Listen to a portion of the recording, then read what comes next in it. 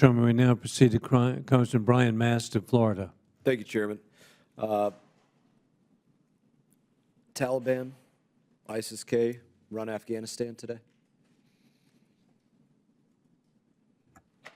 I would not say that ISIS-K runs Afghanistan today, no. They run a portion of it. They run as a level of authority in some places.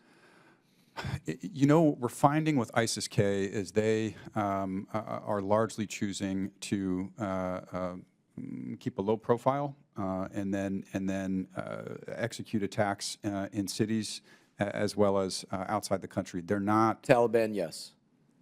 The Taliban, I think, you know, I don't want to step into territory around anything to do with recognition, but Taliban runs it enough that we don't want to give money to the Afghan central bank. I think the Taliban are in control of the Afghan central bank as well as other institutions, yes. Okay, you familiar with the name Shah Rabi? Yes. He's one of the 4 board members, one of the co-chairs. That's correct. Of the Afghan fund, That's right. $3.5 billion. Mm-hmm. Who was in charge of vetting Shah Rabi? So the process that we followed entailed having consistent with the Federal Reserve Act.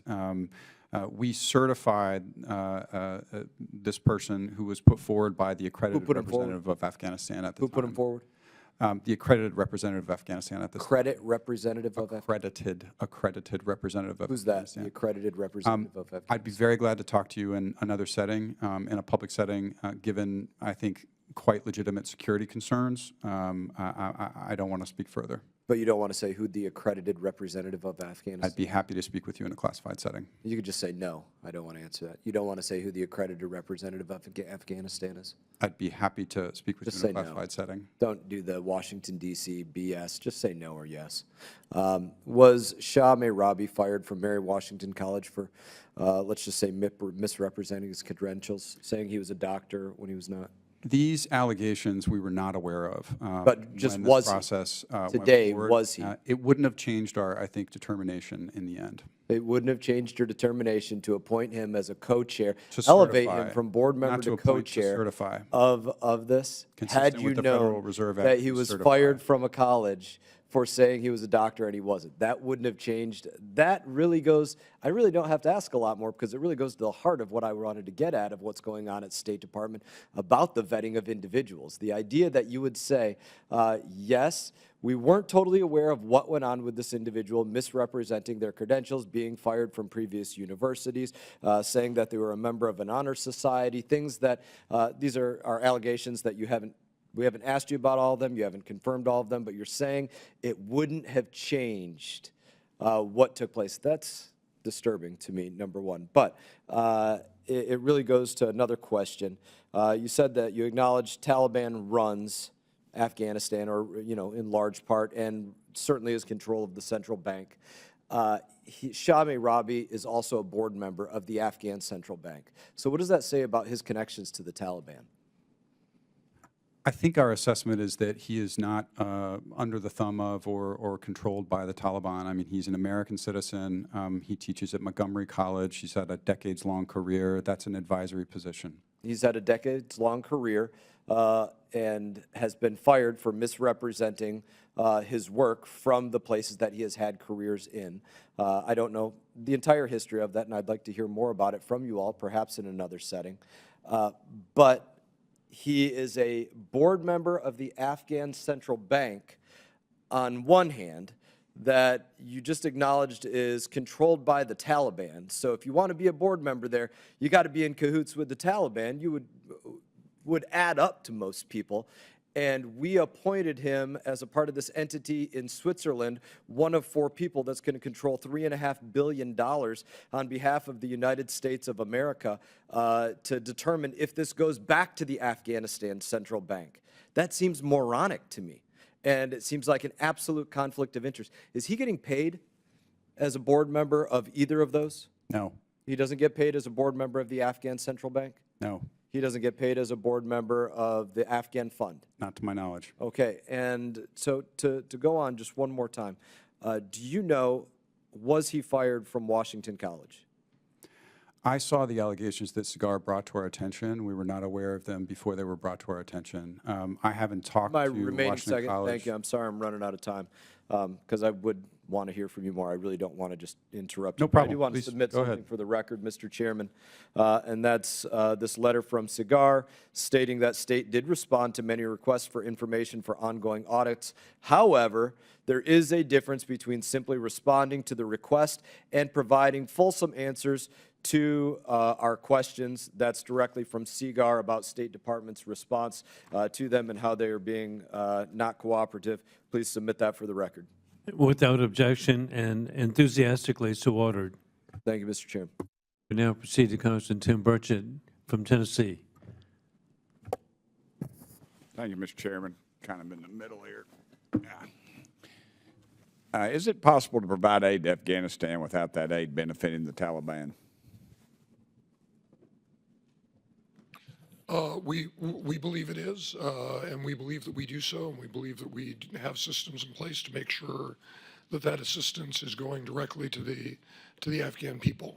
And I offer that without any illusions about just how difficult an operating environment it is. It's for us funny to be you able to say do that so. because the Special Inspector General for Afghanistan Reconstruction has said it is impossible to provide aid without benefiting the Taliban. So I'm a little worried that the U.S. aid is making its way to the Taliban, and you're telling me that's not happening.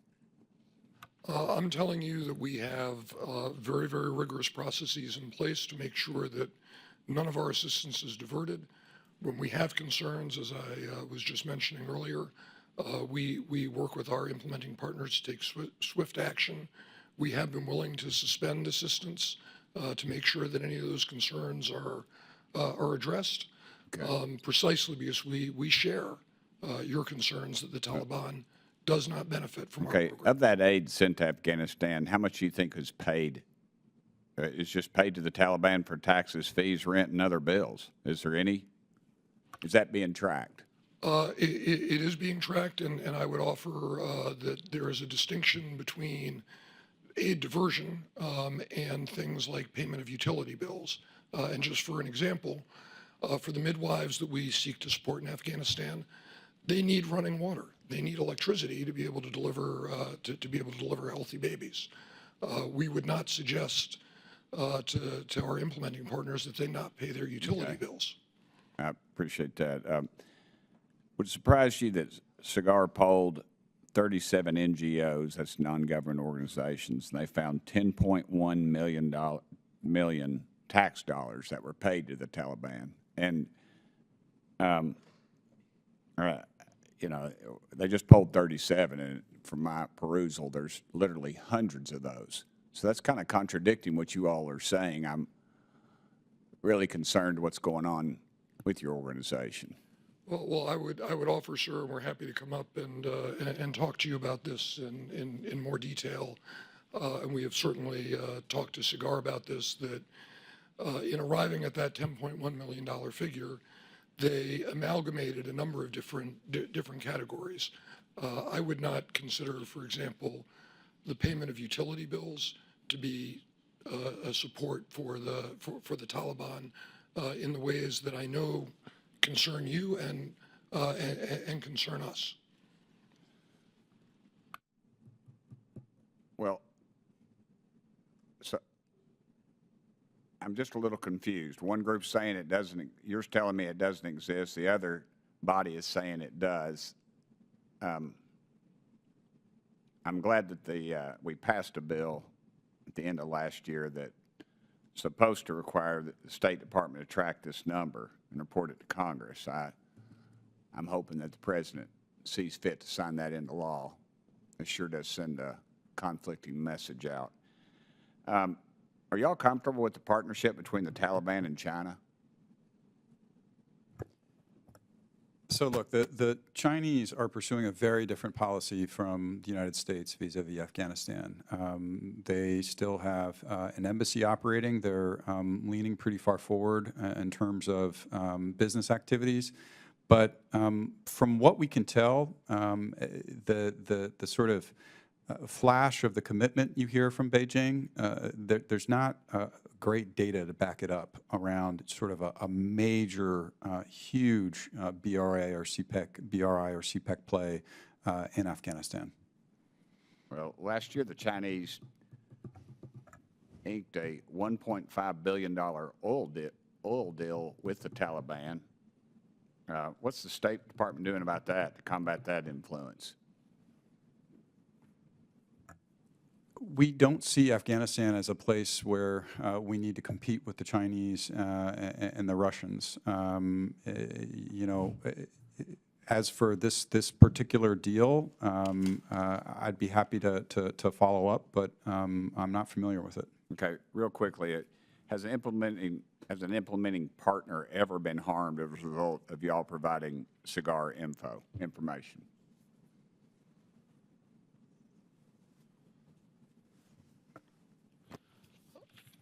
Simple yes or no. I'm out of time.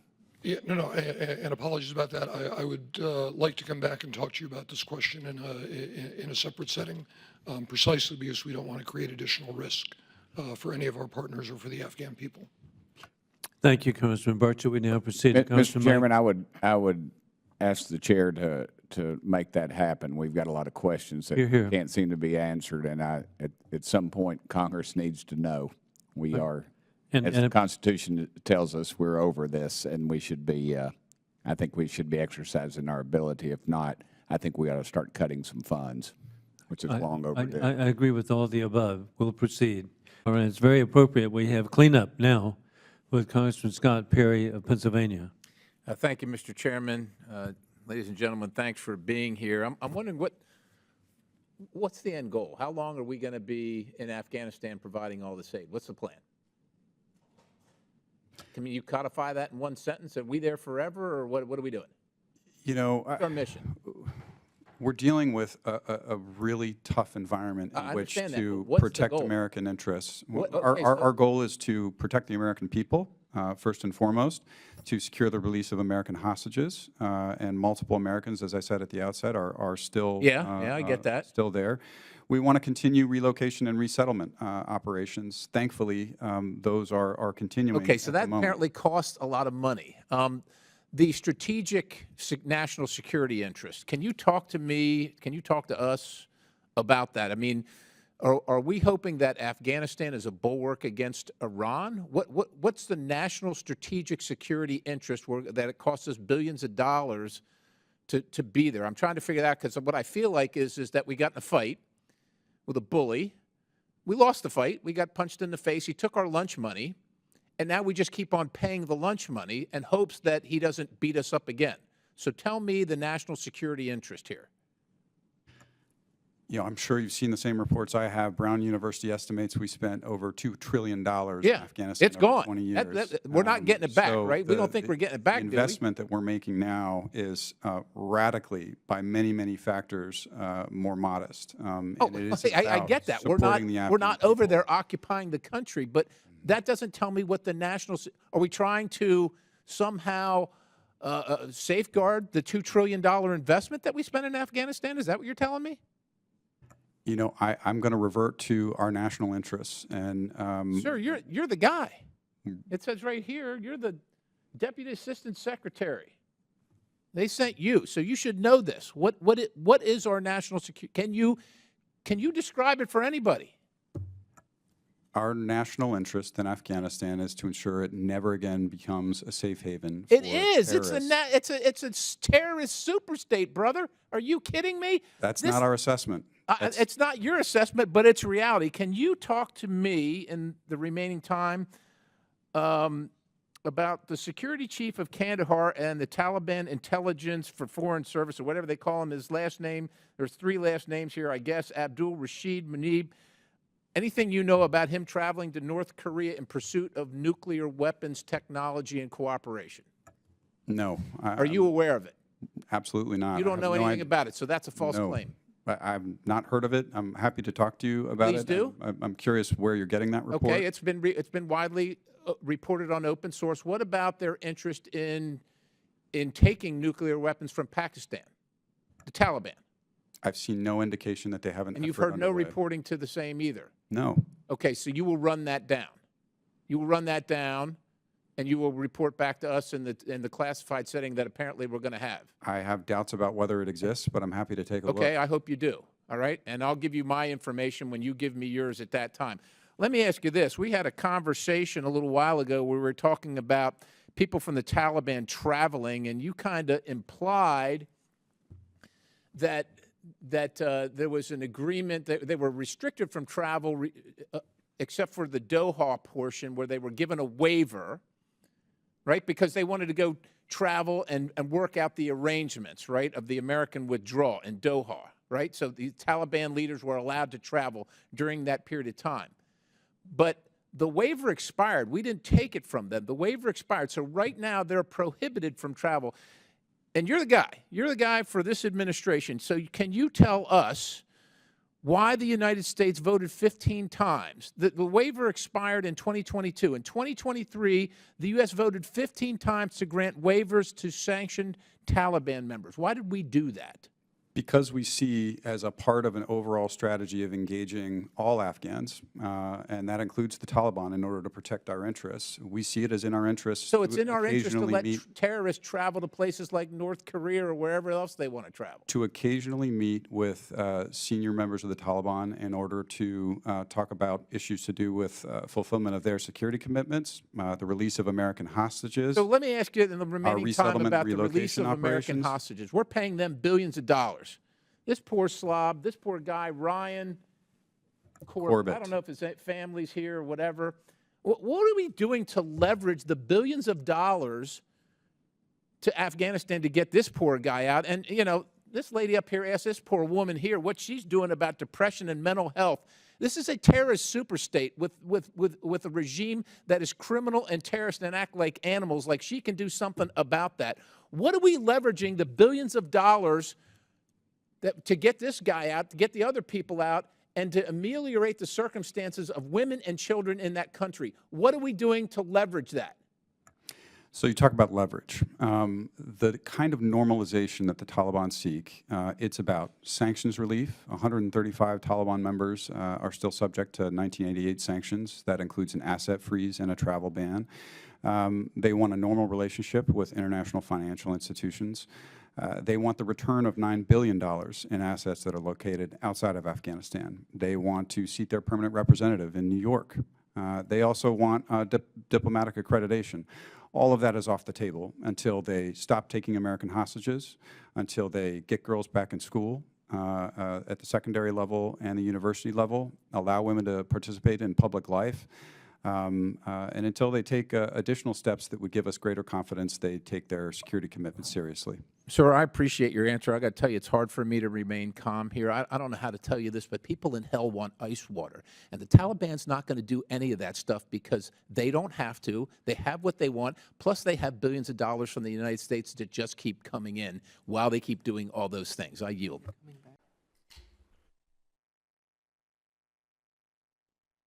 Thank you, Mr. Roig.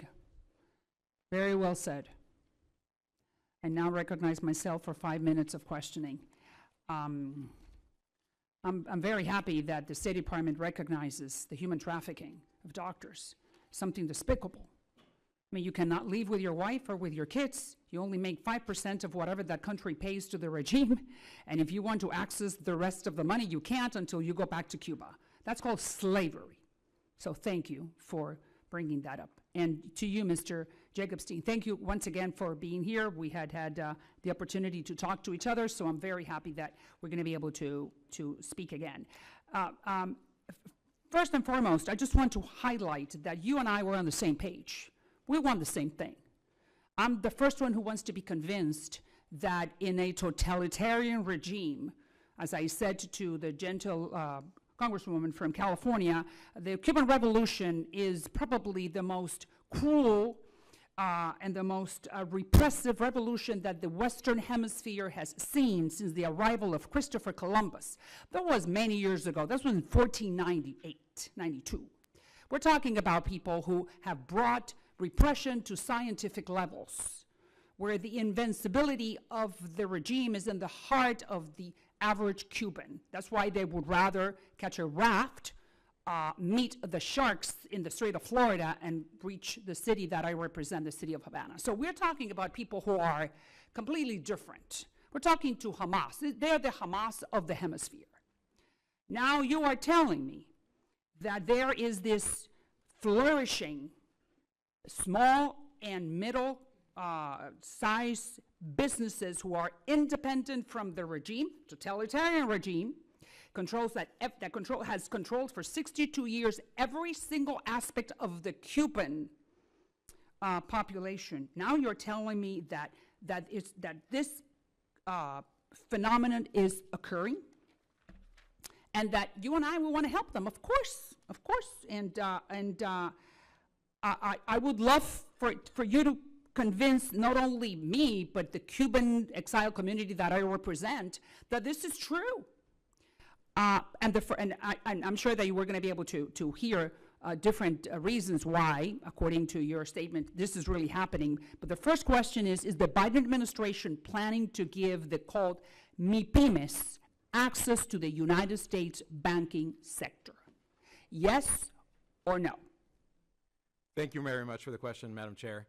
As you know, in May 2022, we announced a series of measures to support the Cuban people, and one of those, measures, the majority have been implemented, including remittances, including a number of the issues I spoke to already. In terms of the private sector, we've not yet implemented those regulations, and we'll provide further information. But are you thinking about, because opening the American banking sector, those are major words, because we're talking about then providing loans to those supposedly small business owners.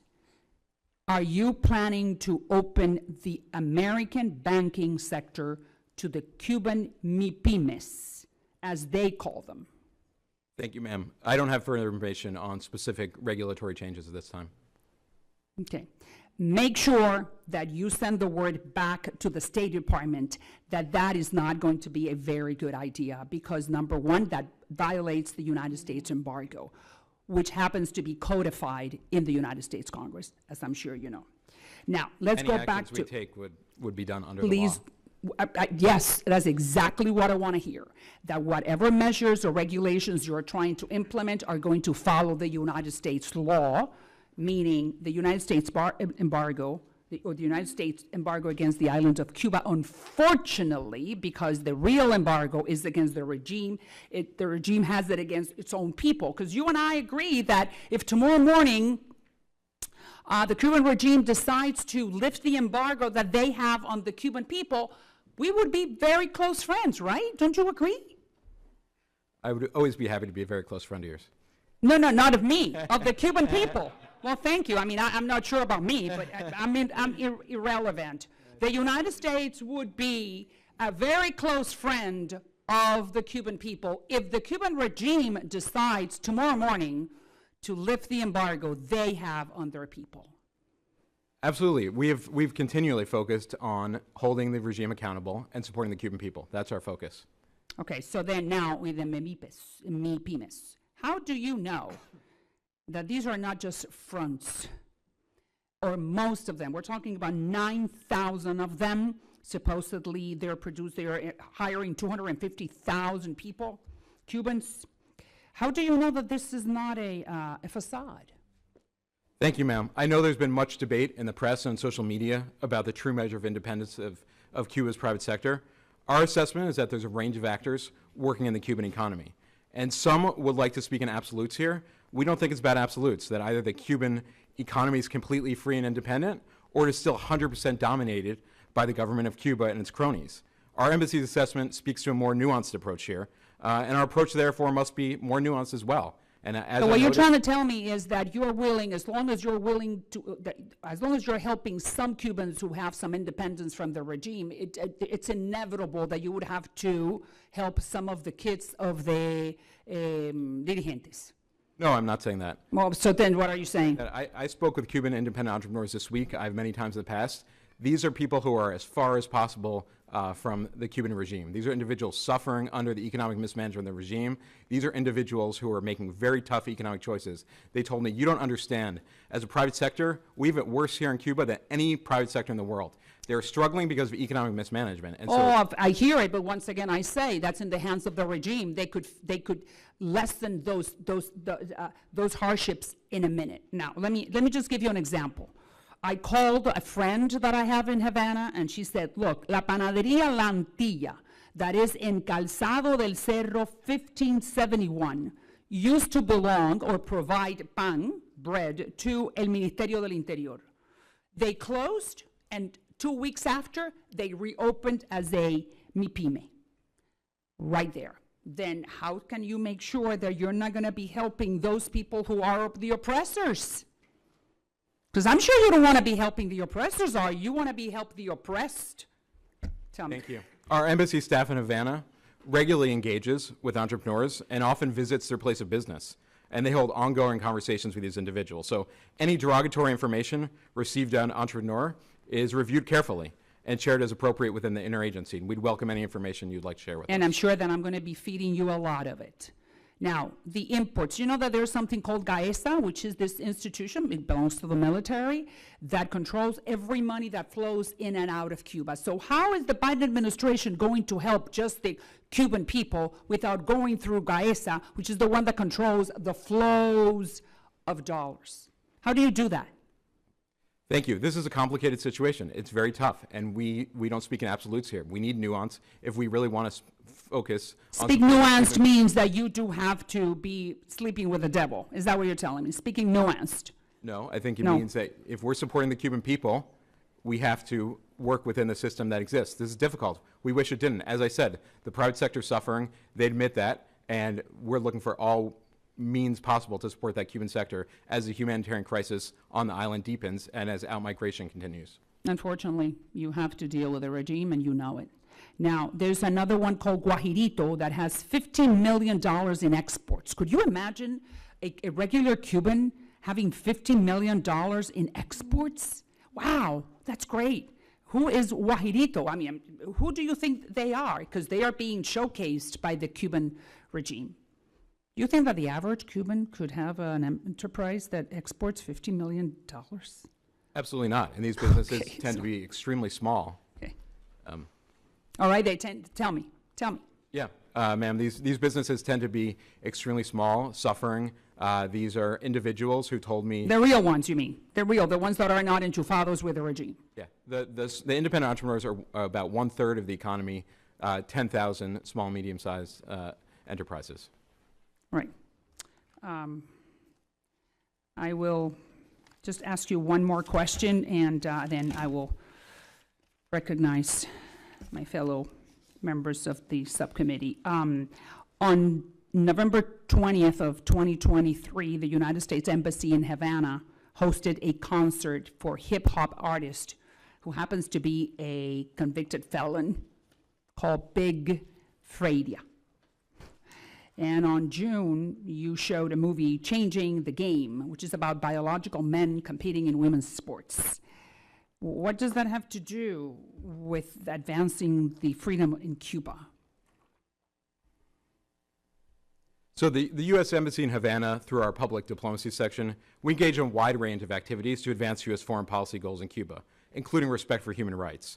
So events that focus on the human rights of individuals belong to often marginalized communities, as Big Fredia, a member of the African-American community, LGBT community, such as the program with her, help us to engage wider and younger audiences. And during her visit, Big Fredia drew on the popularity of her music and performances to engage in a wide range of discussions with the LGBTQ plus population, with the Afro-Cuban population, and shared history on the importance of black cultural influence in music. Mr. Jacobstein, I believe that maybe the Cubans, the average Cuban who loves and adores the United States, would like to be receiving something different, maybe something a little bit more edifying, more gratifying from the United States Embassy. I'm not saying that these are not important topics, but for the average Cuban who's suffering exactly what you guys just told me is just, maybe we should send word to the embassy that maybe the Cubans would want to see something else coming from the United States. Now I yield back. Madam Chair, I served on the subcommittee for many, many years. I'm an African-American woman who has a point of view where in a democracy, those points of views are allowed. And you are doing exactly what you say the Cuban government is by denying myself a member of Congress who represents the same number of constituents you represent, denying me the opportunity to present my point of view. What is wrong with this ticket? I would love to have this same type of political discourse in Havana. Let's have it in Havana. If we normalize relations and have normal diplomatic relations where entrepreneurs can thrive in Cuba. The only people who have that key is the Cuban regime. They could make that happen right now. Madam And Chair. unfortunately, you have been friends with those who are not in favor of the Cuban people. Madam I Chair, represent I those am a people, friend and of I the know it. United States. I am a member of the United States Congress. I am a friend of the global community, and I want to see normal relations between every country in the world and the people of the United States and the government of the United States, whether we agree or disagree. The only way we Gentle can Congresswoman, ensure the values you have of been- democracy are promoted is being at the table, engaging with. Fidel Castro has been the worst dictator that the hemisphere has seen since the arrival of Christopher Columbus Madam in Chair, he's been dead for 10 in years. 1492. So hey, Madam listen, Chair, talk about Donald Trump. The subcommittee, we are about to start this hearing in order. Thank you. The subcommittee on the Western Hemisphere will come to order. The purpose of this hearing is. Chairwoman, I wanted to ask unanimous consent for Representatives Debbie Wasserman Schultz of Florida and Barbara Lee of California, both senior members of the Committee on Appropriations, to participate in this hearing after all members have had their chance to question the witnesses. Thank you for that request. Debbie Wasserman Schultz is more than welcome. Barbara Lee is not. So Can I we ask go you, the reasoning, Chairwoman? The reason I ask, Oh, I can tell you about the reasoning is because Barbara Lee, who I know is a distinguished member of the Democratic Party, is a friends with the oppressors and not with the Cuban people. Barbara Lee has been friends with Fidel Castro, and she was, there are many statements that we can't repeat, and that indicates that she is just not with the people that I represent, who are the Cuban exile community in Miami. Sure. She is not a friend of the Cuban people that we are trying to liberate. Point of personal privilege, if I could respond really quick. Chairwoman, you know I respect your work, even though our positions on different issues with respect to the Western Hemisphere and Latin America are sometimes far apart. I respected your voice and your work and the policy that you worked on, but this move to not allow one of our colleagues in the United States Congress, who's been elected by the people she represents, to sit and participate on a panel like this is, I think, unprecedented. And if it's happened before, I don't know about it. And I know that, like many, you have been critical of the government in Cuba in part because it suppresses free speech and suppresses different opinions. And so without getting to the substance of your critique of Congresswoman Lee, Chairwoman, that's exactly what you're doing right now, is you're suppressing somebody from even sitting here and participating in the same way that the Cuban government has suppressed opinion and perspective for decades. My dear colleague, the Cuban people do not have a platform to express themselves like distinguished lady Barbara Lee or Congresswoman Barbara Lee has had, because she has been able to go to many media outlets. She's been able to express her admiration for Fidel Castro, but this is not the site to do that. She has no position, or she is not welcomed on this committee that I humbly chair. So I thank you very much for your request, but not this time. Therefore, the subcommittee on the Western Hemisphere will come.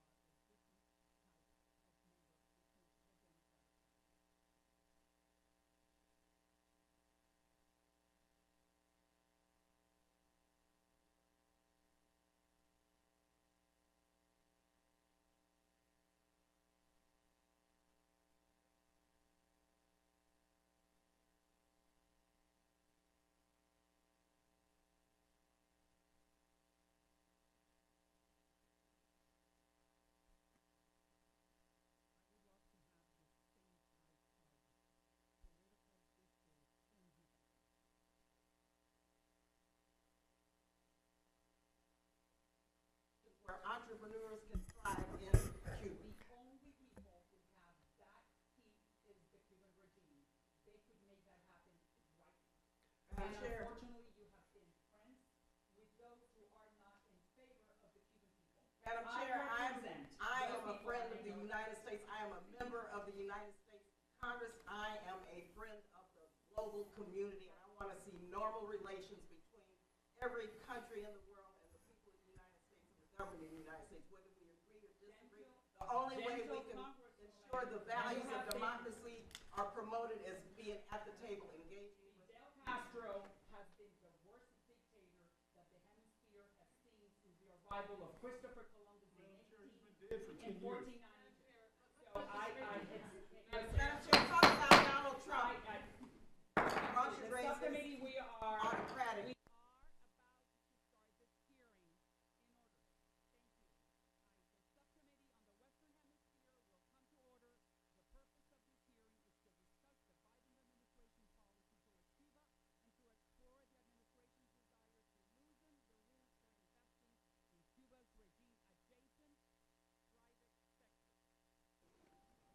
among other critical bilateral issues. I now recognize myself for an opening statement. And thank you very much to Mr. Jacobstein for coming and for Mr. Roy for being here and wanting to dedicate your time and your expertise to clarify this topic a little bit more. Do you see this poster behind me? What is it? It's a store owned by the Cuban regime. It's a store that sells Gucci's or Armani products. Thank you, Mr. Chairman. Ladies and gentlemen, I think it shocks the conscience of every person, even if you've, because of your profession in arms, have been exposed to some of this kind of stuff, to see the kind of carnage that's happened in Israel and Gaza since October. Shocks the conscience. However, there's a reason this is happening. And it's not the Jews that attacked Gaza. It is not the Jews. Mr. Neuer, UNRWA's Commissioner General Lazzarini, do you know of any time that he has denounced the Hamas charter? No, sir. I'm aware of no time that he has ever denounced the Hamas charter. And I suspect, like me, you have read the Hamas charter and you know that it specifically calls for the destruction of Israel and the massacre of Jewish people. Absolutely. Mr. Goldberg, does the United Nations Relief Workers Agency, UNRWA, the United Nations Relief Workers Agency, does it provide cash or simply material supplies to the people in Gaza? How does, for the American people that aren't familiar, how does that work? There is a range of services that would typically be provided by state actors. And so rather than, this is, by the way, why if you're a supporter of a two-state solution, I've never understood why you support UNRWA. It's antithetical to statehood building. But there are a number of range of local government type services, streets and sanitations, housing, education. So a lot of services that are being provided. But there's also cash assistance. Now, back in the day when we started Oversight in the Congress, this was literally bags of cash being handed out, and they didn't ask. So can I drill down on that? Because Ms. Rudman, I think, appropriately said, you know, we've got to provide food, water, electricity. I imagine when you say housing, that might be building material. And I'm thinking in my mind's eye, thinking back to pictures from Gaza of tunnels. Tunnels are hard to build. You know, you need equipment. Remember, the tunnels were lighted, so that's electricity. My point is, for a concrete tunnel with electricity, you probably got the concrete somewhere. You probably got the electricity somewhere. And it's reasonable to believe, I think, that the American taxpayer has been a part and parcel to funding that stuff. Is that a stretch for me? That is not a stretch, sir. That is guaranteed. So if I'm running my household and I only have so much a month to feed my family, provide a roof over the head, clothing, and education, but I want to spend all my money killing my neighbor, is it my neighbor's job then to go ahead and continue to provide the roof over my head, and the food in my belly? Does that seem reasonable to anybody here?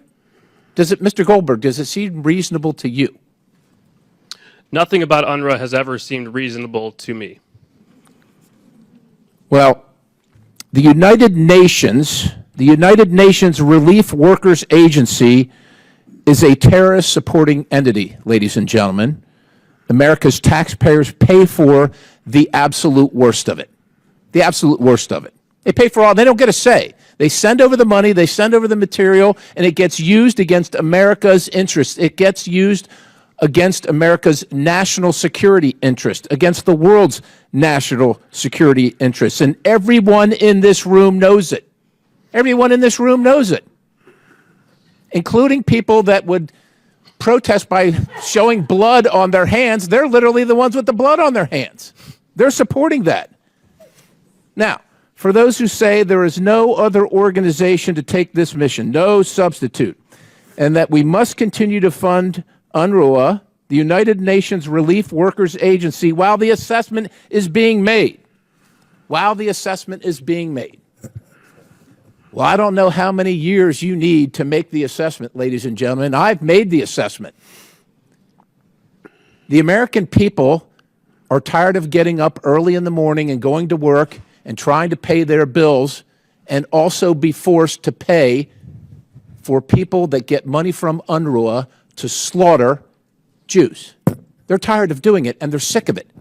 We had a vote on the 28th of September. I know because I offered the amendment. I offered the amendment to defund this terror-supporting organization. Came close. 213 to 218 we lost. We came close. If we had the vote today, I suspect it might be different because America can finally see what many of us here have seen for years and decades. Years and decades, as you have, Mr. Goldberg. This absolutely must end and must end now. Mr. Chairman, I think this highlights, and the information that we have highlights, the fact that we all believe in the best of people in humanity. And our heart cries out to anybody on either side of this equation, and the tragedies have happened. But we, the United States of America and the American people, cannot be complicit any longer. I yield. Thank you, Mr. Perry. I want to start by a word of thanks for many. I want to start by thanking President Trump, #1, for being the first to have the stones to defund UNRWA. He went out there and he did it. He saw the writing on the wall and he went out there and did it. I want to thank the witnesses for their testimony today, which show to have been a correct course of action. You all provided vital information, context, raised important questions about UNRWA, and UNRWA has a lot to answer for. We reached out to UNRWA's Commissioner General, Mr. Philippe Lazzarini, requesting that he appear before this committee and the American people. In his response, which I will introduce for the record, while declining to appear publicly, Mr. Lazzarini goes on to tell us a number of things. That UNRWA is committed to neutrality. He said that UNRWA conducts quarterly integrated assessments of their installations and to ensure adherence to neutrality. I guess these assessments must have somehow missed the missiles, the weapons, the anti-Semitic textbooks in the schools, and the terrorist tunnels being built underneath them. He must have missed that 10 to 15% of the employees are tied to Hamas. The letter goes on to tell us that UNRWA has a zero-tolerance policy with regard to staff neutrality, and yet we know that at least 1,200 UNRWA staffers have direct ties to Hamas and other terrorist organizations, and at least 12 staffers who were directly involved in the October 7 attacks. My assessment today is that the administration will likely ignore the facts and go back to funding UNRWA at some point. And I say what was said here before. I'll repeat what was said in this hearing. Essentially, I'm going to say this. I'm going to paraphrase the way that I interpreted this. There are many here that are not here to defend UNRWA, but they will support continuing to give UNRWA the earnings, the dollars of the American people with no threshold for bad behavior. That can't be the course of action for Congress, for the administration, for America whatsoever. I can tell you that to expect moving forward, we will be introducing legislation to claw back any recent dollars that were sent to UNRWA. And in that, I thank again the witnesses for their testimony. Pursuant to committee rules, all members may have 5 legislative days to submit statements, questions, and extraneous materials for the record, subject to length limitations, and without objection, this committee stands adjourned. Thank you, ma'am. I now recognize myself for questions, and I'd like to start with you, looking at some of your comments here. You said that you're not here to defend UNRWA, but you did also say in your comments that you are here to make the case that we should continue to support UNRWA. Kind of sounds to me a little bit like having your cake and eating it too. But I want to ask you a few questions about this. Do the Rohingya have an UNRWA?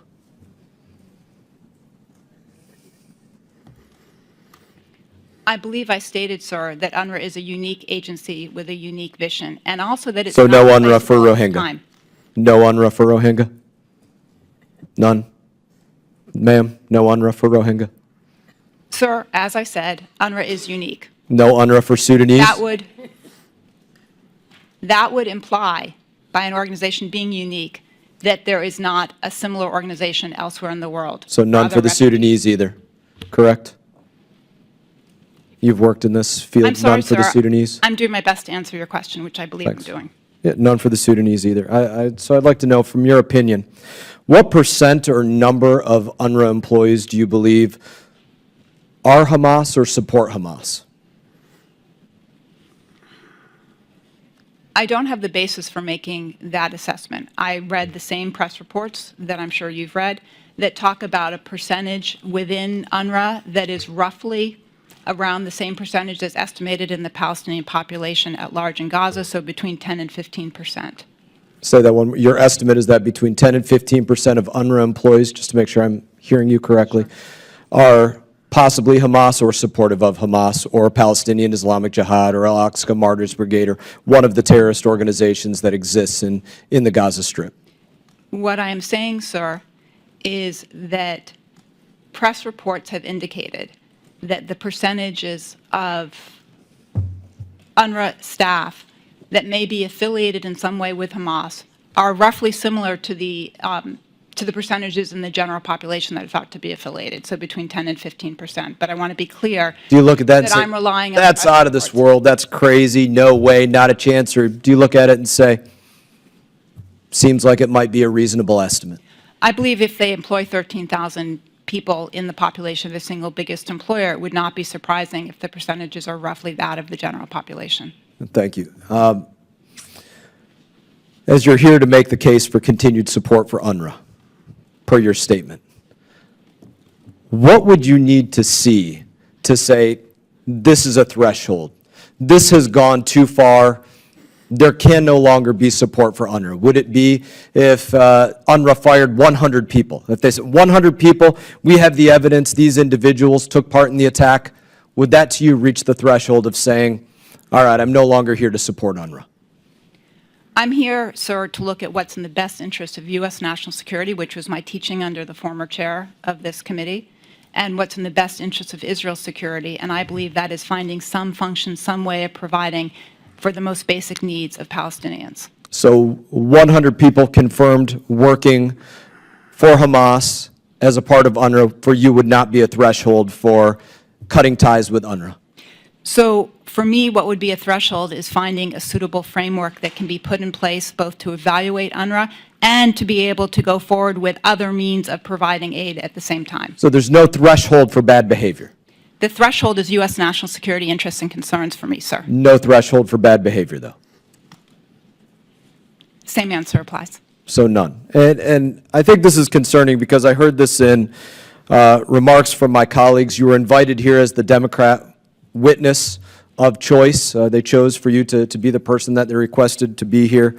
And again, in your remarks, you say that you're here to make the case for continued support of UNRWA. And I think this is what we're going to continue to see, very likely from the administration, is this case that there is no threshold for bad behavior. It doesn't matter if it's one individual that was a part of Hamas or one of these other terrorist organizations, or 100 that were a part of them that took part in the attacks, or there's 100 right now that are participating in holding hostages. Doesn't matter.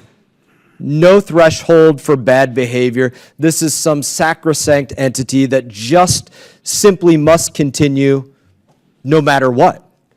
And that can't be the case that we have moving forward. I will not show support for that, especially, as I said in my opening statement, I think that we have a shell game going on from the administration right now, where they're saying that they're cutting off the funding, pausing the funding for UNRWA, but in fact, they waited until just after they allowed tens of millions of dollars to be released to UNRWA, and then now they are saying they're going to pause funding for UNRWA. Absolute shell game, in my opinion.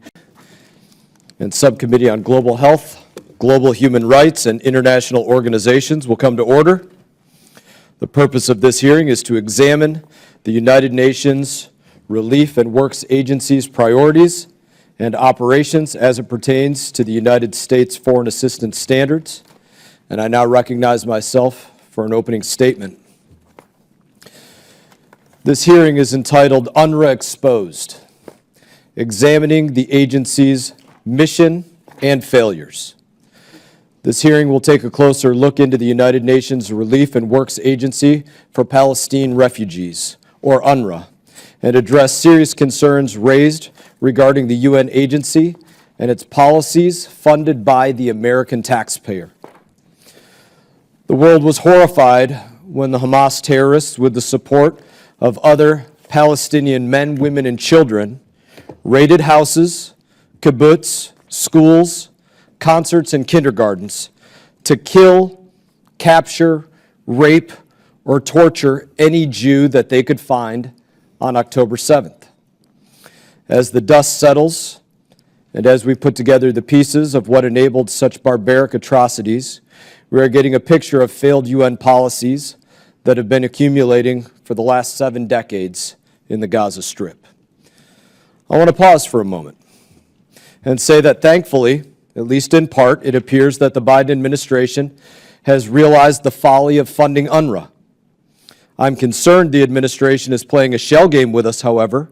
While the Biden administration announced on January 26th that it would return to President Trump's policy of not funding UNRWA for a period of time, it does appear as though they may have waited to make this announcement until after they allowed for a disbursement of tens of millions of dollars to go out to UNRWA on or before January 24th.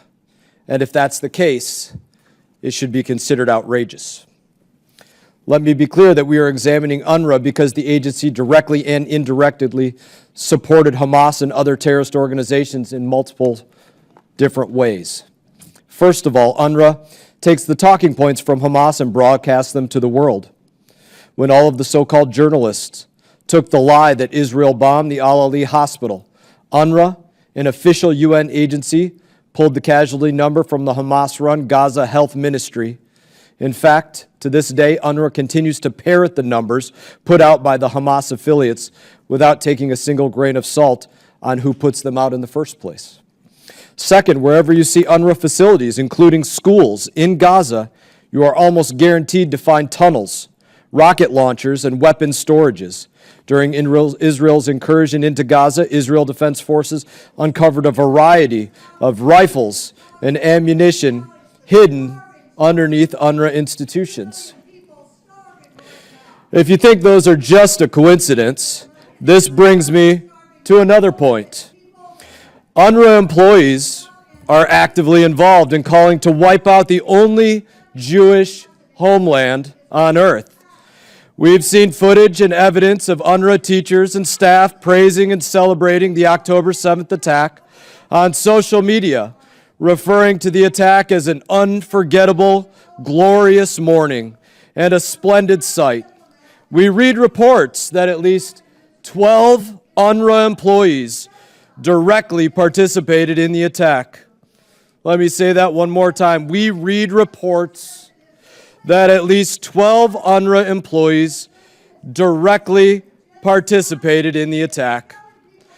In fact, intelligence reports indicate that as many as 10% of UNRWA workers have direct links to Hamas and Palestinian Islamic jihadists. While all of these are taking place, what does UNRWA not do? You can go to UNRWA's very active X, formerly known as Twitter, and find little to no mention of Hamas. Not a single word of Hamas stealing U.S. taxpayer-funded food, medicine, or fuel. Not a single statement to condemn Hamas for the hostages it continues to hold. Not a single mention of how Hamas has created the devastating situation for the people of Gaza. It is clear that UNRWA would never use its platform to speak out against Hamas because it is in cahoots with Hamas. At this point, you could say that when UNRWA schools are not teaching the Palestinian children to hate Jews, these schools are used to hide and fire rockets at Israeli civilians, all using our tax dollars. Make no mistake, the attacks on October 7th did not happen in a vacuum. The sickness on display from UNRWA is rooted in something deeper within its structure and mission. It's rooted in the double standard the world applies for them, from their definition of refugee to the hatred they teach to Palestinian children from UNRWA schools. The barbaric hatred that we see from Hamas as they butchered, raped Jews on October 7th is in part the result of a Frankensteinian monster of the United Nations agency that the United Nations created. And the United States remains the top donor of that agency. The American people deserve to know why their tax money enabled the deadliest attack on the Jewish people since the Holocaust. Again, most of this is not new information. Many watchdog organizations have been warning us about UNRWA for years, and some of them are represented by our witnesses. I am grateful for their attendance and for their bringing us their essential insight so that we could try to change the field, the paradigm on the ground that has been taking place with the American taxpayer's dime. With that, I'd now like to recognize Ranking Member Susan Wild for as much time as you may need.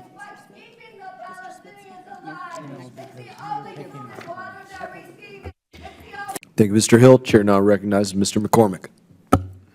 Thank you, Mr. Chair. I'll make this fast because I got a lot to go over. We've talked a lot today about the 12 UNRWA employees, but those 12 employees are just the tip of the iceberg when you talk about possibly thousands of employees loyal to Hamas and anti-Semitic and anti-American interests.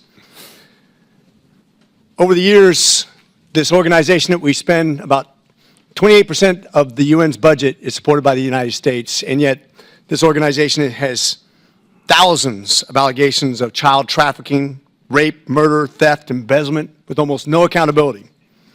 I was in Uganda in 1994 as part of Operation Restore Hope, watched UN leave and watched almost 1 million people be killed. And if you look at the UN's history and their involvement in foreign countries, let me list some of them. Congo, Somalia, Rwanda, Libya, Angola, Sierra Leone, Sudan, Haiti, Afghanistan, Bosnia-Herzegovina, Yemen, Iraq, Iran, just to name a few. How's that been going? Mr. Noor, there have been hundreds of resolutions of the United Nations condemning Israel.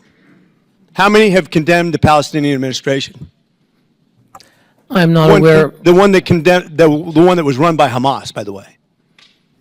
I'm not aware of any resolution condemning. Nor am I, but there have been hundreds against Israel, usually in the double digits per year. This is the United Nations, by the way. The United Nations, that organization which we fund 28% of. I know that UNRWA oversees Gaza's educational system, and for years it's sectioned the textbooks used that have, quote, encouraged to sacrifice their blood to liberate Jerusalem, with terms such as, quote, jihad warriors, including the attempting to erase Israel's existence and legitimacy. I know that you, Mr. Noor, have been against the appointment and nomination of Mr. Pierre, along with 18,000 other folks. Can you tell me exactly why Mr. Karenbol should be opposed? Thank you, Congressman. Look, the Red Cross on its own has failed to meet with any of the hostages that are being held in Gaza, and that is shameful. In addition, beyond their diplomatic failure, in their public statements, we've counted 10-1 their statements are in favor of the Hamas narrative and biased against Israel. The notion that they would now appoint Pierre Krahenbuhl, the former head of UNRWA, who was forced to resign in disgrace, is shocking, and we oppose it. He was forced to resign in 2019 in wake of a major corruption, abuse of power, and ethics scandal, which included allegations that he had a very inappropriate relationship with one of his staffers who was paid $200,000 a year, and the Swiss government paid for it. Several countries suspended funding in 2019 in wake of the scandal, including Switzerland, Belgium, and the Netherlands. And his response was to say he was cleared of the charges, he claimed in a Swiss TV broadcast. He said it was a conspiracy. The implication of this broadcast was that it was a conspiracy between the U.S., Israel, and the Swiss foreign minister to besmirch UNRWA. But the reality is that even people who like UNRWA said it's false, that he was not cleared of the charges. The UNRWA ethics inspector, Lex Tackenberg, and Professor Ricardo Bocco, both of them leading supporters of UNRWA, said Pierre Krahenbuhl was not cleared of the charges. So the notion that the Red Cross would appoint this person is shameful. And I just want to say, in closing, that the Swiss newspaper Le Temps, Louis Lama, wrote 3 parts an investigation. He wrote that the allegations of corruption are all valid. There was terrible corruption in UNRWA, but no one wants to talk about it because it might help the U.S. and Israel in their criticisms. And so this is no what one I wants to wanna talk about it. I want to sum this up. We spend about $13 billion per year right now on the United Nations, the leading funder by far. And this is an organization that has tons of corruption, tons of appointees that are anti-American, anti-Semitic. I want to call not in just to question what we spend on UNRWA, but on the United Nations in general, a top-down review. I'm talking about all spending. I'm very much in favor of ceasing all spending until they get their stuff straight, until they prove they're not corrupt, until they prove they're not anti-American, anti-Semitic. If you want to help people out of trouble, whether you be in Gaza or Palestine or anywhere else in the world, how about we start with organizations that are not corrupt, not anti-Semitic, and not anti-American? That's a better investment. It is a time for a change. It is a time for a choice. And let's start there. With that, I yield. Chair now recognizes Mr. Hill. Thank you, Chairman. Thank you, panel, for being with us today. Thank you for both our chairmen of our subcommittees for holding this important hearing. I'm grateful to you, and what a disgrace UNRWA has become. You know, I was thinking about the whole world that the UN attempts to provide care and service to. You know, think about it. It's a massive task. And yet UNRWA has a budget of about almost $1 billion, employs 30,000 people, 13,000 of which I think are in Gaza, or were. And then the Commission on Refugees, taking care of the whole rest of the world, has a budget of $10 billion and just 18,000 employees. Let that sink in.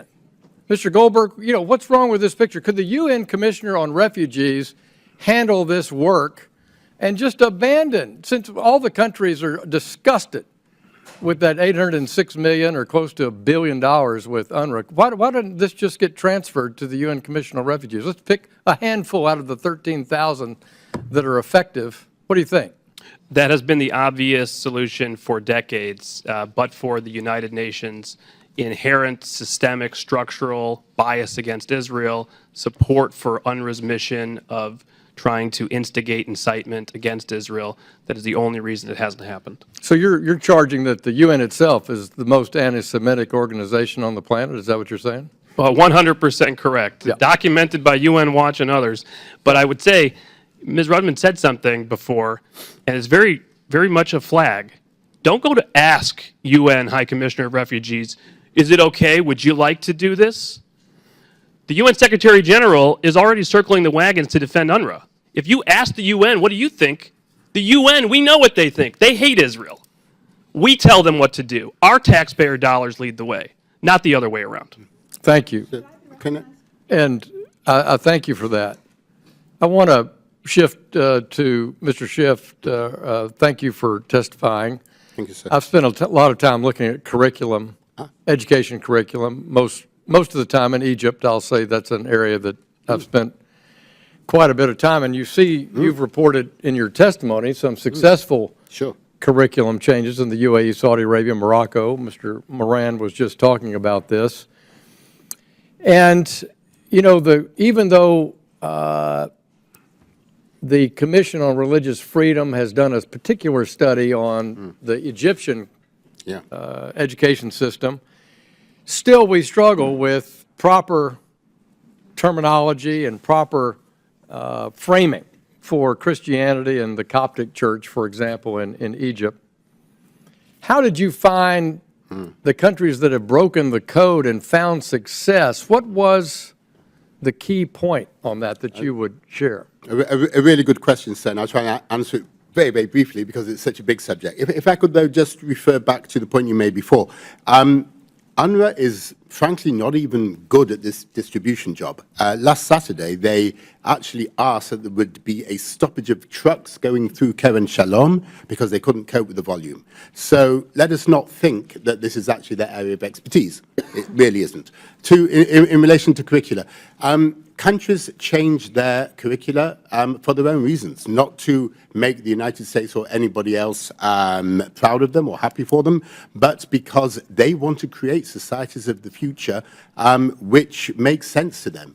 You know, for MBS, it is about Vision 2030. It is about a Saudi Arabia that is more open, that is able to trade with the world, that is less dependent on oil and gas. And there's no question that a curriculum which prepares young people in a tolerant, open, peaceful way will go a long way to a country which in 2030 will be more able to do that. The UAE, Mohammed bin Zayed, made exactly that determination in 2011 and drove a quite remarkable change because that is the UAE he wanted to see. And anybody who spent time in Dubai, in any other part of the UAE, can see how successful that has been. Egypt. Well, I would hope then that leaders in those countries would help lead the change in these more reluctant countries, including, let me say, I'm a proud supporter of Christian education in the West Bank through the Catholic Church, and yet history starts at 600 AD, and I'm not sure that's the right way to teach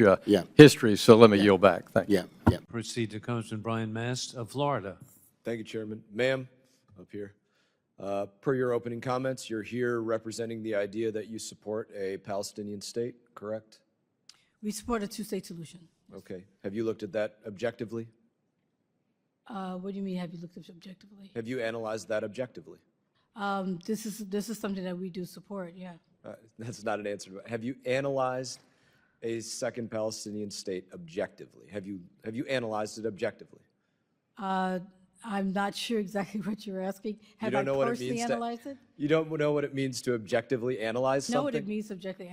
Okay, so have you done that? No, I have not. You if I understand your question. You might not be, because I can't believe that you would answer it in that way. Let me just start over. You're here representing support for a Palestinian state, correct? Yes, yes. Have you analyzed that support objectively? Yes. But you just said no. So I'm trying to understand what you're saying. Okay. I thought I made it pretty simple, but you said no. But I'll grant you that now you said yes, you have looked at it objectively. So, having looked at it objectively, which I would assume somebody in your position does, who would you assess would lead that Palestinian state? Pick a group. You can name a group, but I'm saying Hamas, Palestinian Authority, Palestinian Islamic Jihad, Fatah, some other group. Who would lead it? I think that has to be something that's considered. I don't think I'm in a position to say Who that did right you now. objectively assess would lead it in determining you have support for a Palestinian state? I don't think that I can answer that question. I think this is part of a larger discussion. But you objectively assess that you support a Palestinian I state. do support in objectively assessing that, who do you assess would lead that state? What group that does not receive military support from, say, Iran, do you assess would lead that state? I understand your question, but I think I would have to have a little. I don't feel comfortable saying that without Have you having not more assessed understanding. what group Yes. would lead it? Have you or have you not assessed who would become the leader of that This Palestinian is part, state? this is part of a larger discussion. But have you or have you not assessed that? I have, this is a part of a larger discussion. I Yes. don't think, I can't answer that question. You can't I'm answer sorry. whether you have or have not I assessed cannot, who I would lead cannot, the state? I cannot answer a question about me, particularly what I think, what it should be. I mean, I think that's part You of a came here larger- and said there should be a Palestinian state. Have you or have you not assessed who would lead that? Just yes or no. Have you looked at who would lead it or have you not? I support a two-state solution. I know you said that numerous times. Have you or have you not assessed who would become the leader of that state? Fatah, Hamas, Palestinian Islamic Jihad, Palestinian Authority, somewhere else. Have you assessed who it would be? I don't feel comfortable. I'm sorry. I don't feel comfortable You don't answering care, the question. feel but comfortable I feel- saying if you have assessed something. No, what I don't feel comfortable is making a statement when I think it's part of a larger discussion. Don't even say who it is. Just answer, have you assessed it? Have you There's an- assessed who would lead there- it? Put it this way, there will be an assessment of this question within the U.S. government in So terms of you who we think came should. here but supporting something I'm you not have in a not position assessed. right now to say what that is because I think this is part of a larger discussion. Honestly, it's amazing. I think it goes back to your original statement, which was probably the correct one, that you have not objectively looked at this, It's and not you got it right when you it's said that. not I'm a going to move on to personal- another it's question. Part of what the U.S. government wants to do. I can't. You're I supposed to feel be like the part of the U.S. Wait, government I that am does part that. of the U.S. So, government, but I'm not I will going to say not. what the I government have should more do. time. Sorry. I have more questions, so I apologize. So do you assess that a Palestinian state would be more likely to be designated as a major non-NATO ally like Israel or Egypt, or would you assess that they would have to be labeled a state sponsor of terror? I can't if answer created? that question. Have you assessed that? These are questions that I'm not in a position to answer. I'm asking if you are in the position to answer if you have assessed whether that would be the case. You came here sitting before Congress saying you are here representing the idea that there should be a Palestinian state. You said you looked at it objectively, which you probably didn't, and I'm asking if you assessed that.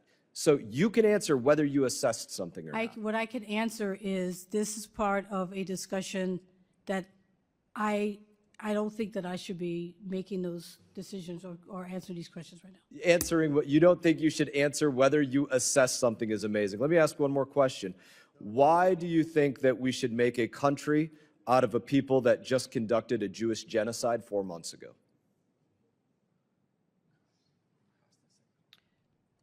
I'm not sure what you're asking here. Can I have time to repeat the question for her, Mr. Chairman? Yes. Since she doesn't understand. I object. She Mr. asked Chairman, me for a Mr. Chairman, the clarification. time limit has occurred. So the question, to repeat it, since you said you don't understand Mr. Chairman, I is continue to object. why do you want to make a country Mr. of a Chairman. people that just conducted a Jewish genocide? I Mr. think I said Chairman. it very clearly. Please answer. I'm not going to respond to a question about that one. Sorry. I don't feel like I want to answer your question, I really do, but I just don't feel like I'm in a position right now that I can answer those type of questions. This is a question that's going to be just, this is a question for the U.S. government, and. You're the U.S. government, Yes, but I know. but undoubtedly you we cannot haven't- answer. We're still. Thank you, Mr. making Chairman, the for indulging me to repeat the question that apparently was not clear. And thank you very much, Congressman Brian Mast. And we now proceed to Congressman, former President of the NATO PA, Jerry Connolly of Virginia. Gentleman yields. Chair recognizes Mr. Waltz. Thank you, Mr. Chair. Good to see you, Ambassador. Great to see you. Many years of this painful episode in our history, but that I would say to our Gold Star families that are here and to every veteran who sacrificed, we kept America safe for over 2 decades, and we can't lose sight of that.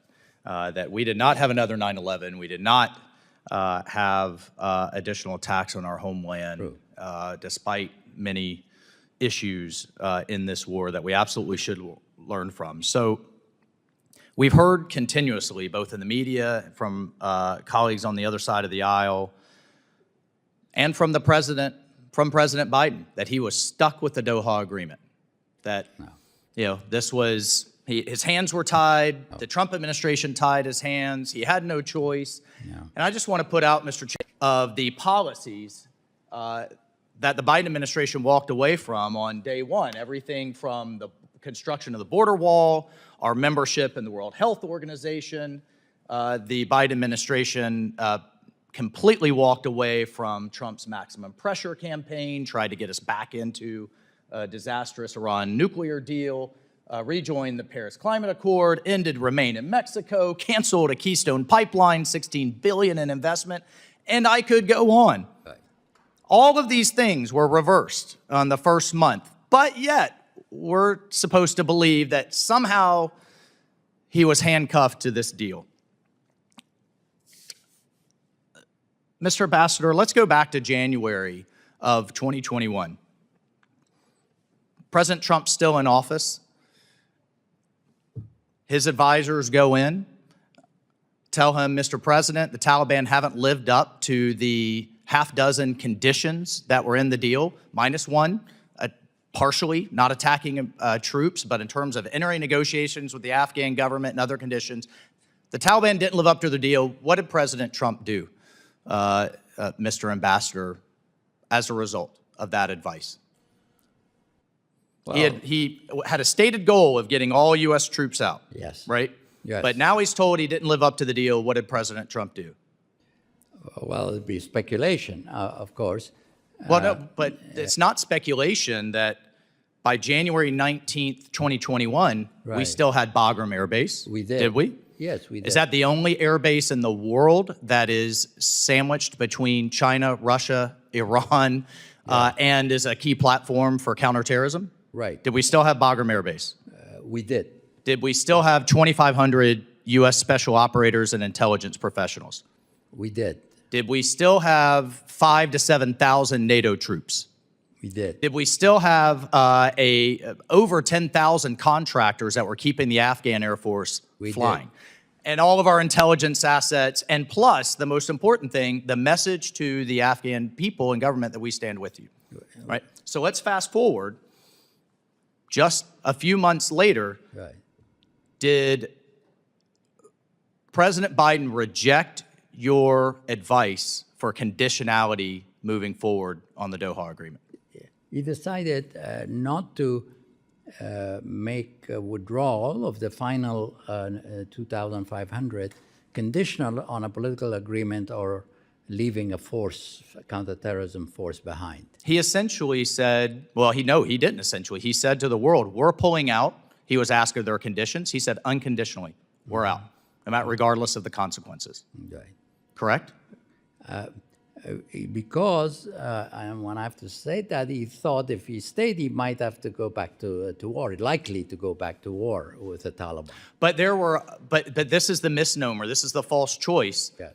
We could take an approach like we did in, say, Colombia for 40 years, where we had trainers, we had assets, we had support, but we didn't put American troops in harm's way. There was a lot of middle ground between unconditional full withdrawal and going back to any type of surge or war. True. Correct? True, correct. But those options weren't considered. And I'll just ask you this. We have had the senior leader of al-Qaeda, Zawahiri, as a guest of the Taliban. We now have reports of 8 al-Qaeda training camps in Afghanistan. We have reports from the UN of tens of thousands of fighters, foreign fighters flowing into Afghanistan, plus the ongoing threat of ISIS. Isn't the American homeland today safer than it was 3 years ago?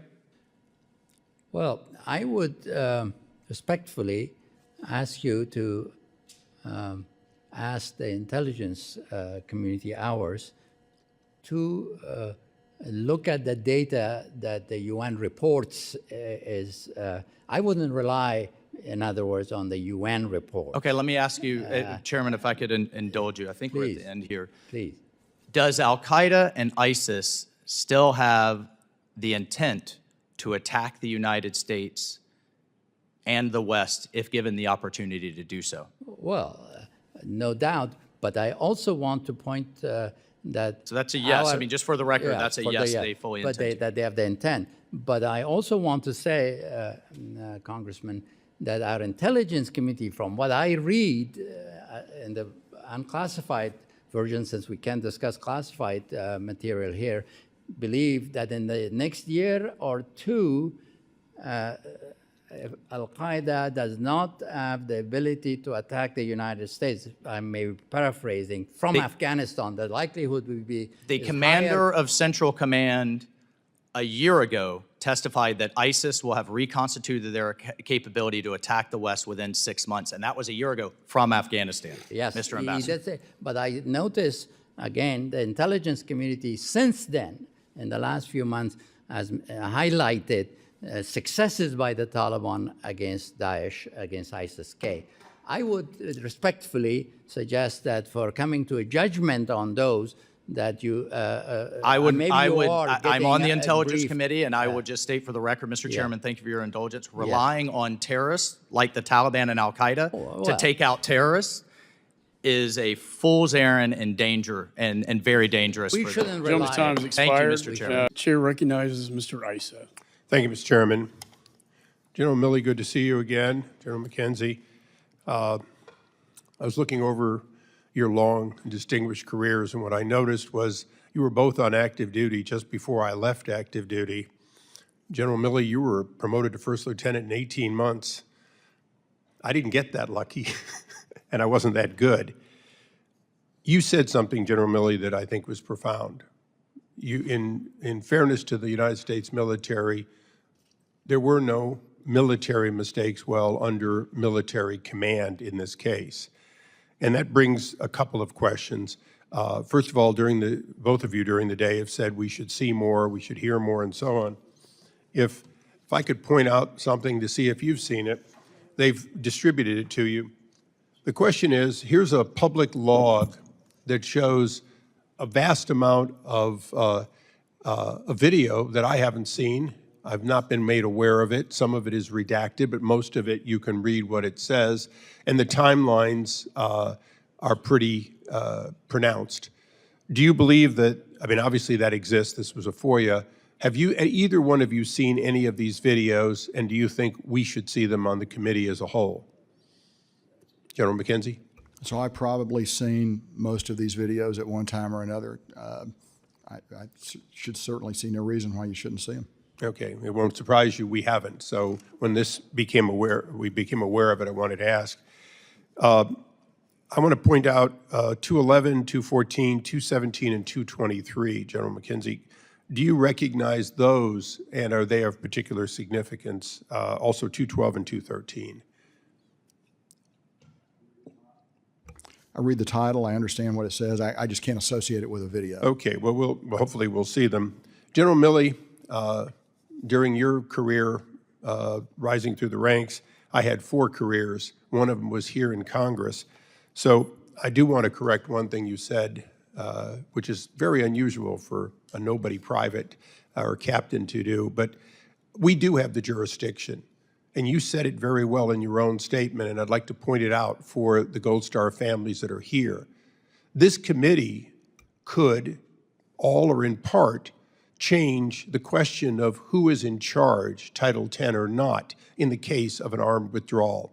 We could decide whether the chief of mission continues to be accountable to somebody back in Foggy Bottom, or whether you would have been in the direct chain going back to the Pentagon.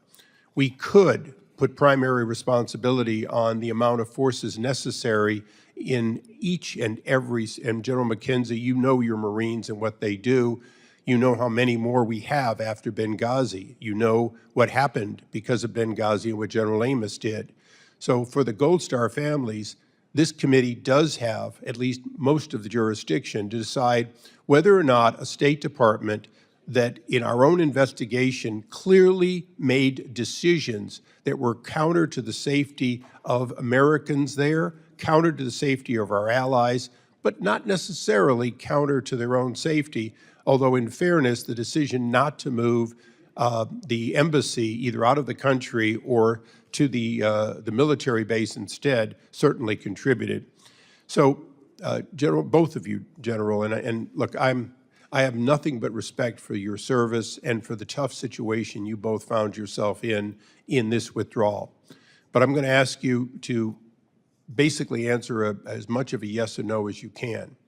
If you had had the authority to determine the continued presence, would it have been dramatically different from a standpoint of safety of American personnel? Good. Let me make sure I understand the question. You're talking... If you'd been told that we were withdrawing, right, would you have done it differently as a military man rather than the way it was done? I would have begun sooner. Would have begun sooner. That's probably the principal thing I would have done. I would have begun much sooner than when we actually did. And I would have, I would have brought the embassy and the State Department out with the military by the middle of July. That is what, if there was one thing, a do-over, you don't get do-overs in this stuff, but if there was a do-over, that would be it. And that point was debated and discussed and so on and so forth. But that is a, yes. To answer Last question, Mr. Chairman, if I may just, if you had been given the opportunity to determine that you wanted Afghanistan to stay free and independent of the Taliban, would that have been possible during your chairmanship? Well, I think that if you kept 2,500 as your min force, and it wasn't just any 2,500, this is a group of 2,500 that were very, very highly talented special forces. I think that group of 2,500, plus the NATO forces, plus the contractors, I believe to this day that the Afghan security forces and the Afghan government would not have collapsed. But I also believe, and I believe it would have happened, is that the war with the Taliban would have reopened. And that could have possibly meant another increase in forces. So if your purpose, the political strategic purpose made by policymakers is to withdraw, then the idea of keeping 2,500 with the possibility of even increasing is obviously at cross purposes. So if I could surmise or summarize what you said, if we had had the same attitude in Afghanistan that we have till today in South Korea, that in fact, if there is an adverse combatant force that is unrelenting, you keep sufficient forces in order to prevent them from prevailing, even if it's more than half a century. Well, I think that if your intent, your strategic intent is to prevent Afghanistan from becoming a platform for terrorism to strike the United States, and to do that, you've got a means, the government of Afghanistan, the Afghan security forces, and if you withdraw, they're going to collapse, then I think you either accept the risks of that collapse, and if you're going to do that and withdraw completely, then I agree 100% with what General McKenzie said earlier. You're going to have to withdraw quickly, fast. That includes your State Department folks, or make a decision to stay. It's a binary choice there. There's not a lot of gray in between. And I think that if you decide to stay, there's risks associated with that, and the likelihood that war again would start with the Taliban. And the Marines concur with the Army in this case. Gentleman's time has expired. Ms. Miller-Meeks is recognized. Oh, I didn't realize. Thank you. You've been keeping a 5-minute. I thought it was done. I thought it was. Okay. I thought it was a closing act, Chairman. And I got to tell you, Mr. Chairman, the more I listen to this hearing, the more infuriated I get. And I know the Gold Star families sitting here have to feel the same way. I know every veteran watching today has to feel the same way, because it's not about us, it's about them. And I think what upsets them most, General Milley, General McKenzie, are some of the statements from the president during this evacuation, including an interview that the president gave on national television during the withdrawal on August 18th, saying the generals never advised me to leave 2,500, and the only airbase, Bagram Air Base, in the world sandwiched between China, Russia, Iran, and a platform to stay after counterterrorism. General Milley, is that an accurate statement that the generals never advised him to leave a stay-behind force to keep a lid on half the world's terrorist organizations? I will tell you what my thoughts were at the time. My assessment. Well, let me just say, you've testified today, you both testified repeatedly that you advised the National Command Authority we should leave a stay-behind force, including the base. Plus NATO, plus That's contract. right. That's correct. Did President Trump leave that stay-behind force despite his stated desire to get everybody out because the Taliban didn't meet the conditions? When the administrations changed hands, there were 2,500 soldiers, and that was a Did you decision. then, and you've stated today you didn't advise Biden to pull everybody out, you advised him to stay. That's correct. So that's an inaccurate statement. But let's go down the list here. Let's go back to July of 2021. President Biden, there's a likelihood, there's going to be the Taliban overrunning everything and owning the whole country is highly unlikely. Does that comport with your knowledge at the time? In fact, you just a few weeks later said Kabul will be surrounded in 30 to 60 days. My assessment at the time was if we went to zero in U.S. military forces, then there was a high likelihood of a collapse of the government of Afghanistan and the ANSF with the Taliban taking over. Would collapse. But I thought it was going to be, I personally thought it was going to be in the fall, somewhere around Thanksgiving. The assessments vary widely. We're talking within months. Within months of our withdrawal, that's correct. The next one, there's going to be no circumstance where you see people being lifted off the roof of an embassy in an embassy of the United States from Afghanistan. It's not at all comparable with Saigon. I think this picture proves that not to be the case. Fair enough. Joe Biden, July 8th, 2021. Next one, Americans should understand we're going to try to get it all done before August 31st. And if you're an American, if there's American citizens left, we're going to stay to get them all out. Was that your understanding of the operational planning at the time, to stay beyond August 31st, or were you planning to get out by August 31st? We plan to get out by August 31st.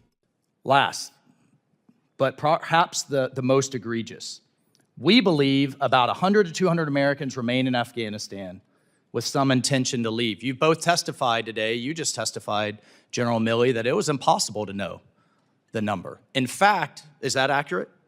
It was very difficult to know the number. Very difficult, and I don't think the numbers were accurate.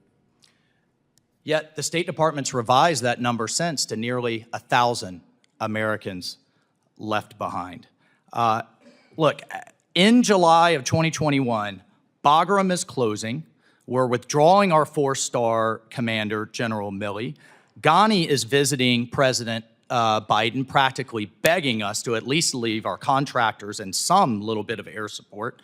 General McKenzie, you've testified that you were so concerned in July of 2021 that you put up recommendations including lily pads to get our allies out, putting pieces in place to process our SIVs faster, putting measures in place to get our American citizens out, to get our allies out, and to take care of what American military should do, which is protecting all Americans. You were so concerned in July of 2021, you put those recommendations forward. That's what you've testified today. That's correct. And in fact, also, the diplomats on the ground, Mr. Chairman, sent a dissent cable. 23 diplomats saying if you continue down this road, disaster will ensue. Was that dissent cable shared with either of you? This is a formal channel going to the Secretary of State himself. Was that shared with you as the chairman of the Joint Chiefs? Was that shared with you as the commander? I've never seen it. I didn't see it at the time, and I haven't seen it since, and I would like to see that dissent. I think the American people would like to see that. Chairman, here's my question for you. Do you know where the Secretary of State was on August 13th? The day before Kabul fell? Do you know where the Secretary of State was? Despite all of your concerns that State Department wasn't planning fast enough, we weren't getting our people out. According to the Washington Post, he was in the Hamptons. He was in the Hamptons on vacation. Secretary of State Blinken. I don't know, I can't even imagine how that makes our Gold Star families feel. Look, here's the bottom line, Mr. Chairman, and thank you for your indulgence. I'll close with this. The State Department, to use a military term, had its head up its rear. It wasn't planning. It, in fact, thought we could just have an embassy and the good Taliban terrorists will take care of the bad Taliban terrorists. I mean, that's essentially what happened. And because of that, we didn't get our people out, we didn't get our citizens out, we didn't have the force posture, we didn't have the basing. We failed, and their loved ones are dead because of it. I apologize to you, to my Gold Star families. Your government failed you. There is a difference, gentlemen, and I know you both know this, in taking responsibility and accountability. A lot of people have taken responsibility. No one has been held accountable, and they deserve but better. Your government failed you, and I'll give you an opportunity in my time remaining, Mr. Chairman, if there's anything you all would like to say publicly on the record. I'll give the witnesses time to respond, but the time has expired. Thank you, Mr. Chair. The gentlemen's, they have a right to respond. Well, I'd like to take you up on that offer. I've talked to these families. And I thank you for I've that. met the other families, and I have committed to them, and I will do so again publicly to all of you, that I will work with them to get you the answers, to make sure that accountability, transparency is established. And I'm going to do that till the day I go in the grave. That's what a soldier does. And I'm not going to turn my back on these families or any other Gold Star families. There are other Gold Star families in this room right now. Jane Horton's in this room. I've been working with her for years. There's many others. And they know who I am, and I will work with them forever. They deserve accountability, Mr. Chairman, and thank you, General Milley. I agree 100%. Chair recognizes Mr. Barr. Thank you, Mr. Chairman. General Milley, General McKenzie, thank you all for your service. On July 2nd, 2021, the United States left Bagram Air Base in the dead of night without notifying the base's new Afghan commander, who discovered the U.S. departure more than 2 hours after the military had left. General Milley, was your assessment at the time that Bagram Air Base was the most strategically important base in Afghanistan and across the region? I think it was a strategically important air base. However, at that point, the troops had been drawn down to a degree that it was not defendable by U.S. forces, so there was no question of closing it. As far as the specific information of the Afghan command, I read that in the media. I don't know. I'd ask Frank to comment on whether he knew or didn't know. Well, sir, was Bagram a key component of U.S. air capabilities to strike ISIS-K and al-Qaeda and to stop Taliban advances? Sure, and it had been for 20 years. And is Bagram Air Base, or was Bagram Air Base, the only U.S. air base in a country with a physical border with China? Well, we had several previously, but at that point in time, that was the only one remaining. Who, General Milley, gave the order to abandon Bagram?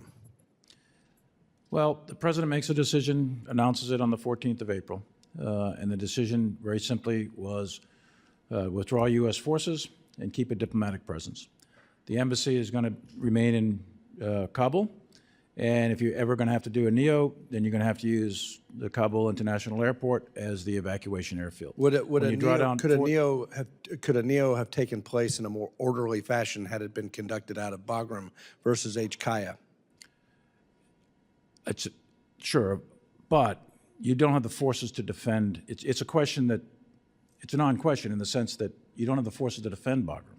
Bagram would have required, roughly speaking, if U.S. forces are defending it, Bagram would have required about 5,000. If the Afghans are there with you, then you probably could have defended it with 1,800, maybe 2,000, something like that. Sir, but once you make the decision, Congressman, to go to remove U.S. forces, you don't have the option of keeping Bagram. Right. It's no longer there. So who did give the order? Who specifically gave the order to abandon Bagram? And I assume the order was delivered to General Miller. Well, it was General Miller's recommendation that if he's going to withdraw U.S. forces, I can't keep Bagram and H-Kaya and defend it with 750 guys. It's not even feasible. So that's his recommendation. The plan is brought up through the chain of command. Was there dissent within the military? Was the order given against military advice? To close Bagram? Yes. No, and that's because the previous decision is a strategic decision to withdraw U.S. forces. General McKenzie, if I could ask, you stated that DOD and state were operating at different speeds. Do you believe that if state and DOD were on the same page, that Bagram could have remained a viable option for the NEO? The key point the chairman made is this. Sir, it's, once you go below 2.5K for U.S. forces, you can't hold Bagram. At 2.5, I was enthusiastic about holding Bagram. Scott Miller was enthusiastic about holding Bagram. Understand, but neither one of you recommended to go below I 25. recommended not, my position then and now is stay at 2.5K. And that's right. General But once Miller, the decision is made. Right. Understand, Yeah, understand. presidents make decisions, and once that decision is made, we execute. But the point here that I'm trying to make is that the refusal to abide by the recommendations that both of you made would have preserved the option to maintain Bagram and execute the NEO from Bagram. My question is, would Bagram have been a preferable strategic exit versus HKIA? So there are problems with Bagram. It's 30 miles away from Kabul. All things being equal, you'd prefer to have Bagram at 2.5K. There's a lot of reasons why you'd want that second air base. And yes, it would have helped the NEO had you been doing it at the force level that would allow you to man it. Yeah. So it was really the fact that the resources weren't there, the troop levels were not there to actually carry out a successful NEO. General McKenzie, did you ever make a request to re-seize Bagram either before or after August 15th? We had plans, and I'd prefer to talk about them in the closed session, but we had plans to do a variety of things. My time has expired. I think your advice to the political leadership was the correct advice, primarily because we lost a key strategic asset in the counterterrorism fight. And now, in retrospect, looking at the fact that we have competition with China and we don't have an airbase there, huge, huge strategic blunder in my judgment, without a yield. Gentleman yields. Chair recognizes Mr. Mills. And thank you for your service getting Haitian Americans out of Haiti. Well, it's an honor to be able to do this, to be able to help Americans out of Haiti, as we did with the 255 that we got out of Israel, and as we did with the Americans out of Afghanistan. So there is a pattern of abandonment that has existed throughout this administration that I'm going to call attention to immediately. I want to thank the Gold Star families, who I consider to be friends at this point and who we've had many long-standing conversations with. And I can tell you, Steve, that many of us will be looking to get all charges dropped, which never should have been levied against you to begin with, for a grieving father who lost both of his sons, who understandably would be upset when there's still been no accountability. Responsibility, people's taking a lot of responsibility. Oh, it's my fault, it's my fault, it's my fault. These same individuals are continuing to get promoted. These same individuals are continuing to serve. These are people who are allowed to serve after making critical errors that cost lives, but people who refuse because of religious and medical exemptions are being purged out of our military who are willing to serve. Think of the irony of this. Now, I do want to thank both of you for your service. I'm going to ask a series of rhetorical questions, but they're needed in an effort to try and base a context of my further questions. Mr. Milley, can you tell me exactly kind of what your description of your job was as chairman of the Joint Chief of Staff? I mean, it's codified in law that chairman of the Joint Chiefs of Staff is the senior military advisor. He's not in the chain of command, military advisor to the President, Secretary of Defense, and National Security Council, and by extension to Congress. And his job or her job, and it's to be the senior military advisor of a group of people called the Joint Chiefs of Staff. We are all the chiefs of the individual services. You represent the Joint Chiefs, and you represent their advice to the President and the Secretary of Defense. And if there's any dissenting advice, you give that as well. But traditionally, your role is an advisory It's an role. advisor. It's And an advisor General position. McKenzie, your role as commander of CENTCOM is actual Ground Force Operation Command. Is that correct? Joint Force Operation Command. Joint I'm Force in the chain of Operation command. Command. I'm responsible for Which everything. means at the end that of the goes with day, that. whatever happens on the ground, the buck stops with you, correct? That's correct. So I'd like to ask a question, because I understand the advisory role, and I think that General Milley's made it very clear the direction in which he had advised, and it was very different than what this administration has done, and I think that you have testified to the same. But I do have some issue with some of the things that was said. I think that when you look at the Secretary of Defense, he has made comments before this committee to say that there was no actionable or credible intelligence that was provided that could have led to the understanding of when the suicide bomber was going to do this. However, I think you've all read the day-to-day intelligence reports, as have I, in a classified setting, that would speak very much to the difference of that, even to the extent and the clarity of saying, moving into this location of this city, planning is commenced, planning is finished, execution is imminent. And these are the day-to-day data logs that we all saw, which will prove that there was credible intelligence that could have been rendered on that. Not to mention the fact that there was in the State Department, who I put a tremendous amount of responsibility on and have requested multiple times for Anthony Blinken to go ahead and step down, the 23 dissent cables, which warned early on what would occur in this. Now, my only real severe issue that I've had as of late, General McKenzie, is that you've made multiple comments in the media and otherwise to the extent that a brave hero, in my opinion, who has sacrificed his limbs for this country, Sergeant Tyler Vargas Andrews, that his recollection of the events that took place on August 26, to quote you, sir, that he was not recalling this correctly. And secondly, you said that you claimed there was no BOLO that would even meet the description. Now, this is the rhetorical part of this. Where were you on August 26, sir? Tampa, Florida. Well, I can tell you where Sergeant Vargas Andrews was, and he was sitting at the gate. And I would trust on-ground information far more than someone who's sitting 9, 10, 11,000 miles away, who's potentially watching from ISR and potentially being briefed by the commanders on the ground, that his testimony, which has been corroborated, by the way, by multiple Marines who have testified before this committee, that the events that he has actually made common and made clear actually did take place.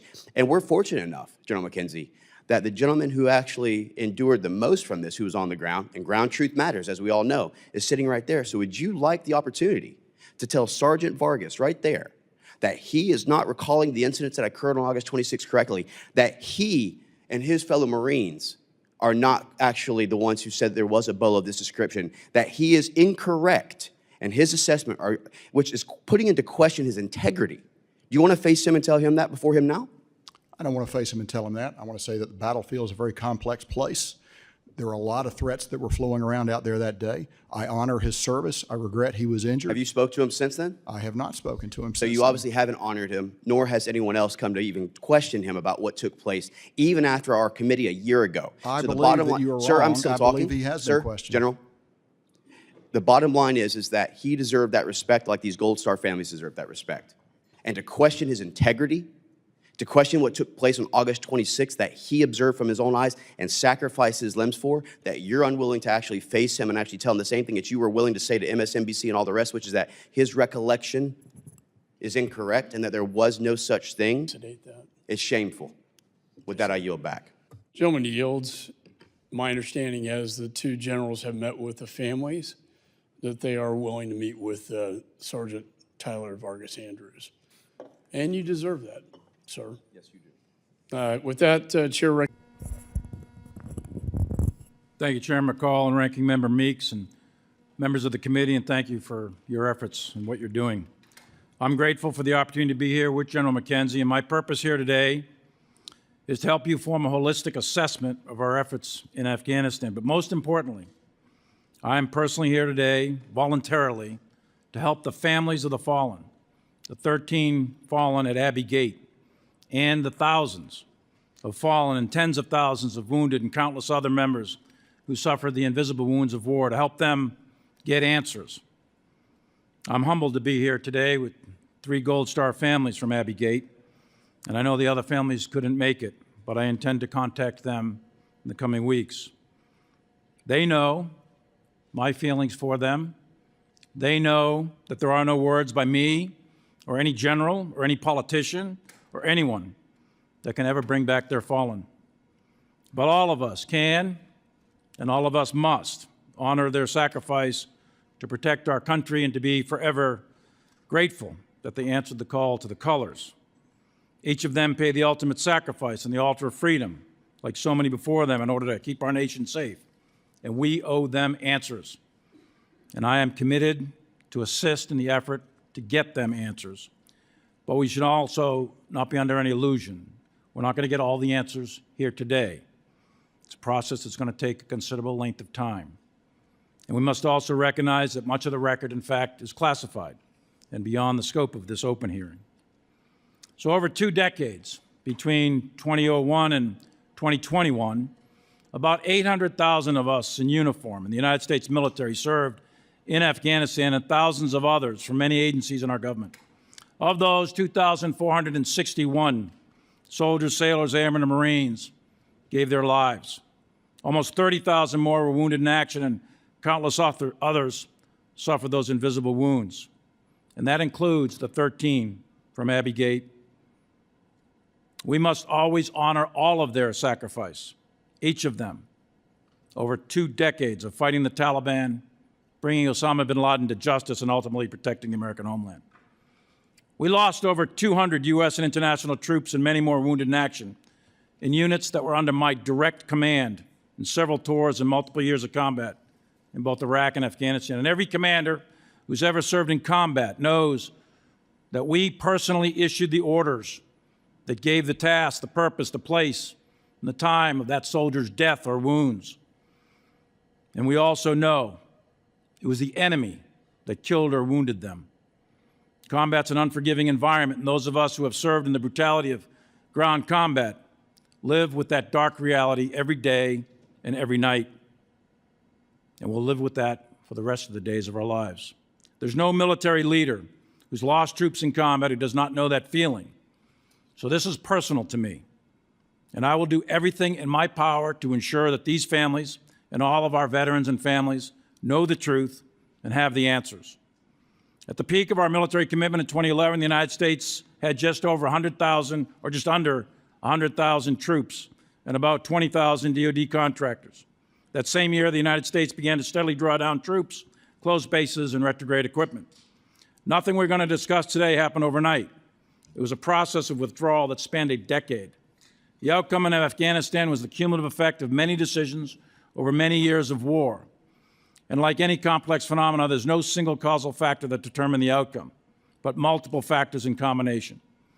In the fall of 2020, as I previously testified publicly, my analysis, my personal analysis, was that an accelerated withdrawal would likely lead to the general collapse of the Afghan security forces and the Afghan government, resulting in a large-scale civil war reminiscent of the 1990s or a complete Taliban takeover. In November 2020, DoD received orders from the White House to reduce troop levels to 2,500 by January 15, 21. When the current administration took office in January 21, there were roughly speaking 2,500 U.S. troops on the ground with about 22,000 NATO troops and contractors. Beginning in February 21, the National Security Council conducted a 10-week interagency review of the Doha Agreement, and various options were presented and debated. In previous public testimony, I noted that at that time, my analysis, based on my assessment and the recommendations of the commanders, to include General McKenzie, and the consensus of the Joint Chiefs of Staff, was that we needed to maintain a minimum force of 2,500 troops on the ground, mostly special forces, with allied troops and contractors, in order to sustain the Afghan National Security Forces and its government until the diplomatic conditions of the Doha Agreement were met. Without this support, it was my view at the time that it was only a matter of when, not if, the Afghan government would collapse and the Taliban would take control. Again, I previously publicly testified, and I consistently supported a negotiated end to the war, but only if there was a reduction in violence leading to a permanent ceasefire, and there were Afghan-to-Afghan negotiations leading to a power-sharing agreement between the Afghan government and the Taliban. And it was my view that absent those conditions, I was not in favor of a unilateral withdrawal of U.S. forces because of my assessment of the associated costs and risks. The fundamental tension facing the president, in fact, 2 presidents, was that no one could satisfactorily explain when or even if those conditions would ever be met. And if we stayed indefinitely, then open war would likely begin with the Taliban again, with increased risk of additional casualties. On 14 April 21, President Biden made the formal announcement of his decision to honor the Doha Agreement with a military withdrawal while maintaining a continued diplomatic presence. The Department of Defense understood that our mission was to conduct a retrograde of the remaining U.S. military forces and equipment while leaving a small contingent to defend the American embassy while diplomatic outcomes were negotiated. On 14 August, the non-combatant evacuation operation decision was made by the Department of State, and the U.S. military alerted, marshaled, mobilized, and rapidly deployed faster than any military in the world could ever do. It is my assessment that that decision came too late. The deploying forces quickly took operational control of the airport with significant elements of the 82nd Airborne Division, Marines, National Guard, and Special Forces, along with our CIA partners and selected NATO forces. Additionally, we set up multiple bases to process evacuees in other countries throughout the Middle East, Europe, and CONUS. In short, the United States military performed one of the most incredible evacuations under pressure in recorded history in an extremely difficult, dynamic, and dangerous environment. That performance is due to the individual bravery, competence, and compassion of every private to general who had any role in this NEO. At the end of 20 years, we, the military, helped build an army, a state, but we could not forge a nation. The enemy occupied Kabul, the overthrow of the government occurred, and the military we supported for 2 decades faded away. That is a strategic failure. But the military also provided hope for 20 years to the Afghan people. We provided unprecedented opportunity to millions. In the final days, we gave 130,000 people their lives and freedom at very high cost. And most importantly, we protected the United States from terrorist attack from Afghanistan, which was our original mission, and that mission continues today. There are many lessons to be learned from 20 years of war and the 10-year drawdown of forces and the final evacuation. And Mr. Chairman, I have a lengthier paper for a written testimony that I would like to submit for the record with your permission. Without objection, so ordered. To the American people, the most important lesson, I think, to learn is that your troops, the United States military, from private to general, did all that bravery and duty could ever do. Your military defended you successfully for 20 years and continues to do that. And for that, every American should be eternally grateful.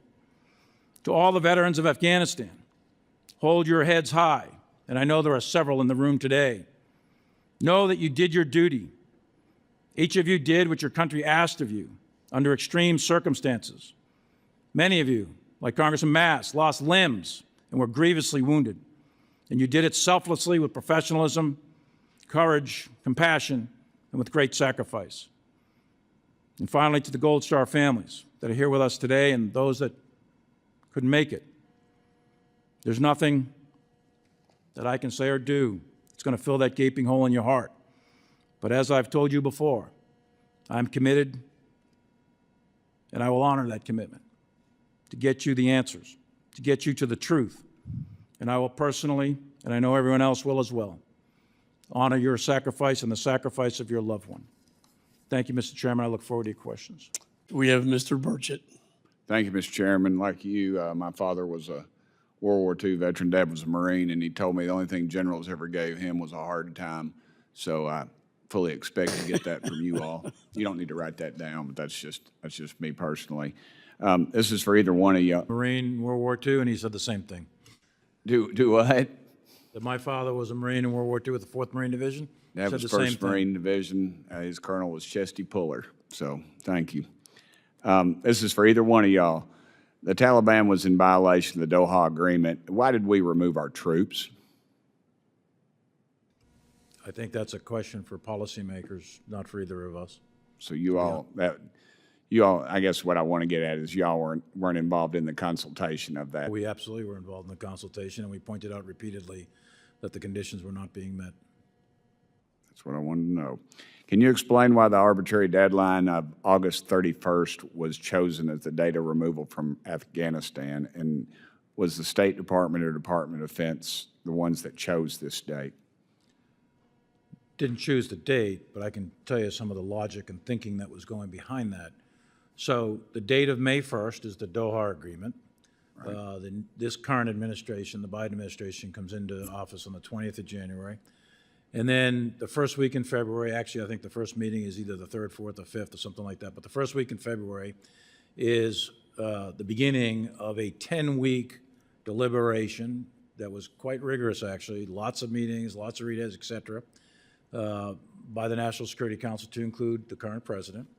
And then the decision or the guidance to the State Department was to get additional time, work with the Taliban, postpone them 1 May, and I think the most that the State Department could get was, I think, whatever that is, 6 months, I think it is.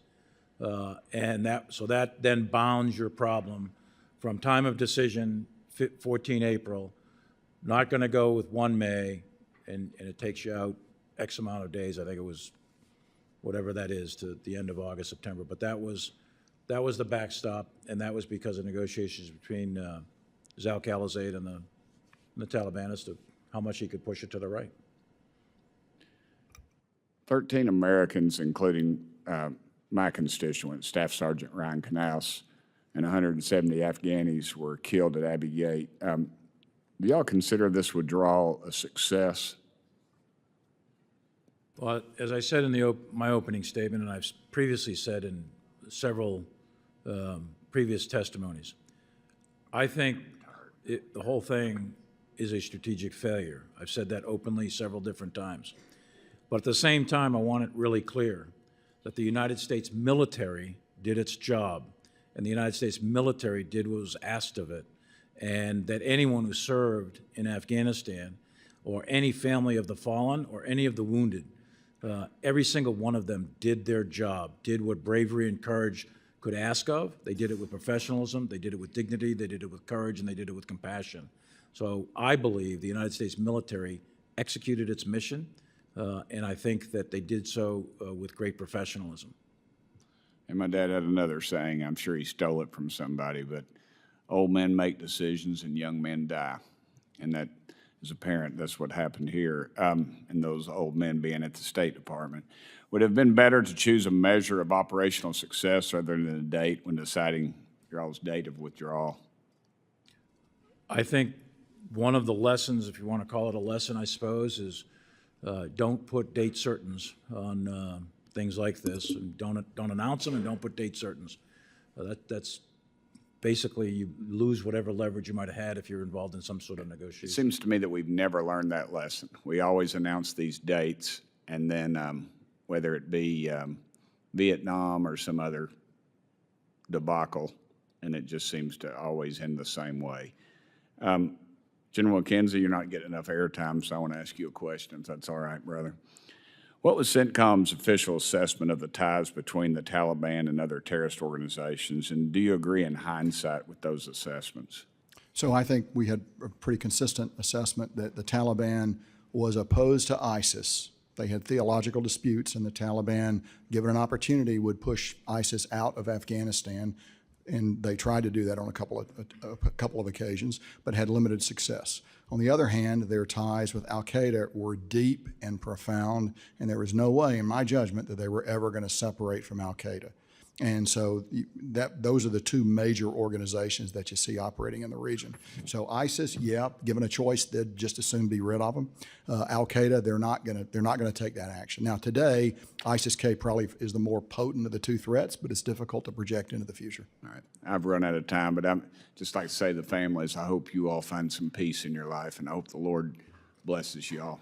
And thank you for the sacrifice. Mama lost her brother in the Second World War, and to the day she died, and they played that national anthem, she teared up. And I hope you all have some real peace in your life. So thank y'all. Mr. Chairman, apologize for going over. Gentleman yields. Pena. Thank you, Mr. Chairman. Gentlemen, thank you for your service. We honor the Gold Star families and the service members here today. General Milley, General McKenzie, was the ROE, were the rules of engagement at the time of the Abbey Gate incident sufficient for service members like Tyler Vargas to protect themselves? So it's my judgment they were, and we went in with what we call the standard Chairman Joint Chiefs of Staff ROE with supplements for Afghanistan. There's three main components to it. First of all, the inherent right of self-defense. A U.S. service member anywhere in the world at any time has the right to defend him or herself against a threat. It does not have to be an action that you're defending against. It can be intent interpreted. So we're operating under that threat, under that ROE. At the same time, we had extended what we call collective self-defense to our friends, partners, and allies that are there. So you could take actions to defend the Brits, you could take actions to defend your Afghan partners. The third component of that was we used what we call direct action authorities, which allowed you to strike people that were not in direct contact with you, particularly in relationship to Kabul if they posed a self-defense threat. So the last point I would say is we exercised self-defense with lethal effect 3 times during the defense of Kabul on 16, 20, and I believe 22 and 26 August. Okay, so sticking with the Abbey Gate incident, General McKenzie, you said there was no specific attack attacker intelligence or no specific intelligence existed and that there was nobody on the bolo that fit that description. Does that remain true today? It does. So were you aware, after the Abbey Gate attack, were you aware that service members at the gate had requested the ability to service the target, so to speak? Were you aware of that? No, I would not be aware of And it's understandable that a combatant commander might not be aware of what service members right on the line are aware of. But post that circumstance, were you concerned about the intelligence you were getting regarding the action you were about to take on the would-be attackers and that network? Sure. So on or about the 26th, we were tracking 4 broad, very active, very concerning threat streams. We were looking at the threat of a vehicle-borne IED, a person-borne IED, which actually was the modality of the Abbey Gate attack. Right. We were looking at indirect fire, rockets and mortars, and we were looking at an insider attack, someone who gets in and blows himself up in the terminal. Right. So we had dozens of, and But you had nothing fitting the description of what your service members on the gate, on the line we had a lot had. of descriptions of men and So when the service member on the line is looking at the attacker based on the description and he's got the rules of engagement, but the rules of engagement at that point require him to check with his commander, go up the line, and he does not get approval. That's exceptionally concerning. I understand the fog of war. I get the circumstance you're in, but there's a man sitting here that's been blown up because he couldn't get the answer that he needed. So on Thursday, August 26th, the Abbey Gate attack happens. 3 days later, on August 29th, the drone strike occurs. Now, you said that we had up to 6 Reapers following this car around for 8 hours, and that I think up to 60 pieces of intelligence that proved that these were the people that had just attacked the Abbey Gate. No, sir, that's not correct. Well, that's what I've got here for open source reporting. Okay, maybe some of that's not correct, but regardless of the fact, on the 29th, the drone strike occurs, kills 10, 7 of them children. 5 days later, the Pentagon admits there was a mistake. 5 days later. General Milley, when did you know that the drone strike was a failure?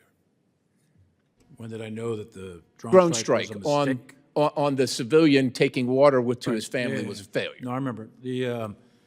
When did I know it? It was 5 days before the Pentagon said it was a mistake. When did you know? Probably day 4, day 5, in that range. I didn't know it right away, if that's what your question is. And who did you tell when you knew? Well, I think it came up through me to the Secretary of Defense. I don't remember the from you to the SecDef? Well, it would have come from General McKenzie would have called me. I don't remember these specifics, but General McKenzie would have called me and said, we have an incident that... Does anybody else in the Biden administration know at that point that it's a failure? I honestly don't know. Because the whole time they're telling us secondary explosions, we got the target, lying to the American people, not having a clue. Who did you tell?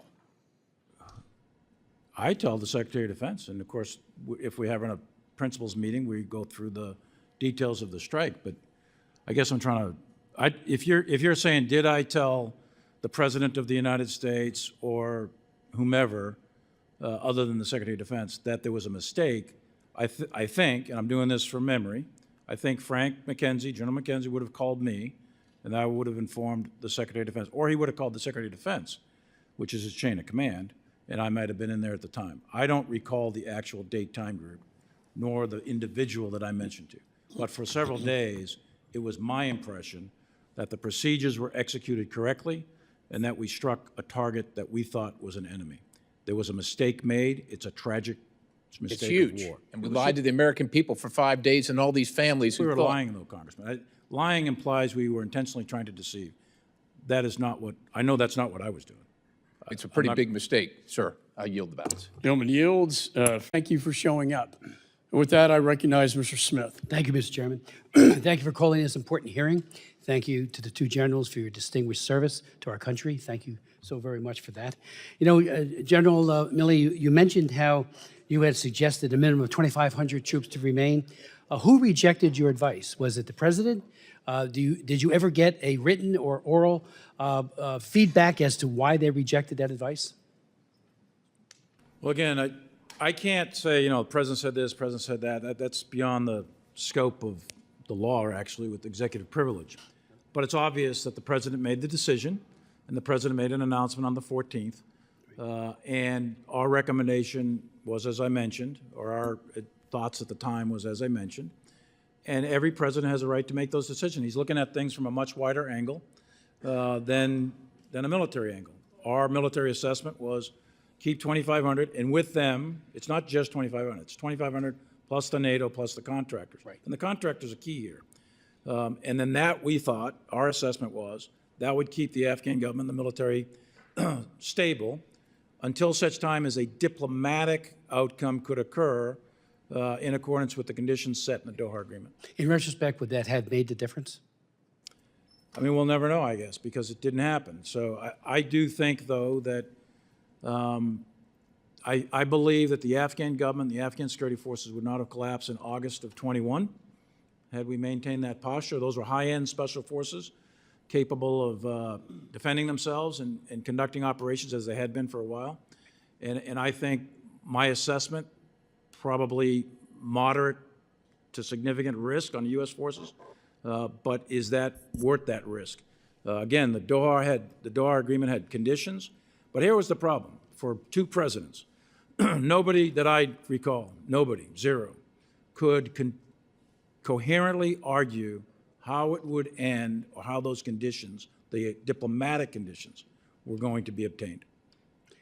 Not a military problem, but how are those diplomatic conditions going to be obtained? Let me just ask you, I asked Secretary of State Blinken on September of 2021 about the infamous phone call with Ghani, and Reuters did get a copy of that phone call, about the transcript and apparently an actual verbatim. They listened to it.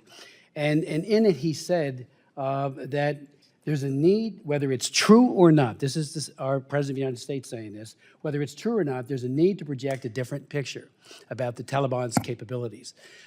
General McKenzie, you talked about how there was no plan to get U.S. citizens out.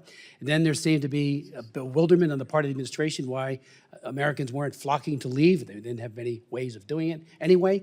And I'm just wondering what you thought of that phone call. I mean, I asked Blinken, he said, I don't talk about something that's been leaked. Well, is it true? Did he say that? Lying like that to me, when you give the false impression to a whole group of Americans who never then got out, that's very, very serious. Secondly, just let me ask, because I will run out of time, how many Americans were left behind? And again, I thank you that you did everything you could to make this policy work, but you were given a policy that was egregiously flawed. But how many Americans were left behind? How many of our allies? And what has happened to them? Have they been beaten, killed, tortured? And secondly, about all the weapons that were left behind, there are reports that some of it has found its way to Hamas. I don't know if that's true. I know you did everything you could on the way out to destroy them, but many were intact and left in the hands of the Taliban. I can't speak to the phone call. I don't have any personal knowledge of that. Number of Americans. This was always an issue. The number of Americans, as General McKenzie said, an F-77 report is supposed to, every ambassador in every country of the world keeps an F-77 report, and they're supposed to track the Americans, where they're at, the phone numbers, address, et cetera, in the country. That was always a difficult number for us in the Department of Defense to get a hold of, and I think it's true at the tactical level and operational level as well. And I'll be candid, I don't know the exact number of Americans that were left behind because the starting number was never clear. Same is true of at-risk Afghans, SIVs, the commandos, other Afghans that serve with us. Those numbers varied so widely that they were quite inaccurate, as best I could tell at the time. I would just say I'm not sure, even today, about the accuracy of all those numbers. Are they in jail, dead, some of them? I think some were killed. Afghans, I don't know about the Americans. I don't think the Americans were, but I think some of the Afghans were tracked down that worked with us, and I think some of them were killed, and I'm pretty certain some of them in pretty brutal ways. Some were managed to escape through various means. Others have just laid low and keeping their heads down. Gentleman's time's expired. Chair recognizes Mr. Moskovich. Thank you, Mr. Chairman. Thank you, Generals, for your service to the country. And echoing comments of my colleagues, I want to obviously extend my condolences to the Gold Star families here and that were here earlier and paying the ultimate sacrifice for our country.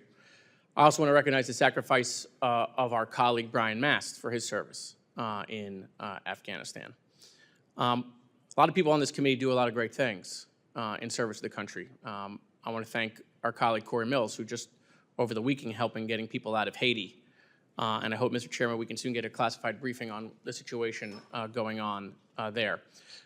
This obviously is a very important topic today on what happened with the withdrawal from Afghanistan. Why did not go according to what the experts in the Pentagon and in our intel community believed?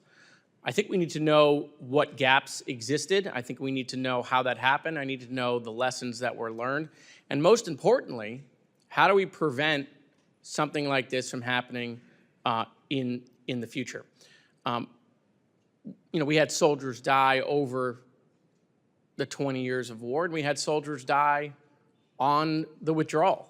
And I think multiple things can be true. A lot of times in this town, we like to, it's an and or kind of deal, right? It's either Trump was responsible or Biden was responsible, right? I actually think in Afghanistan, it's an and, quite frankly. I think there were mistakes made in the withdrawal. I think the American people think there were mistakes made in the withdrawal. And I think it's okay to admit that. I mean, what's the opposite of that? That the withdrawal was perfect? Everything went according to plan? General Miller, do you think mistakes were made in either the planning phases, things that we thought were going to happen that didn't happen, or things on the ground that unfolded that we didn't plan for? You think mistakes were made in all of that thought process?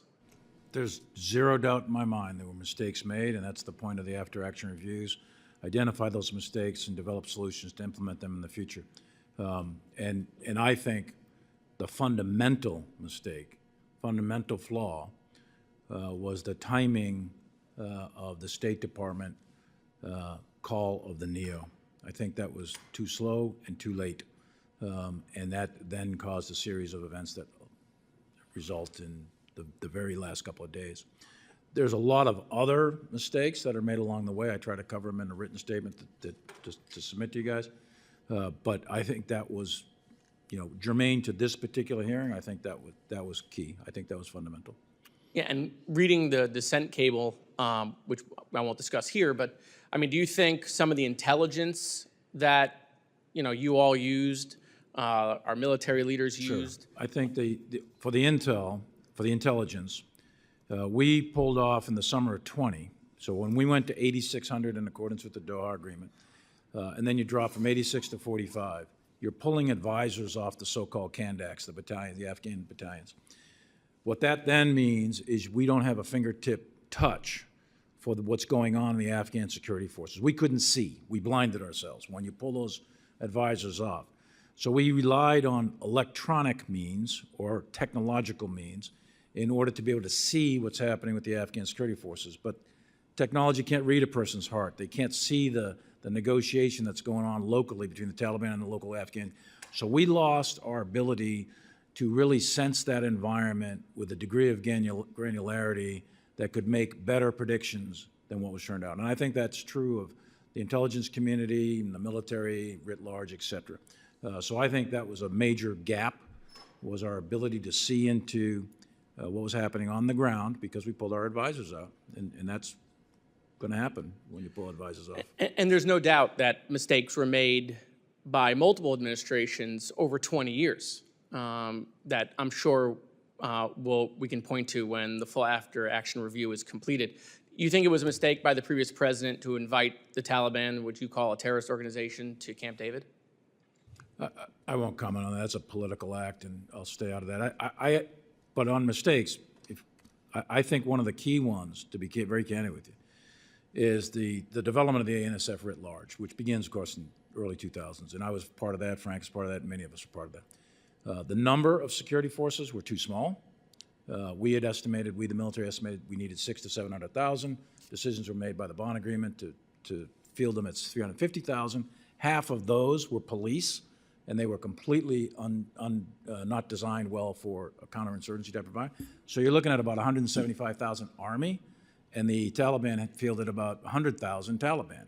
So your force ratios, your correlation of forces between the insurgent and the regime forces was always balanced more in favor of the Taliban. And then they had a sanctuary over in Pakistan. These were decisions from 04, 05, and 03, that kind of thing. But they have second and third and fourth order consequences to the outcome of this war.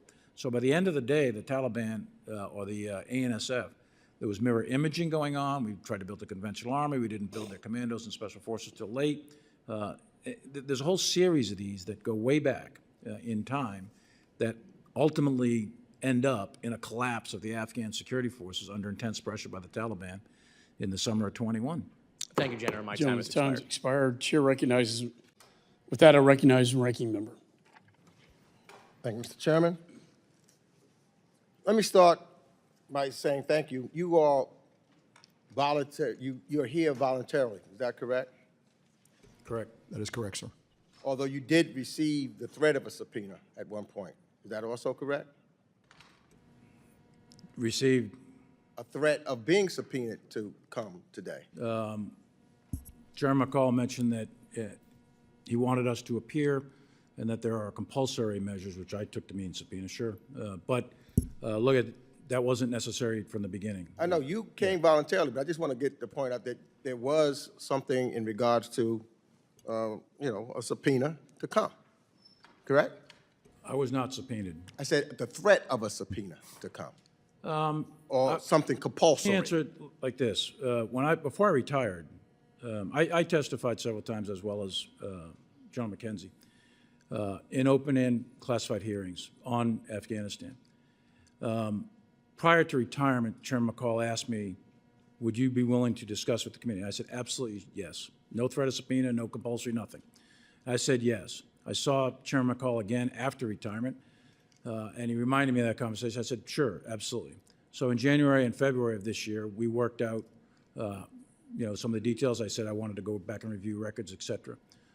And then it was originally supposed to be a closed, classified hearing, because I still think we're going to do one of those after this. And I thought that was important to be a classified hearing because a lot of information is still classified. And then there was this discussion of a public hearing. Right, and you know, so just speaking of that, when you you've testified before the Armed Services Committee, is that correct? Testified before the House and Senate Armed Services Committees in both classified and open hearings, and then have testified about Afghanistan and several other testimonies that weren't specific Same with you, to right, General Afghanistan. McKenzie? That's correct, sir. Okay. And is your testimony, has anything changed from when you were in uniform and testifying to what you've testified today? Has there anything that you know, didn't testify to before that you're testifying to now? Is there any change of thought of what took place today from what you testified to previously? In general, for me, everything that I testified before is still true and accurate today, and in open testimony, that would be correct. I have learned more about Abbey Gate because of the investigations. That wasn't available during previous testimonies. For me, it wasn't. But I have since read those investigations and been briefed on them, but they weren't available the first time. So your testimony today is still basically consistent and transparent to your testimony? It's totally consistent. General McKenzie? That's the same for me. Right, so there's not really anything new that was learned today because you've testified to it before, right? I'll leave that to you all to determine if there's anything new. I'm but just I've asking testified you, before. from your testimony and from what you know, what has been made public and what has been public, Sure. it's basically, this is not something Well, so, new. Ranking Member, as I mentioned in my opening statement, much of what I say today is going to mirror the 10 hours of That's my testimony I point, gave that this earlier. is not anything groundbreaking or anything that, you know, is being discovered newly. This is something that has been out in the public from the time that you testified back in 2022, right? Nothing groundbreaking here. Fact of the matter is, let me ask this question. I think maybe it was you, General Milley, said that the framework for what took place during the 20 years, because I think that we should be looking at, if we really want to figure out what went wrong, what we need to fix, we need to look at the entire 20 years of being in Afghanistan, not just the last few months. Would you say that's correct? Yes, and I said that before as well in previous testimony. Now, in the written remarks that I'm submitting for the record, I've elaborated on what I think are, say, top 10 lessons learned, but there's many more. You're not going to learn all the lessons of a 20-year war in short sessions, but I think there's a huge amount of lessons to be learned over the course of 20 years. You know, should we have gone after bin Laden in 2001 in that winter when we had him more or less from an intel standpoint? We thought we had him located. Should we? Could we have? Yes. Should we have? I think yes. In hindsight, that would have changed the trajectory of the whole war. And there's a whole series of lessons along the way. Specific to this hearing and to help these families, I think the focus is more recent relative to the withdrawal itself and the Abbey Gate and the NEO.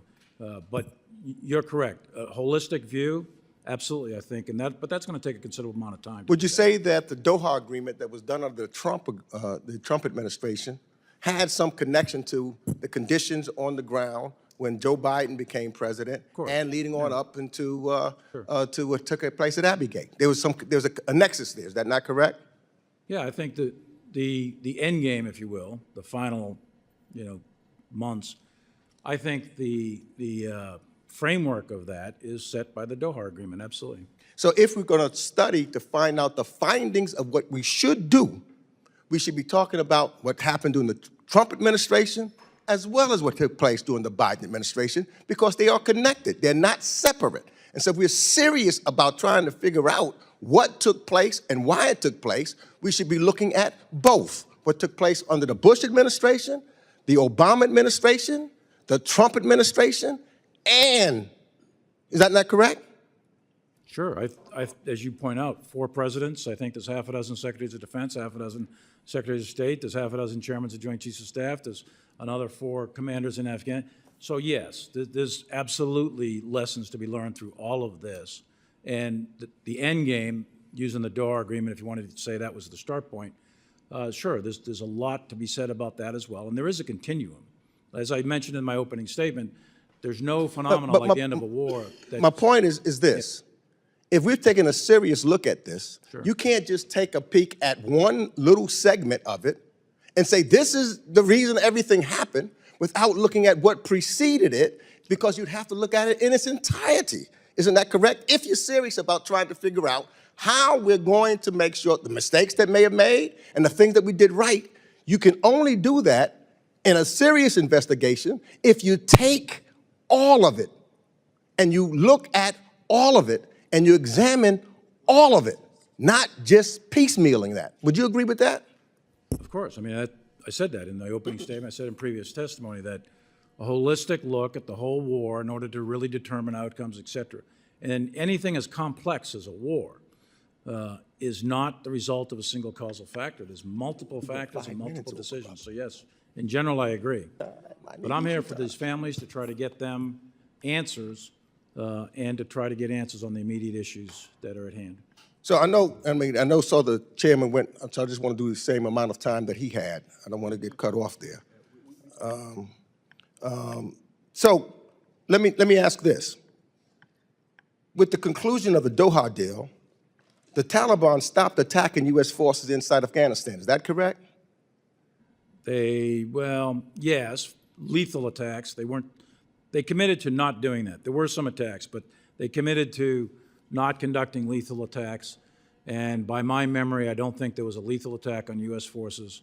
So let me ask this, because we're running out of 21. time. I saw the chairman finished about with 5 minutes there. So, and when the United States committed to the Doha deal, that was to withdraw, and I quote, withdraw from Afghanistan all military forces of the United States, its allies, coalition partners, including all non-diplomatic civilian personnel, private security contractors, trainers, advisors, and supporting service personnel. Is that correct? That was the Doha deal done under the Trump administration. Is that correct?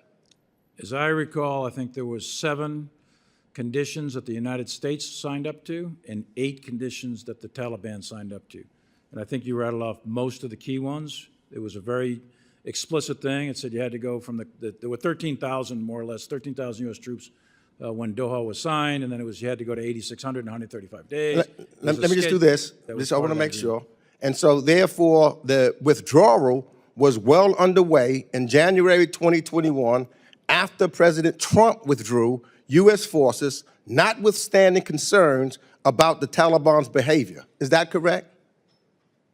The withdrawal was absolutely underway. The drawdown of forces was underway. That's correct.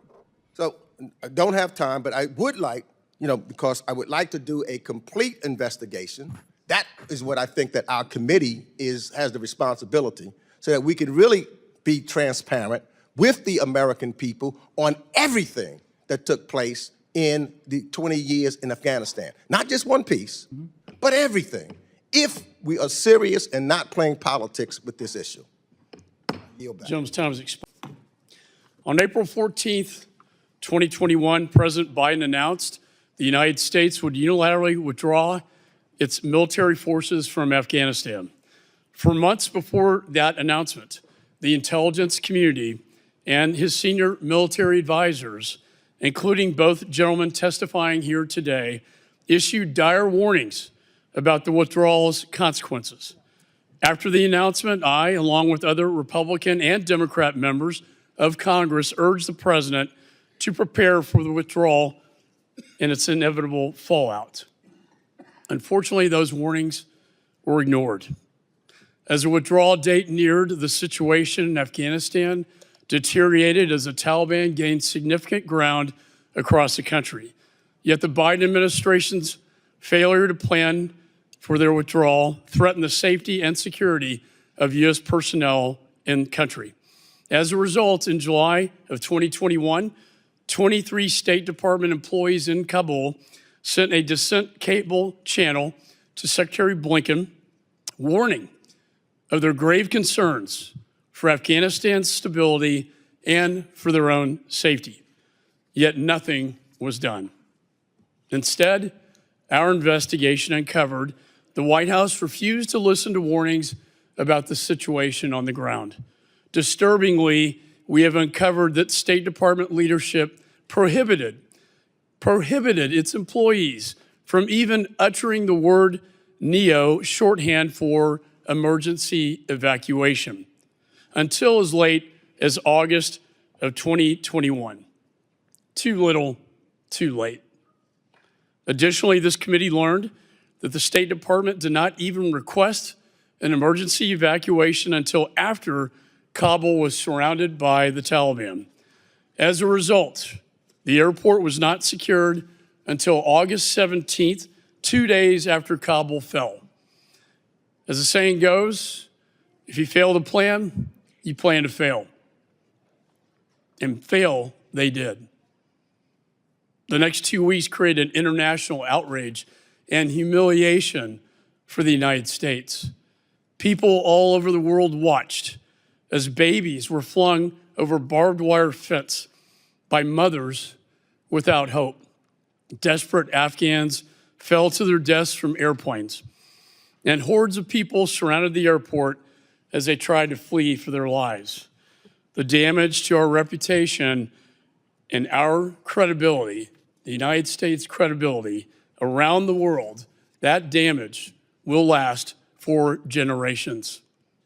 Our service members were forced to watch as American citizens and Afghan allies were beaten and murdered outside the gates of the airport. These brave Americans were told to stand by as terrorists brutalized innocent civilians.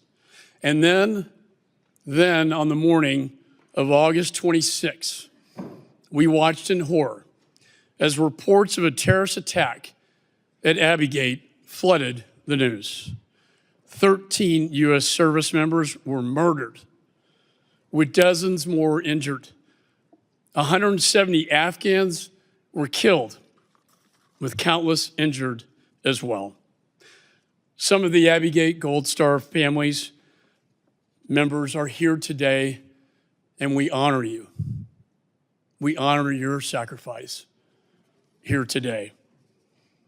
To the families here today and to the American people, I say, I will not rest until I get to the bottom of this tragedy. You deserve answers. The American people deserve answers, and I intend to deliver. When the last U.S. military plane left on August 30th, 2021, more than 1,000 American citizens remained trapped in Afghanistan, as were tens of thousands of Afghan allies who risked their lives serving beside our troops and diplomats. Many, if not most, of those allies are still trapped, constantly in fear for their lives. I want to thank both of our witnesses for being here today. Despite current DoD officials actively trying to limit your testimony, you have agreed to appear here voluntarily. And I'm grateful to you, both of you, sirs, for your service to our country and your service to this investigation. I also want to thank the Abbey Gold Star families for joining us here today. And while the President has never publicly stated the names of your children, I will here today.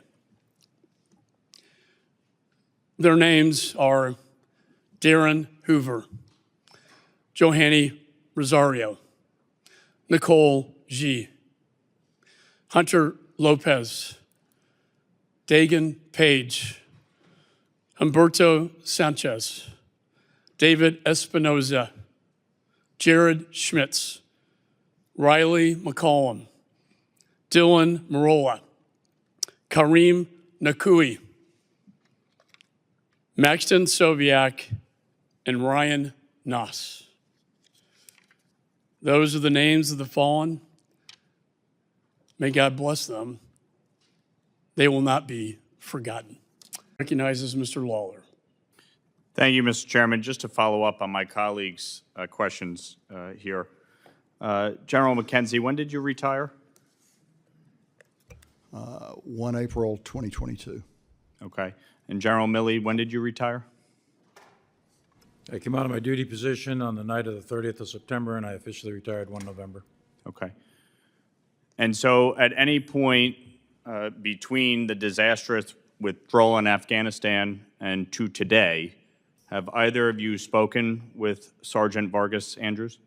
I have not personally spoken to Vargas. I want to speak to him, but I have not. That's correct. Okay. He testified before this committee a year ago. Are you both aware of that? I am. Did you watch his testimony? I did. I did not. Did you get a report on his testimony? Yes, I did. And at no point did you feel the need to reach out to him or ask for a meeting based on his testimony? For me personally, that would be inappropriate because while I was in uniform as chairman, there's an active investigation that was going on. Sergeant Vargas was part of that. And it'd be very inappropriate for me to meet with any of the potential witnesses during an active investigation. And from your standpoint? And the CENTCOM investigation has actually been reopened, so that's still an active investigation. So no, it would not, I would not have. sought Okay, to so reach out based to him. on an active investigation, how are you going to meet with him today if We're that's not the on standard? active duty anymore. So That CENTCOM investigation's been closed. It has not yet been briefed to the families, but that investigation is no longer active. Okay, Plus, so as of today, you're both going to seek to meet with him? yes, but also we're in different statuses now. So we're no longer on active duty. He was a commander, I was a chairman. And you don't want unlawful command influence on an active investigation. So that's while in uniform. Now we're not in uniform, and I want to meet with Sergeant Vargas. Okay. With respect to the decision by President Biden to announce September 11th as the deadline for full U.S. military withdrawal, was there any tactical or military reason for that date? Not that I'm aware of. Not that I know. Okay. So was it purely political and from the standpoint of a symbolic date from your understanding? I'll be candid. I don't even know where or who made the decision of the 11 September thing. I frankly thought it was actually inappropriate at the moment in time, but it was very rapidly changed to the end of August. And you were never involved in the decision to do that? Not to pick the date, no. Okay. General McKenzie, you stated in your opening statement that you and you alone are responsible for the military operations that occurred during the withdrawal. Again, I asked, did you set the date for the withdrawal? No, I did not. Did you make the decision to bring our troop level to 0? I did not. President Biden is the commander-in-chief. Did he make those decisions? Yes, he did. So is it your position that he bears no responsibility for the aftermath, that you are the only one that bears the responsibility for the military operations? So I was responsible for military operations. The commander-in-chief is responsible for those and all the other operations, to include those of the Department of State, all the other appropriate cabinet agencies. But you report to the commander-in-chief? I do. Okay, so at the end of the day, is he responsible for the decision to set the date and to set the troop level to 0? Yes. So he bears responsibility, not just you? That's correct. Okay.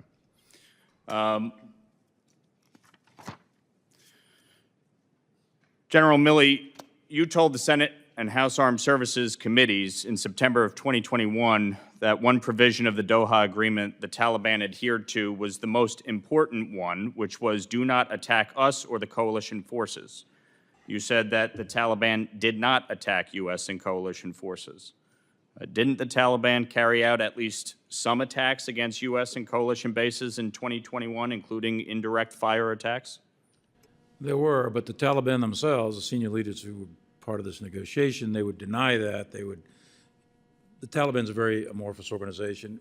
You know, you never can be certain if they have total control over their individual units with indirect fire. There were some attacks. The issue was a lethal attack.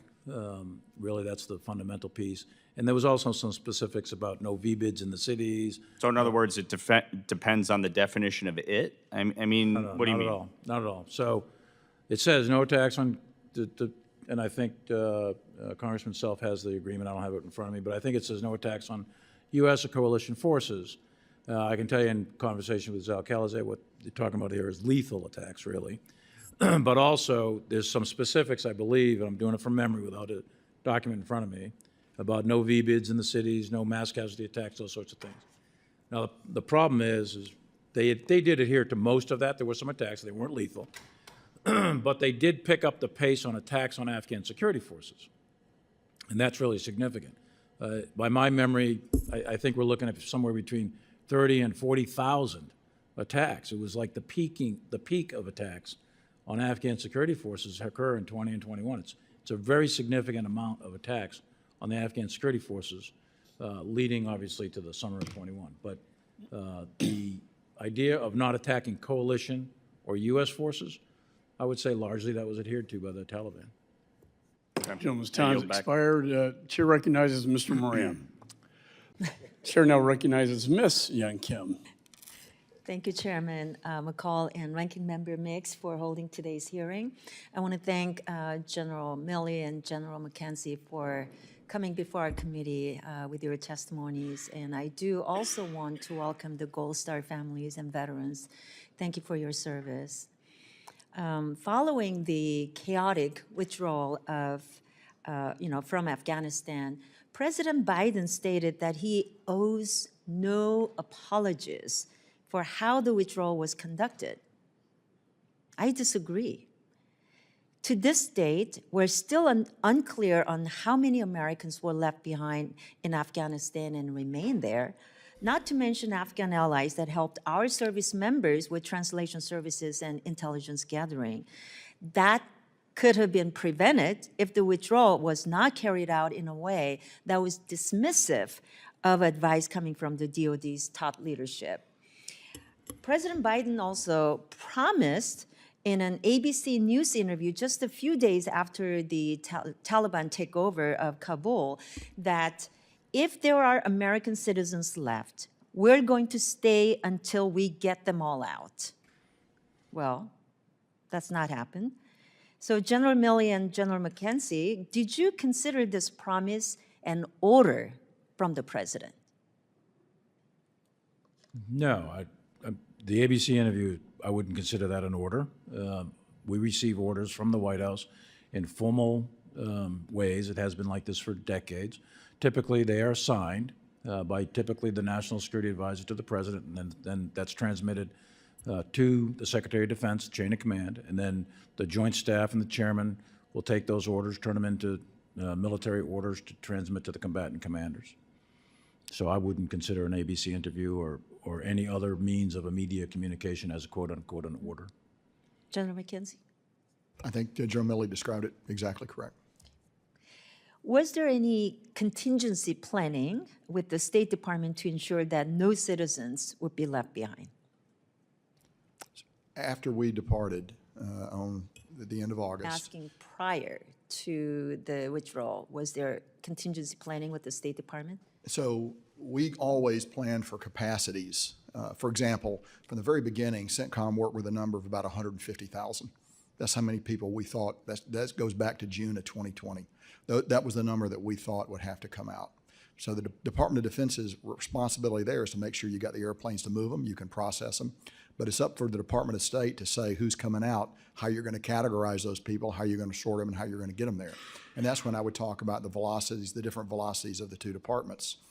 We were pretty straightforward with our ability to do that, but we're dependent on the Department of State actually to make those decisions that turn our ability into actual movement of human beings.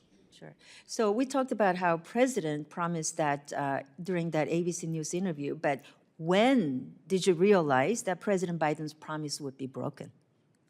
I'm sorry, just help me with that. When did you realize that President's promise of getting every one of the American citizens left in Taliban will be left? I mean, will get them out. When did you? Yeah, I would say by mid-July of 2021, I was concerned, given events in Afghanistan, about the state of the Department of State's planning and their ability to execute a NEO.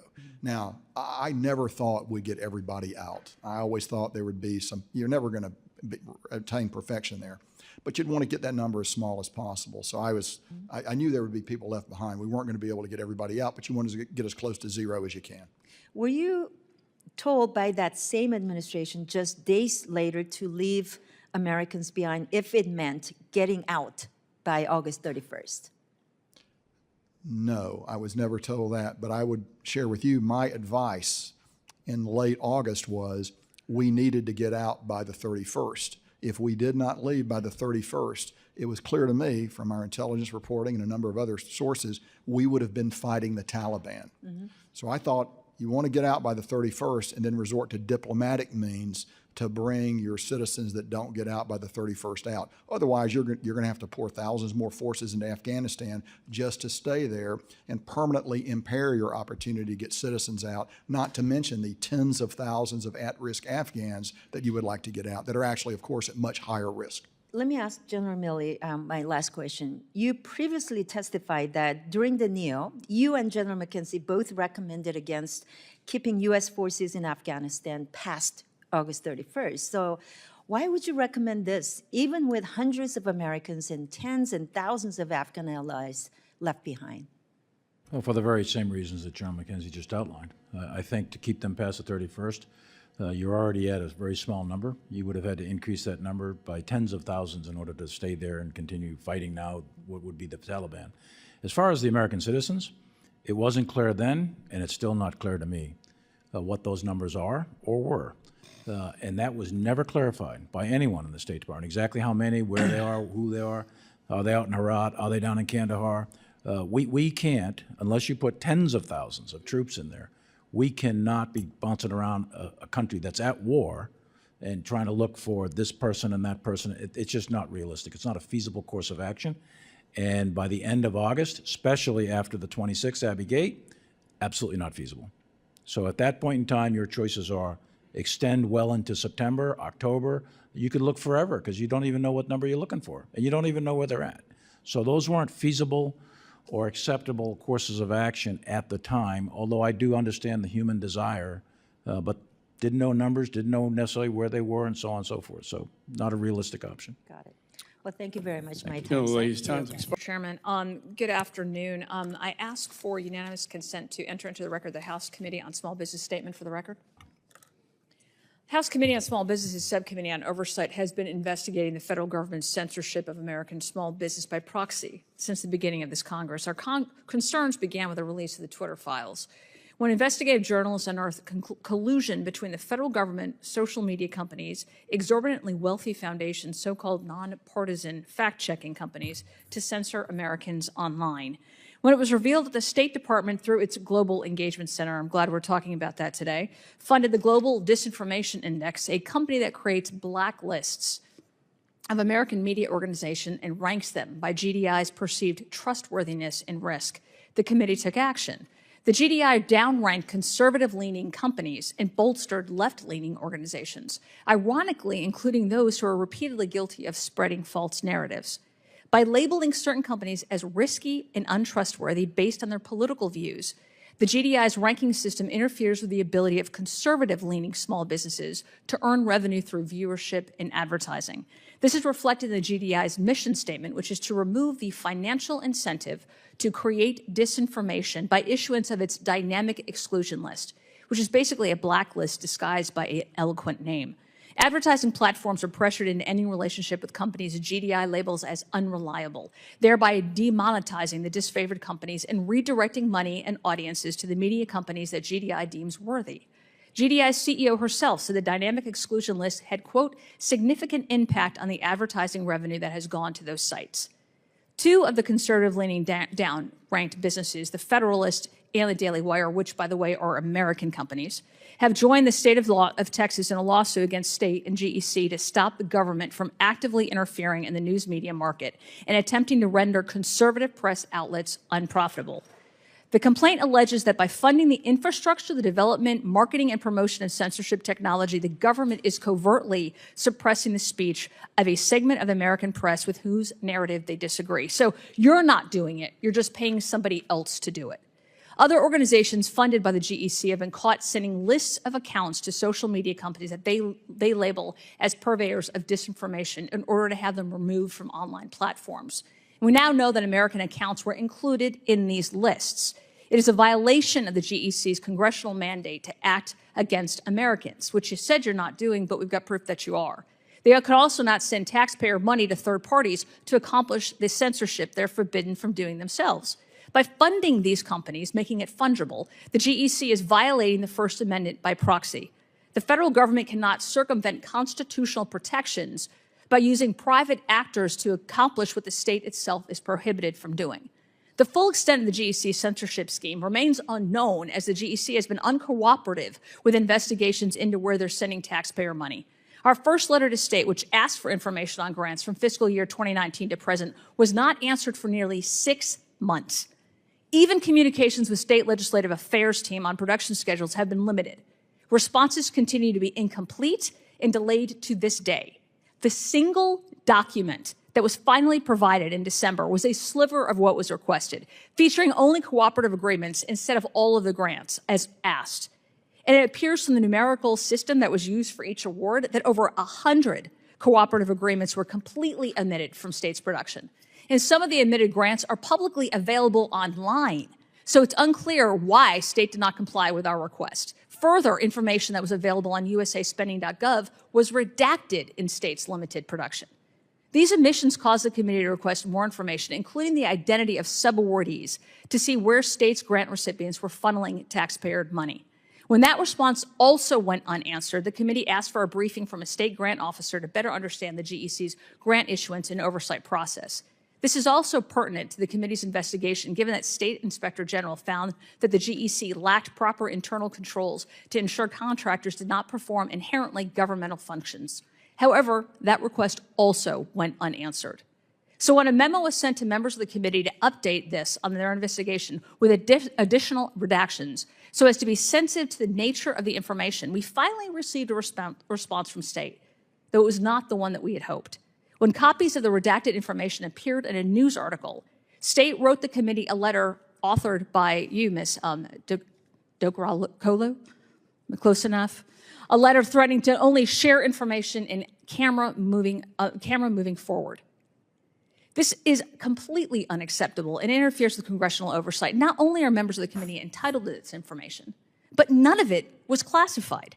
So we'll not be deterred by states hedging, threats, or obstruction, and we look forward to states' full and faithful cooperation moving forward. But in the meantime, we're demanding accountability for states' noncompliance.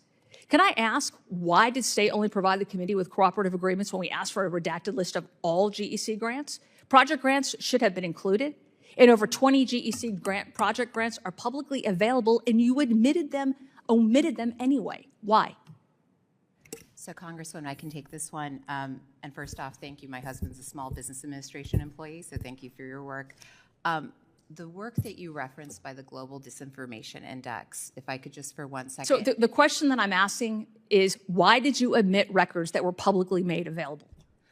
So from our perspective, we did not omit records. We actually did provide a number. We've got copies. You admitted records that were readily available online. They were not classified. Good news for you. We actually are ready to make a production to you all next week. It took you 6 months to get this far, and you're finally able to get us more than one document. I will say the Global Engagement Center is under investigation by 5 separate committees right now. I yield back. Thank you very much. But if I can respond, the Global Disinformation Index that we're talking. Thank you. Thank you, Ranking Member Crow. I would say, I think what makes it most difficult, bad policy is difficult to defend. And I would say that, I'm glad you spoke about Afghanistan. It does matter to have answers to your questions in a timely way. The withdrawal being in August, I was here in this room asking questions in March prior to the withdrawal, and I asked 3 very specific questions. How many SIVs were they anticipating? How many when you count each of their family members, and how many staff did State Department have working on that? State did not have the answer. State promised to get us the answer, never got us the answer, and we know that right now to this moment, there was no attempt to get that answer for us, and people are still running for their lives. That's the result of what happens when you all don't get us the answer. That's not a question right now, Mr. Verma. I will have my time to ask questions. Right now, I'm going to recognize Mr. Mills for 5 minutes. Thank you so much, Mr. Chairman. Thank you both for being here. I really appreciate it. Deputy Secretary Verma, great to meet you in person. We've exchanged some phone calls and texts. One of the things that one of my colleagues and also my fellow brother in Combat Arms, Mr. Crow, has said is that start with a question, get the facts. So I'm going to start with a question. In August of 2021, President Biden made a comment and said that if you just show your blue passport at HKIA, that you'll be permitted to enter and allowed on the aircraft. Is that correct? Well, I think you know, Congressman, what was happening in August of 2021 at that airport and how dangerous it was. Deputy Secretary, we are not debating at all. I completely agree with you that it was chaotic. I completely agree with you. I just want to know, did he make that statement? We got out 124,000 people, including 6,000 Americans, and the ability Deputy to Secretary, show a blue passport this is how things get challenging. taken out of context and start getting heated up. It's just a simple yes or no. Did President Biden make that comment or not? I don't know. I wasn't at the department at the time, frankly. Do you happen to remember? Because he made it clear, if you're a blue passport holder and you show your passport at the gate, that you'd be permitted to enter. That was in a direct quote. Sir, my apologies. We were taking a lot of intake at that time. I actually don't remember the president's comments on that. Understood. Well, he did actually make that comment. And if you will, can you just roll a piece of video first? Because that starts with my question. Now let's get to the fact. It's actually going to be the one on Afghanistan. Oh, you guys don't have that one. Okay. There was blue passport holders sitting outside on August 26th of 2021. Mr. Mills, will you pause for a moment? We could pause the time. We have whatever video you want? We Do we have that other videos? Just pause this time. I don't think they brought that one in, unfortunately. No, you sure? Too many actual videos to be entered into record. But I would request to be entered into record, Mr. Chairman, the video of Americans waving their passport August 26th of 2021 outside of the Abbey Gate, not being permitted entry, and subsequently losing their lives and being blown into the canal. So I'm going to go ahead and continue on. We talk about facts all the time. We talk about what actually took place and what occurred. Secretary Verma and I have actually discussed the idea that we have a policy and a budgeting issue when it comes to being responsive to Americans that are abroad. But I want to figure out how it is that private citizens and others are able to do things that the whole of government and its entire power is unable and unsuccessful in being able to do. And I want to provide a couple of examples. So here's the first one. which is a mother and 3 children born and raised Amarillo, Texas natives that Congressman Ronnie Jackson out of Texas 13 had requested State Department assistance and support for, and as a Rear Admiral had requested support from the Department of Defense and was denied and not even given any ability to try and get this family into the HKIA area when they were sitting at the gate. And the actual guard said that the only thing the State Department has to do is even say your name over the actual comms, and we will permit you in. Task Force Afghanistan said that we cannot provide that level of assistance, to say their name. But that's okay. After 11 days and multiple attempts by the State Department and others to thwart our efforts, which we came to find, that's that family successfully rescued by myself and my team. Now let's look at other examples of this. In October 7th, we had the barbaric and horrendous incidents in Israel. We requested support from the U.S. State Department to help to get charter aircrafts in, even after Germany, the Philippines, and other nations had come in and successfully arranged that through Ben Gurion Airport.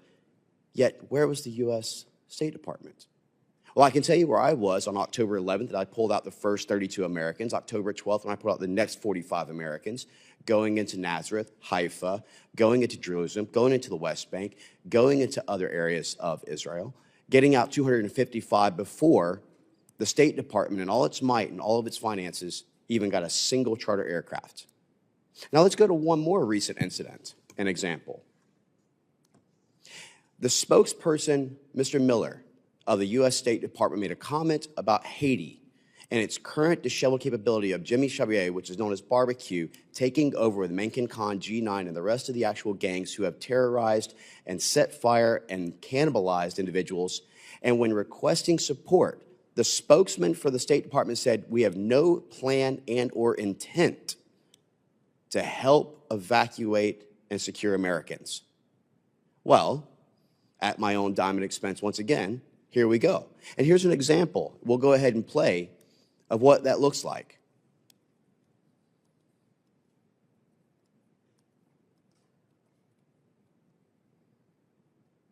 These are Americans who had requested multiple times from the U.S. State Department to gain assistance to be able to get them from their actual orphanage, to include the gentleman Mitch Albom, a very well-known author and radio host, who, by the way, is a known and well-registered Democrat. You see, when we care about the safety and security of Americans, we don't look at political affiliations or gender or race or religion or other things which are in other script. We care that they're a blue passport holder, and that's supposed to matter. We went on to not only rescue them, but to also rescue 13 more after that, to include a 2-month-old baby and a 3-year-old little girl who had been hiding and locking themselves in a chapel.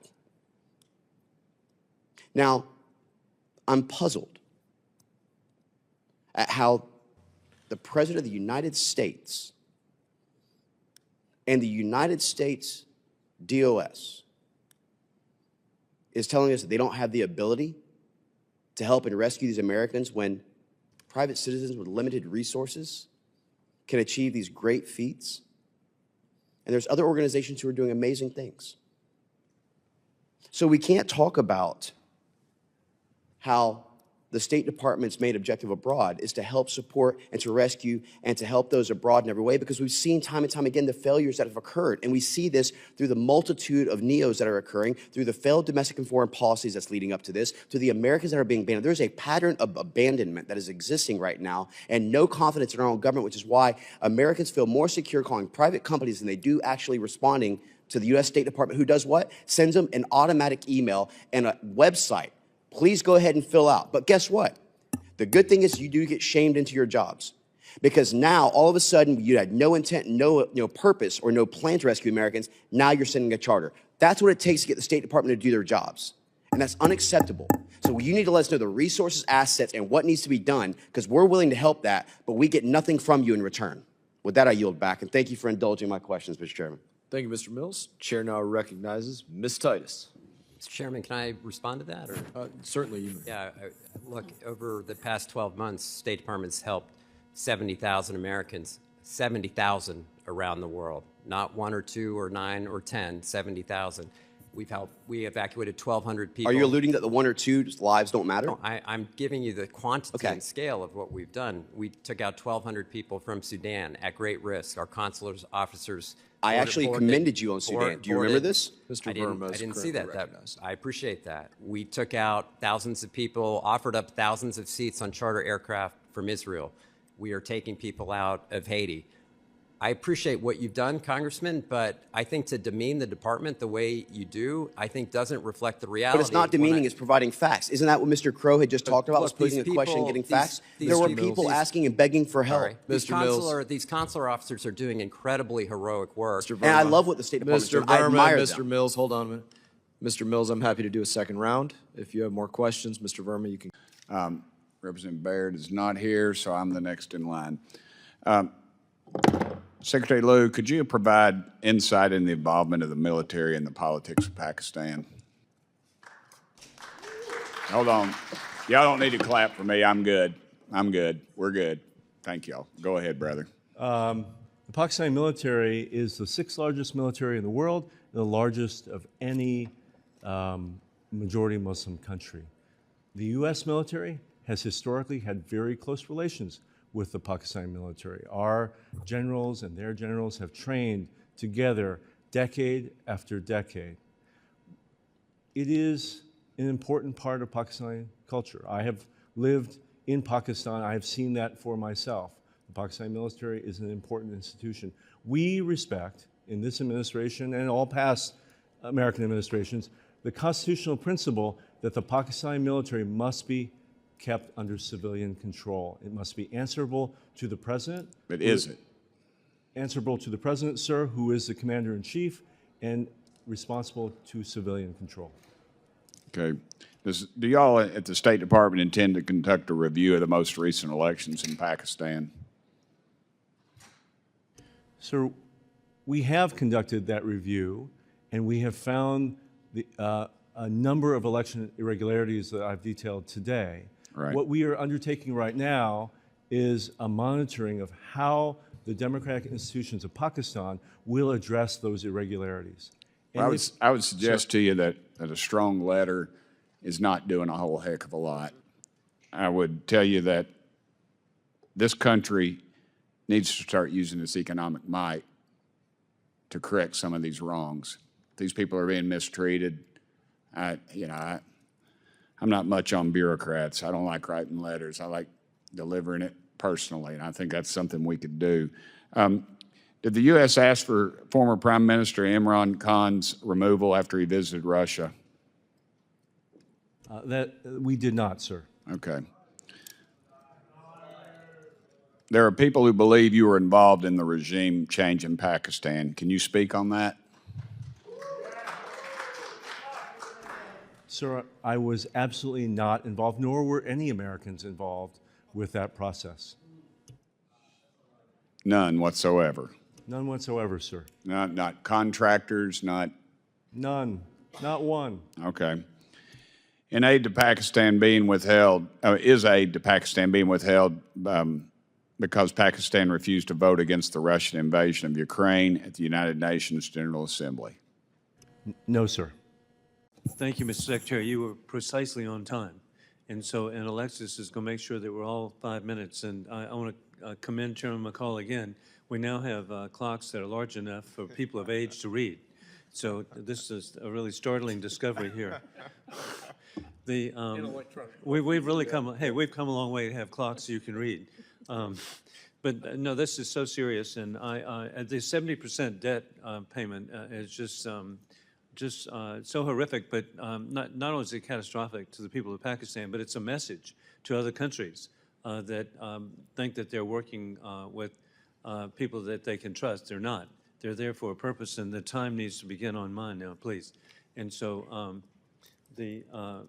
as we begin, after the disastrous U.S. withdrawal from Afghanistan and with the 13 murdered Marines at Abbey Gate in 2021, where does the administration see the future of the U.S.-Pakistan relationship?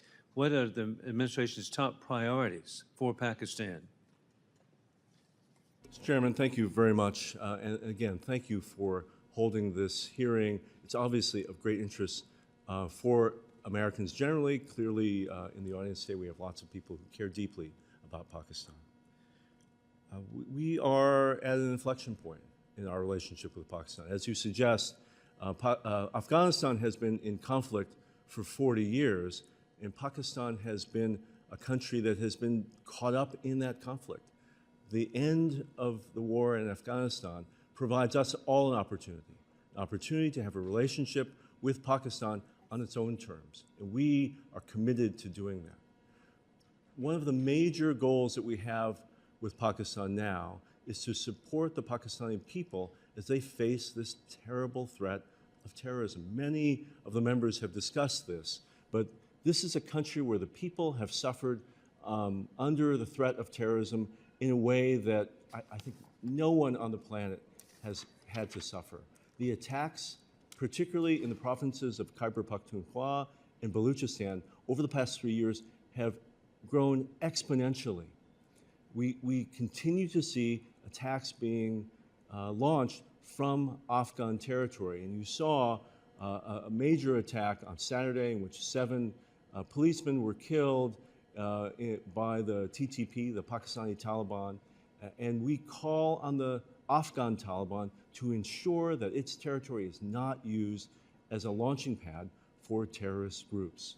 Second, we're very focused on economic stability for Pakistan. For Pakistan to deal with its social, terrorism, and political issues, it needs a functioning economy.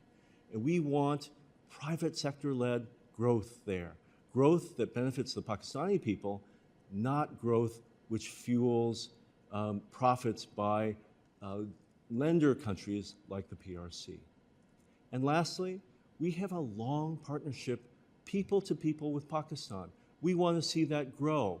We want to see business-to-business relations improve. We want to see the ease of Pakistani Americans to travel to Pakistan and Pakistanis to travel to the United States.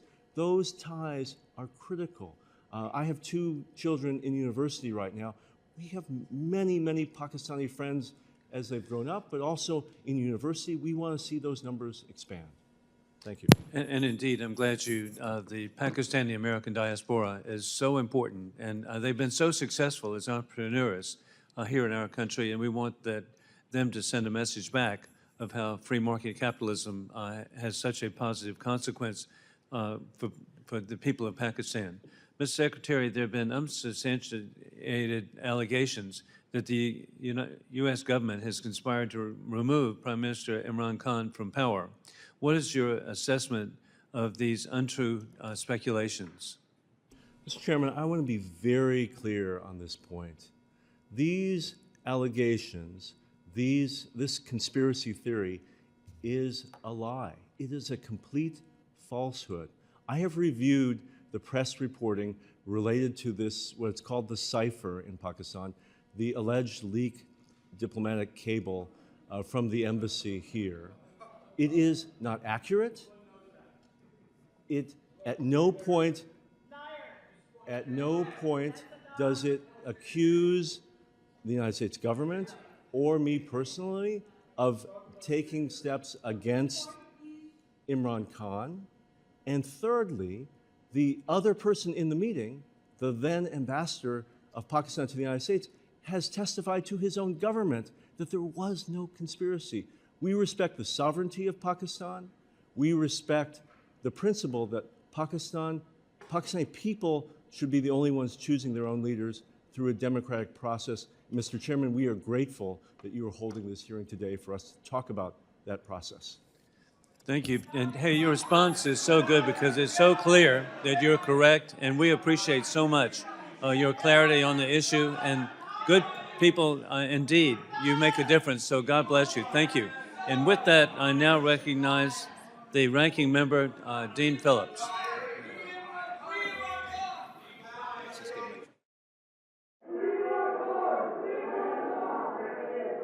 Okay. Don't pick up your sound, not theirs.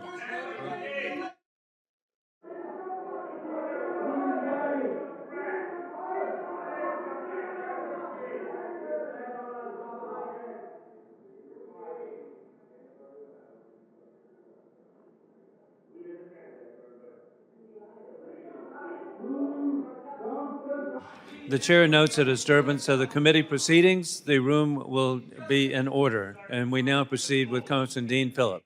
5 minutes. Mr. Secretary, do you agree with Senator Schumer's call for regime change in Israel?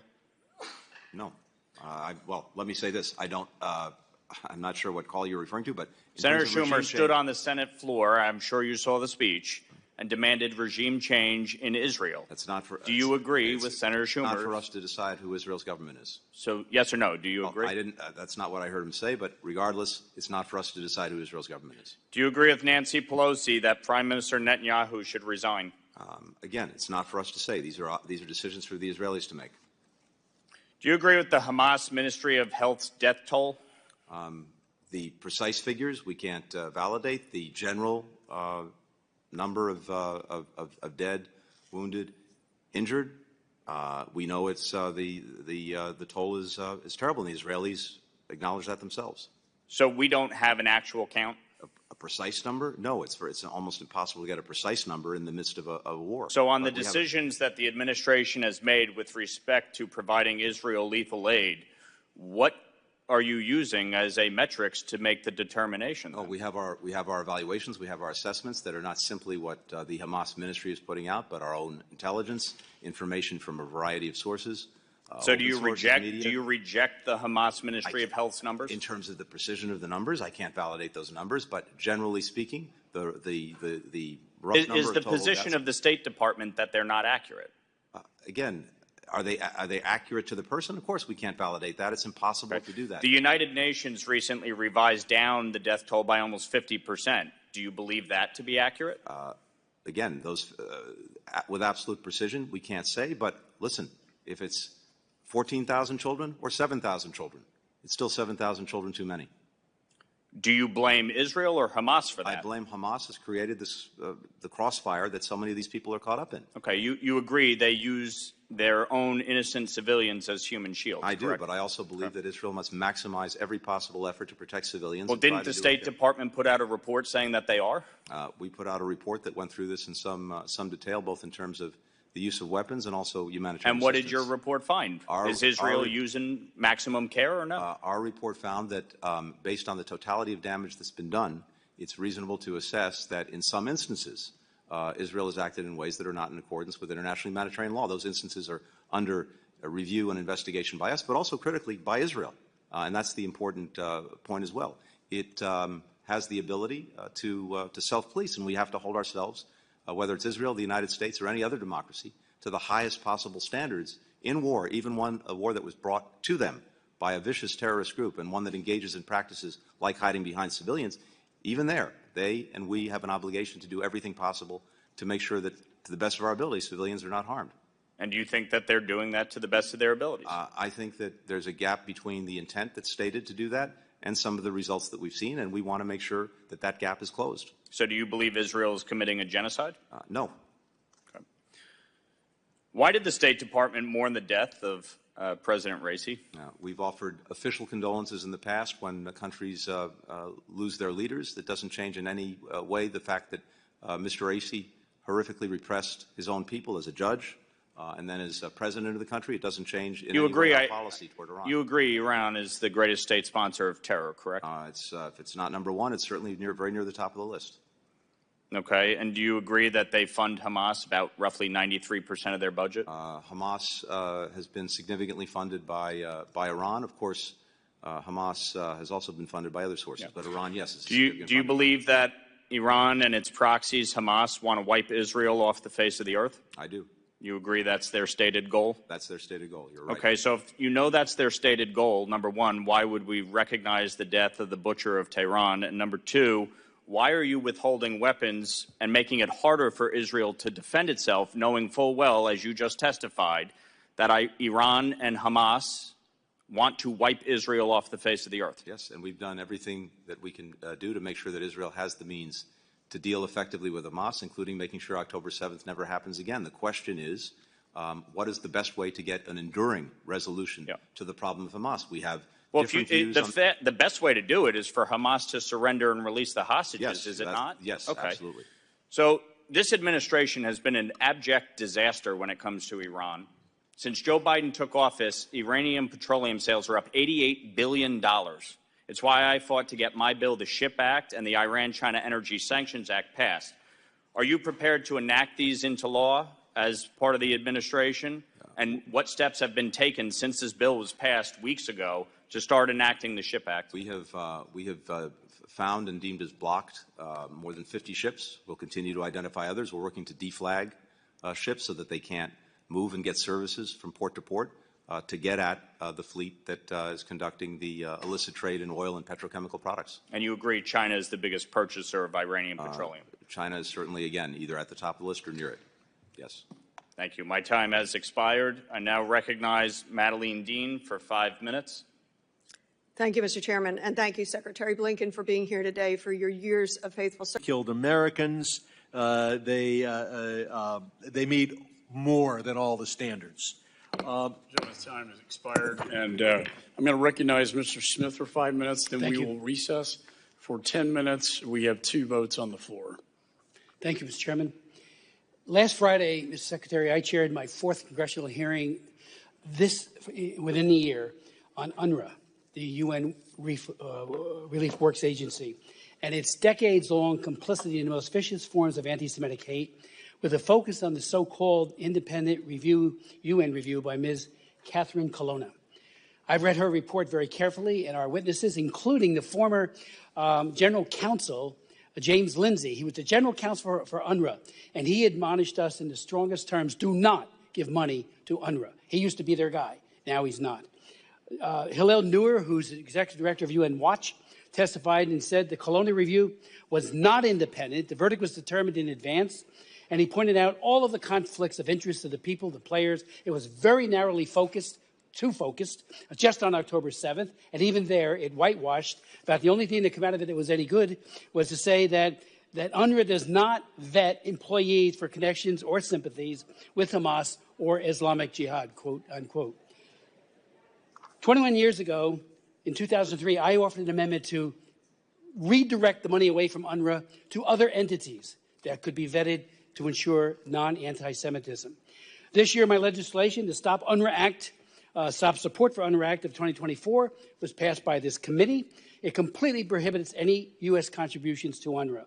It made clear, however, that nothing in the act may be construed to preclude the provision of humanitarian assistance through any agency or entity, long as you certify, Mr. Secretary, that it doesn't promote, espouse, or affiliate with entities or individuals that promote violence or terrorism or anti-Semitism, and does not employ individuals who promote, espouse, or affiliated with such entities or individuals.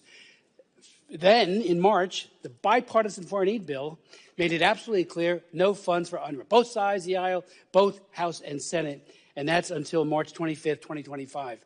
My question is, are U.S. taxpayer funds to UNRWA still paused? Secondly, that's the other funds that were already in the pipeline or may be coming in from other spigots. Secondly, can you assure the committee that the Biden administration's investigation will be in-depth, a top-to-bottom review? From the moment your administration announced it and when the UN announced it, I said they do such a narrow look, they're not going to see much. They'll know that 12 to 18 people committed atrocities, but unfortunately, UNRWA has been a child abuse factory, turning little wonderful kids who happen to be Palestinian into child soldiers by inculcating in them hatred towards Jews and to Jerusalem and to the Jewish state. So please, about your report, when's that coming? And hopefully it will be very comprehensive.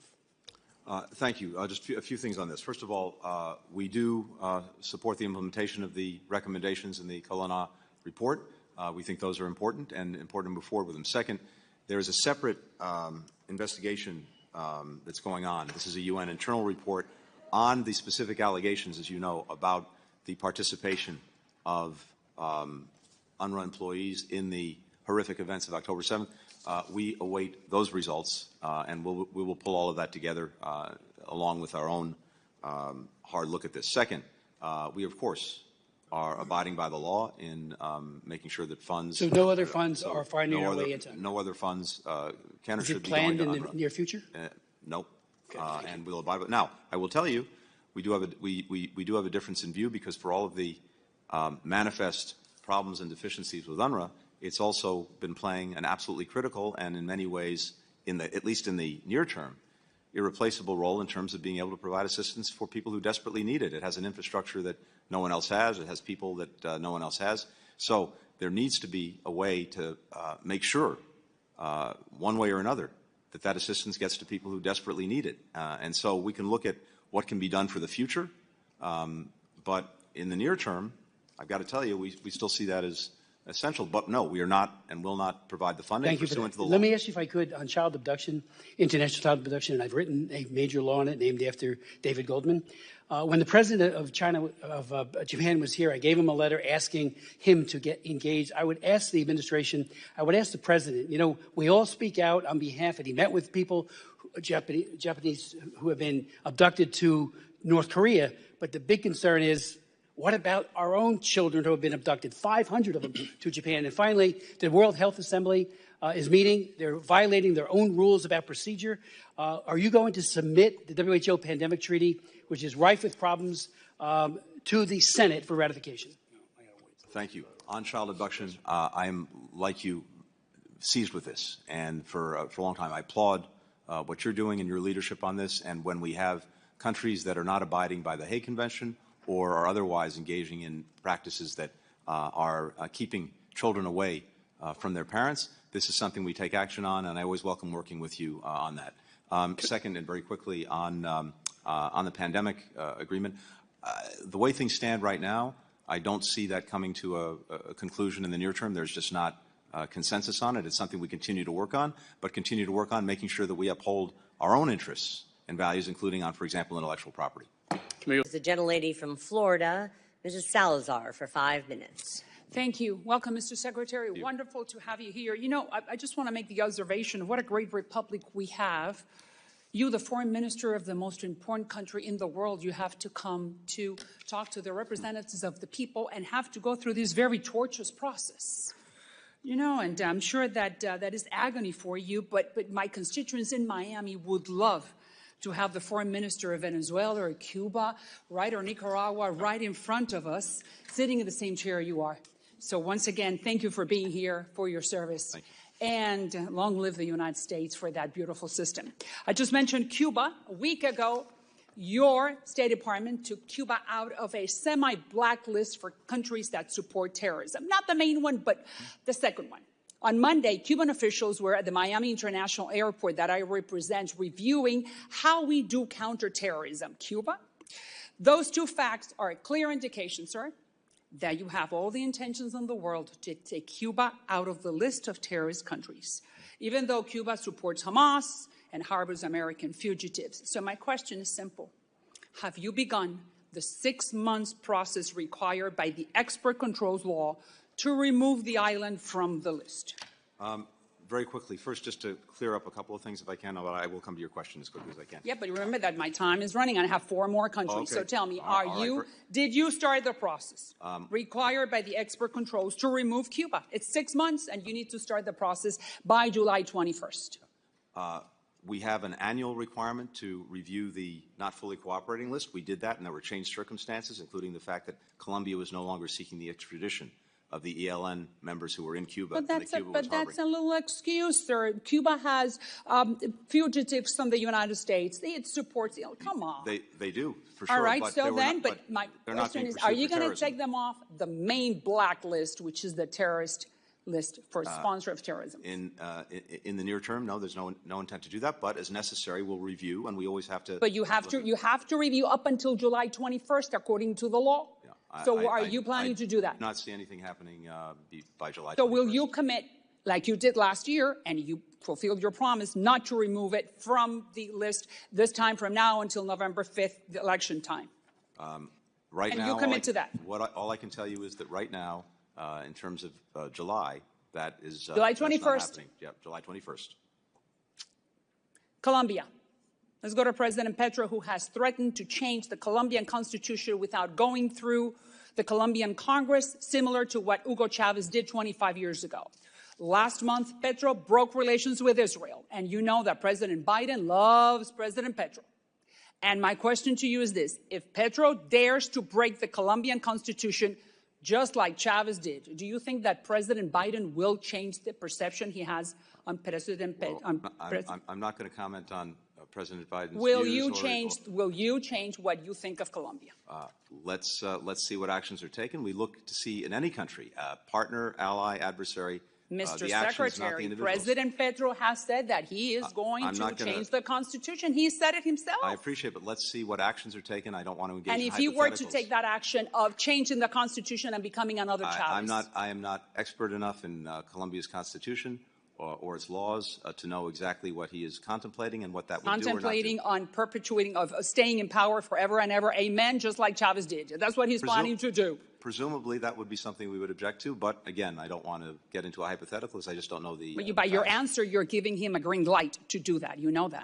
Hardly. All right. Well, at least send the message that the United States is going to be very aware of what he's doing. Let's go to Venezuela. You know that Maduro will steal the presidential election July 28th, 2 months from now. He's going to steal it. You and I know it. I salute you and the White House for having reimposed oil sanctions under Maduro regime. We both want democracy in Venezuela. What can we do from this chair to help you, sir? I think actually doing what you've been doing, which is to keep the pressure on to make clear that the things that Venezuela and Maduro may want, they cannot and he cannot achieve absent actually moving down the path to free and fair elections and doing what's necessary. The unitary platform, as you know, reached an agreement with Maduro. We've looked to see whether that agreement's being implemented, and in critical aspects, it's not being implemented. Maduro is going like that on us. So let's go to Argentina. Javier Milei is the most pro-American president in the history of Argentina. He supports your agenda. Ukraine, Israel, anti-China, Venezuela, Cuba, Taiwan, open markets. I just sent to President Biden a letter asking for Argentina to be asked to be joined or to be put in the APEP. Would you consider putting them in that signature economic plan for Latin America? In short, yes. I was in Argentina just a couple of months ago with President Milei. I think. Lady's time is. And we've we had need more Malays in Latin America, don't you think, sir? And I'm happy to look at your letter and certainly happy to consider that. Wonderful. The gentlelady's time's expired, and I know she's got other countries to get through, Mr. Secretary, so she's going to send you those in writing. Gentlelady yields back. I now recognize the gentlelady from California, Ms. Jacobs, for 5 minutes. Thank you. Chair Lady. Mr. Secretary, what do you think of Code Pink? I think that there are very passionate people who are expressing deep felt feelings. I may disagree with their views. I respect the right of people to make known their views. That's what this country is all about. Of course, to do it in a peaceful way, to do it in ways that don't disrupt the ability to have a conversation, an engagement. But I know that people are, for the most part, motivated by deep felt feelings, beliefs, and passions. Well, I disagree with them when I'm crossing the street and a lady tells me they're going to kill my wife and daughter. So I think y'all need to rethink your supporter groups like that. Do you believe the Afghanistan withdrawal was a success? I believe that the president did the right thing in ending America's longest war. You know, Staff Sergeant Ryan Canals, his family's a constituent of mine, was killed there, and we were given testimony, and this has been told many times, but the Marine sniper had the suicide bomber in his sights twice, and we're told that leadership, State Department, both canceled that his ability to take out that suicide bomber and 13 brave Americans, I believe. State Department has nothing to do with that. We don't give orders to the military. I know that. You advise the military? We don't advise the military. We don't give orders to the military. Are you in contact with the military? Of course, yes, absolutely. All right. Should we be paying taxes to the Taliban? We don't pay taxes to the Taliban, as I think we were discussing with your Mr. Secretary, the Special Inspector General for Afghanistan Reconstruction has found at least $10.9 million of U.S. taxpayer money was paid to the Taliban in the form of taxes since the withdrawal of 2021. Are you saying that they're not telling the truth? Yeah, what happens is this, Congressman. We provided life-saving, desperately needed assistance to NGOs and the United Nations, which is spent in Afghanistan, $2 billion. Of that, according to the report, about $10 million, or 0.5%, Yes, Well, have 10 gone to million, the maybe government not a in lot terms to you, sir, but I can guarantee the access people in utilities. Tennessee, that's a heck of a lot of money. That's a heck of a lot of money. And to brush it off as a minuscule amount, I think just shows how out of touch you are with the question is, American people. what That was a statement. That wasn't a question. You provided aid to Gaza, which was then stolen by Hamas. How many terrorist groups are we funding or supplying with aid? None. None. You're here to tell me that none of this money is flowing into. We are not funding them. We're not supplying them. When it comes to humanitarian assistance in Gaza, there have been instances where Hamas has seized the assistance, but it's not being done, and ask the Israelis, in a systematic way. To the extent that assistance is being diverted, typically it's because people are so desperate that they self-distribute the convoys. There have been incidents where it's been Hamas. Self-distribute? You mean you mean Hamas stops the convoy and steals it, and then it gets desperate people. And the people and their leadership in Qatar or Qatar, whichever the case may be. Yes, and that was actually Israel's policy for a decade. In fact, the Minister let me ask you this: Why are you allowing? Made clear that was a big mistake. I'm going to be a jerk here and Please go ahead. reclaim my time. Thank you, brother. I appreciate that. Why are you allowing Iran to sell so much dadgum oil? We're working every day to cut that off. I mentioned earlier that we've sanctioned more than 200 entities and individuals. We blocked more than 50 ships. We continue to look for others. We're working to deflag the ships, and it's an effort that we're making. President Biden has lessened the sanctions on Iraq oil sales in February of 2021. Since then, it's been estimated Iran has made an additional $100 billion from selling oil. They were a bankrupt country, basically, when you all took over, and now they're literally rolling in it, and they're exporting that terror with the if you look at their terrorism. economic situation, I don't think that accords with the facts. And the fact of the matter is we haven't lifted a single sanction against Iran, and we continue to work to cut off the oil, the petrochemicals. Well, how can Iran be selling 1 million more barrels of oil per day than in 2020? Well, they're determined to do whatever they can, and we're working to make sure that wherever we can deal with that. Well, I appreciate that, but the time for Iranian appeasement is over, Mr. Secretary. The administration's policy towards the Middle East have not only made our allies in the Middle East less safe, but it also has made the U.S. homeland less safe. Iran is far richer now than it was 4 years ago. Nobody can argue with that. You can say all the statistics don't lie, just statisticians, and I believe you're following in their footsteps. And they are using this money to sponsor terrorism. Look around you, Mr. Secretary. Your plan is not working. Again, I go back to my original statement about Afghanistan. A young man lost his life. Every day at my farm, I drive out on the street named after Staff Sergeant Ryan Canals. His life was taken short. 13 brave Americans should be here today by a failure on your all's part. I yield back, Lady Chair. Gentleman yields back. The chair now recognizes the gentleman from. I thank the chairman, and I thank you, Secretary Blinken, for your service. I know this is tough time for all of us. But, sir, this administration is waffling. First in Afghanistan, and today, shockingly to me, in Israel, and has created instability on a massive scale. Secretary Blinken, the world, as we've all discussed here, is on fire, and conflicts have engulfed Europe and the Middle East, emboldening every single dictator from Putin to Xi to Khamenei to attack U.S. allies and interests. The administration's decision to withhold weapons sales and deliveries to Israel during a time of war, sir, and just weeks after Iran launched unprecedented missiles, upwards of 350 cruise ballistic missiles, drones attacked on Israel directly from Iranian soil, is nothing less than a betrayal of our ally. It is foreign policy malpractice, and I guarantee you that Iran and Russia and China are watching the United States turn its back on its most important Middle Eastern ally. Secretary Blinken, on May 7th, I sent you a letter asking for a full accounting of the weapons sales and deliveries to Israel. The administration is delaying.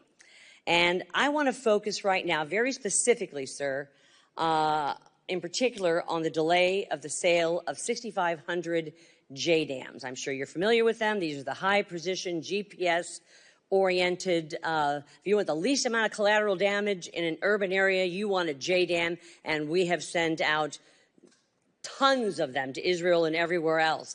They also just happen to be made in the St. Louis metropolitan area in St. Charles, in my district. And since I have not yet received a response to this letter, let me ask you why. Why has the administration failed to move forward with the notification process for the sale of 6,500 JDAMs to Israel? And when will the administration resume the notification process? First, and I'll respond to your question directly. First, when Iran launched that unprecedented attack that you referred to on Israel, for the first time ever, the United States actively participated in Israel's and so did defense, Jordan and so Saudi. We know yes, this. that's right. I don't need history. I want answers. Iran noticed, and Israel Limited noticed. time, sir, please. Yes. My JDAMs. So, there are a number of different sale proposals that are in different places at different points in the process. This has been months and months and months, sir, and we sent them to them in the past. Congress right now is still reviewing a JDAM sale that we sent forward. What specific issues remain outstanding for the review? We follow the process, and we've gone out of our way to pre-notify Congress. What bureaus object to the sale? It's not a question of objecting. We want to follow the process Will and you, make sure sir, that we move forward. please, because it has truly been months and months and months.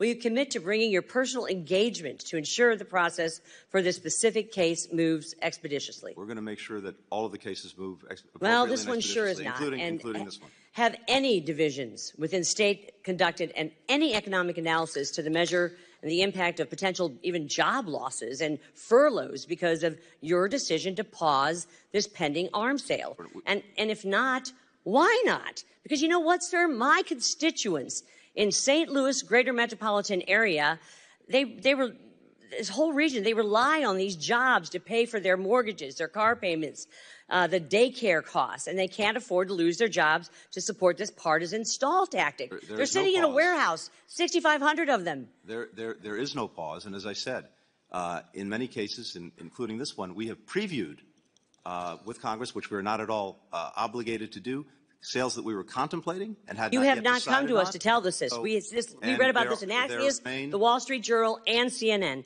Arms sales to trusted partners like Israel, Taiwan, and NATO allies are a critical component of our national security.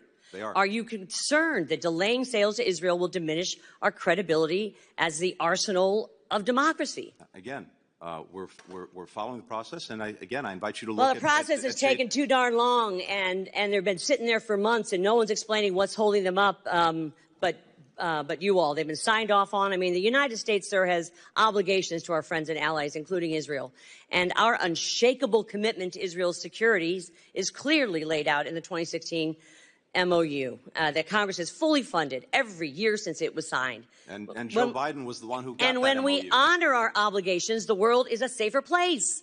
But when the United States fails to keep its promises, and the commitments to the U.S. is now failing to keep its promise to Israel, we are telling our enemies that we are unreliable and irresolute partners. That is incredibly damaging to global security, and the administration needs to right this ship and fully restore U.S. security assistance to Israel. My time has expired, and I yield back. General yields. Chair recognizes Ms. Titus. Thank you, Mr. Chairman. The gentleman from Kentucky, Mr. Barr, for 5 minutes. Thank you, Madam Chair. Secretary Blinken, since 2021, Iran has generated roughly $80 billion in revenue from its illicit oil sales, in part due to the administration's policy to chase another nuclear deal and relaxed sanctions against the Iranian government. The administration's gamble enabled Iranian oil exports to hit a 5-year high. And according to multiple reports, Iran's funding to Hamas ballooned to $350 million in the months leading up to October 7th. Does the administration, do you now admit that reversing the maximum pressure campaign, the sanctions relief, was a mistake? Yeah, there really hasn't been sanctions relief. All of the sanctions programs in effect. We've applied sanctions more than 600 times against Iranian entities, against Iranian individuals. Let me read from a report, the Associated Press, February 18th, 2021. Now, you say there was no sanctions relief, and I'm quoting the article. The Biden administration on Thursday rescinded former President Donald Trump's restoration of UN sanctions on Iran. an announcement that could help Washington move toward rejoining the 2015 nuclear agreement aimed at reining in the Islamic Republic's nuclear program. Are you suggesting that that report was false? Our own sanctions, those programs, none of them have been lifted. And again, when it comes to the nuclear agreement, it was one of the worst mistakes that was made to get out of that agreement, because at least we had Iran's nuclear program in a box. The breakout time to develop fissile material was over 1 year. It's now come down to 2 or 3 weeks. I think we can all see that's a real problem. I think that we can all see that allowing Iran to renew its oil exports was a colossal error that helped finance this terrible attack against our key ally on October 7th.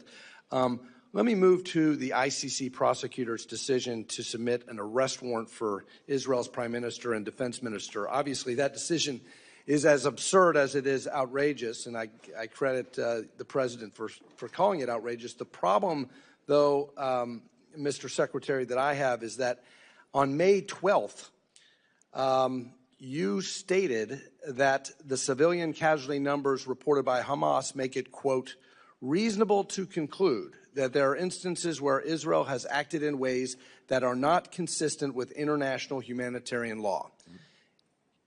Is that correct? Is that what you said? That's what the report says, yes. Well, so here's my concern, is that your words may very well have contributed to the ICC's attempt to prosecute Prime Minister Netanyahu. Do you not see how your words could very well be used against our own policy? No, because the report goes on to say that those incidents, which Israel itself acknowledges, is actually investigating. And the court, the international court, the reason this is so wrongheaded, among other things, is that it is engaging in a way that it was not supposed to do, which is to be a court of last resort where another country is either unwilling or unable to investigate itself. And the report makes clear that not only are we investigating instances where arms may have been misused, so is Israel. So do you disavow Hamas's own statistics? Do you disavow those?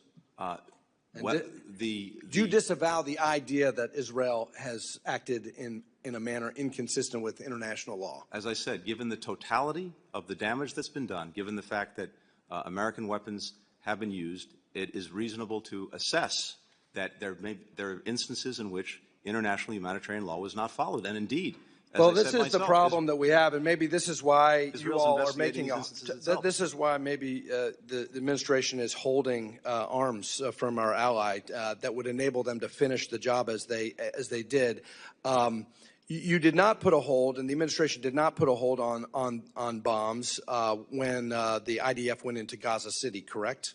Correct. And Gaza City is a dense urban environment, just as you described Rafah, correct? That's correct. So what's the difference? We've seen and we've had concerns about the way these large yield munitions have been used in dense urban environments. Well, what I'm concerned about is that the difference is that the domestic political environment in the United States has changed.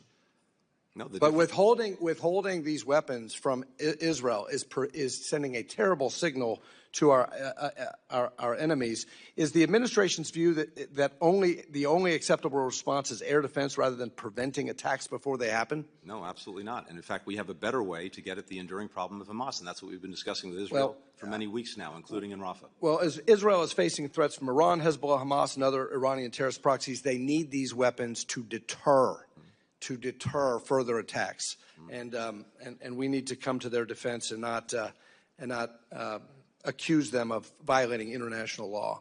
My time has expired, but I hope that the administration will reverse course and give our ally everything they need to finally de-radicalize Gaza, including in Rafah. I yield. Gentleman yields. I now recognize Mr. Allred from Texas for 5 minutes questioning. Hello, Mr. Secretary. Thank you for joining us this afternoon.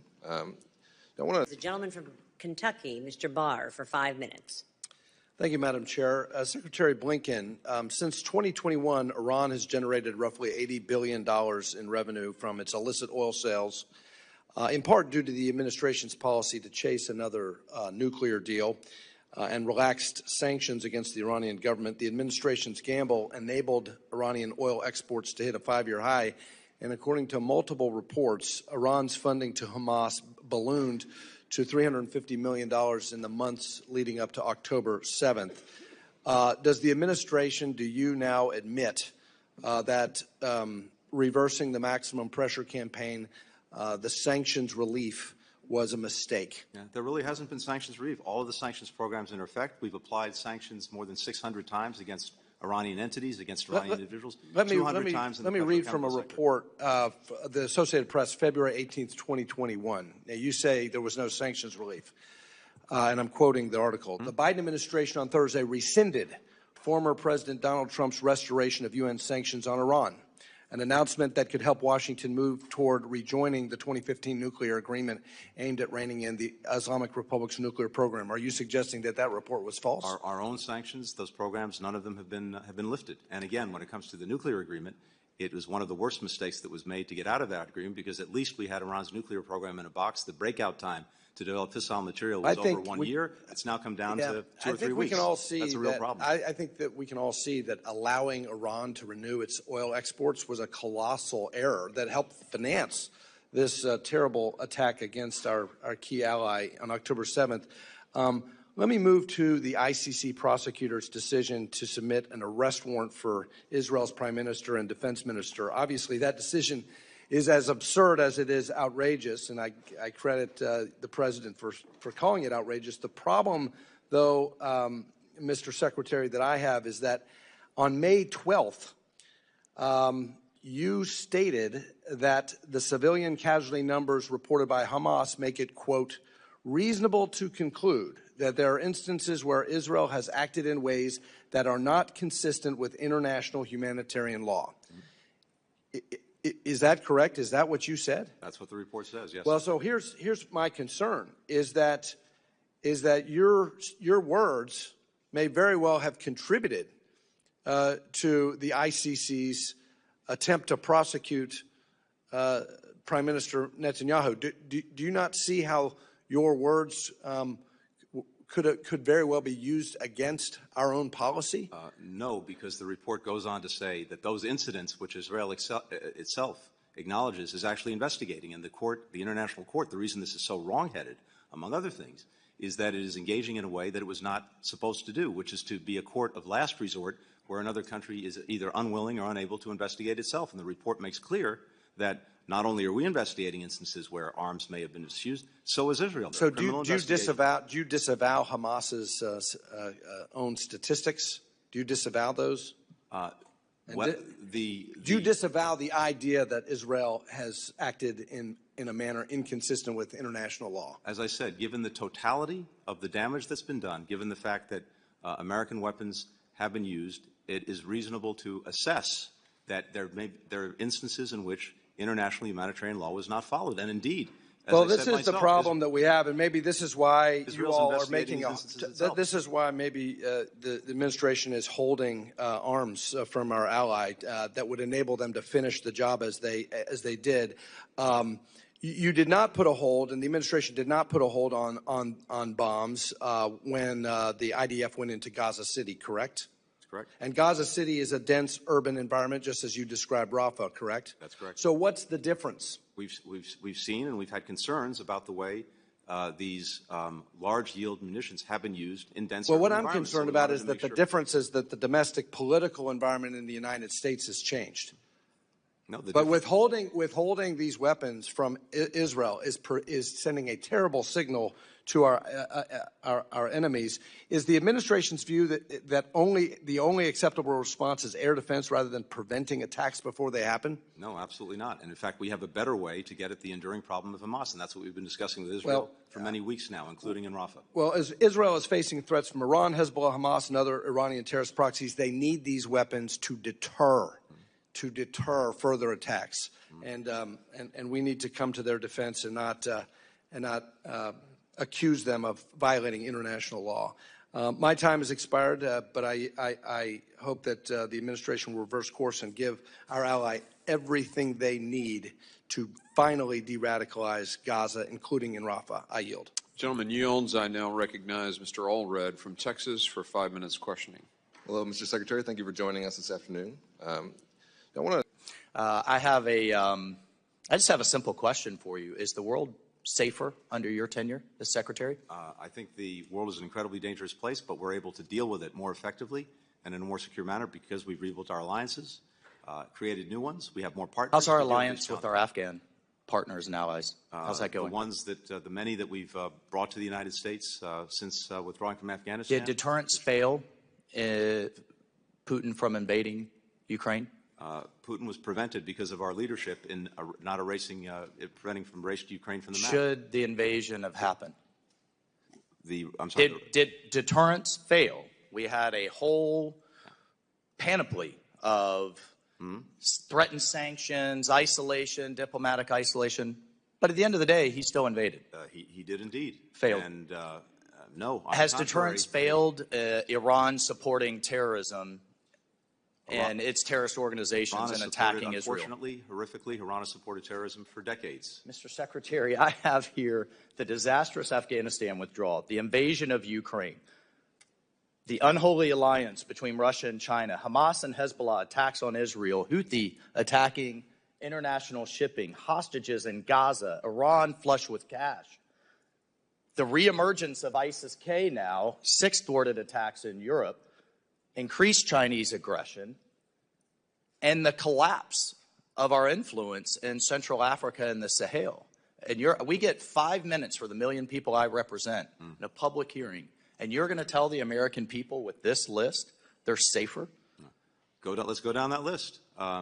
We ended America's longest war. We're better off for that.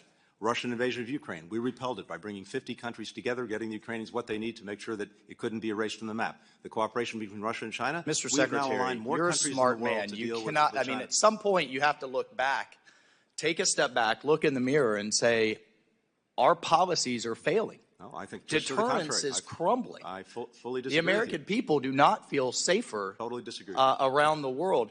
Okay, let me ask you this. Do you agree with the National Security Advisor, Jake Sullivan, who said publicly in October of 2023, the Middle East is quieter than it has been for decades? In that moment, it was. And then he stated it again, except you then stated just a few months later, would argue that we've not seen a situation as dangerous as the one we're facing now across the region.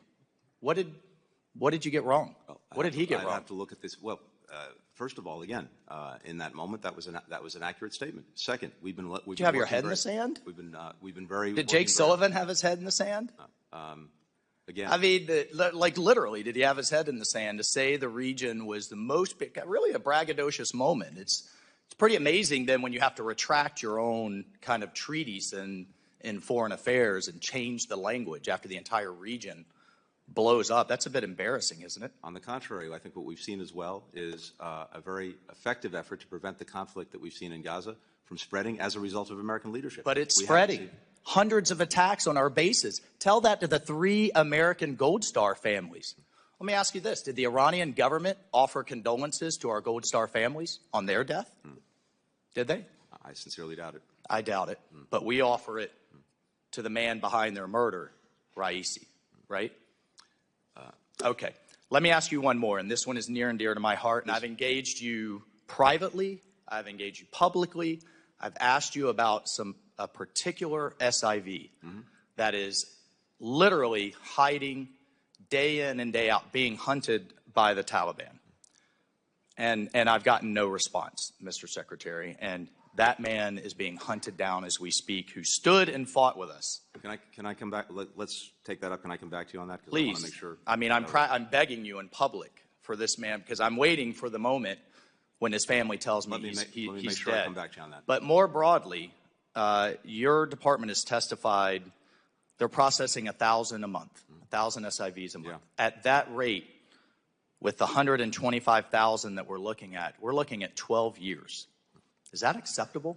As these people are being hunted down by the Taliban? We've issued, since withdrawing from Afghanistan, we've issued 45,000 SIVs. Is 12 years acceptable to get our allies out? I want to do it faster. It's a yes or no question. Is 12 years acceptable? No, we ought to be able to do it faster, but the part of that is I would just think that would be a simple no. Well, no, of course. We want to make sure that I'd like to get everyone 10 here years? tomorrow, but you've got to get people out of the country. 5 years?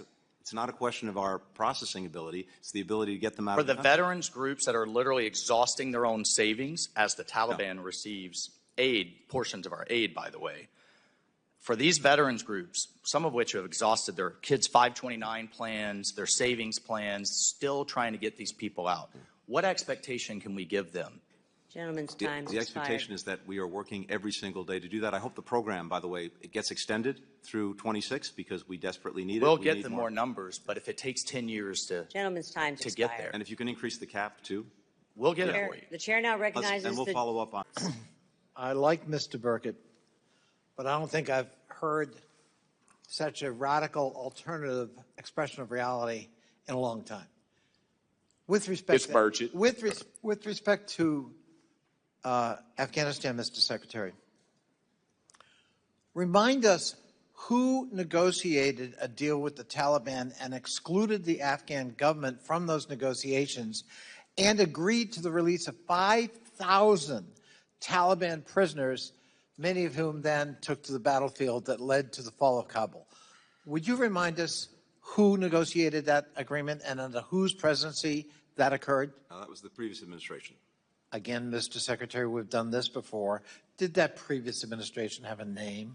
The Trump administration, yes. The Trump administration. Thank you. And with respect to Gaza, the idea that Hamas, and I have no truck for Hamas, they are a terrorist organization that committed repugnant acts and atrocities on October 7th. But with respect to the blockage of or interference with truckloads of food, fuel, medicine coming into Gaza, who has blocked the entrances into Gaza? Was it Hamas or was it the IDF? I don't think either has blocked the entrances into Gaza. The issue has been making sure that there were more entrances so more aid could get in, and we've been working every single month with Israel. Mr. When it comes to Secretary, Hamas, in the previous 10 days, 350 truckloads were allowed into Gaza. That's 35 a day. They need 600. It isn't Hamas or Palestinian Authority that is blocking those trucks. It's somebody else. I'll give you an example. In the last, just in the last couple of weeks, because of the operations around Rafah, the Rafah gate, one of the essential gates, was closed down. And we want to see that reopened. Right. Now, as it happens right now, the Egyptians are not moving forward with some assistance to go through Rafah because they're concerned about the ability to distribute the aid once it's on the other side of the gate because of the combat operations. So we're working to find a way to do that. Doing this in a combat environment is incredibly challenging. Yes. Speaking of that, we now have sort of a floating port that you promised. That's right. And that is now up and operable. But it was reported that none of the food that was offloaded has been distributed to the Palestinians in need. Can you enlighten us as to why not, and what are we doing to correct that? So two things. That port was designed to be a complement to, not a substitute for, these land access points. We have new ones in the north, in Erez and Zakim. We have the critical ones in the south, but they've been challenged by the recent operations. And when it comes to the port, we began to move things through the dock just a few days ago. There was an initial attempt to deliver some of the things that had been come in through the port.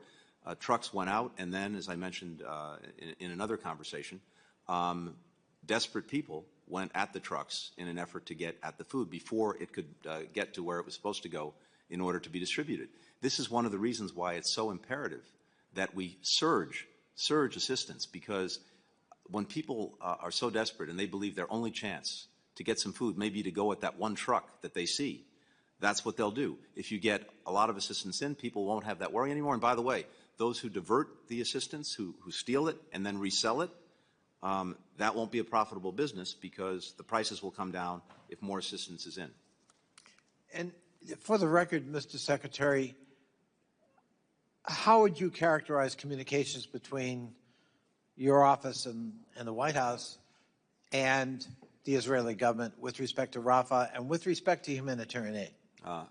Virtually daily is how I would describe it. No, how would you characterize those communications? It is an ongoing, constant discussion, and that's been from day one. And our purpose has been to try to maximize the assistance that gets to people and also to maximize the protection of civilians who find themselves in a horrific crossfire of Hamas's making. I think it's really important to emphasize that, because I think sometimes the President and you have been subject to criticism as if you were not making those daily communications, and presumably they're pretty emphatic. Well, I won't characterize diplomatic conversations except to say that we have intense discussions, conversations, and as I said, for us, it's imperative that we see as much done as possible to protect and help civilians who are being harmed. Thank you, and thanks for doing that. I yield back. Gentleman yields back. The chair now recognizes the gentleman from Kentucky, Mr. Barr, for 5 minutes. Thank you, Madam Chair. Secretary Blinken, since 2021... Thank you for your very dedicated service to our country and your tireless efforts to find a path forward in the Middle East. Secretary Blinken, what in the world happened with the ceasefire negotiations between Israel and Hamas in Egypt? We were told first that Israel put a very, very good offer on the table with the approval of the U.S. Next, Hamas claimed that they accepted that offer. They blamed Israel for walking away. Then we recently met with the Egyptian ambassador who blamed the failure of those talks on Israel. And today we heard reports that the Egyptians actually changed the terms of the Israeli offer before relaying that offer to Hamas. We have hostage families desperate to see their loved ones. We have no proof of life for the majority of hostages.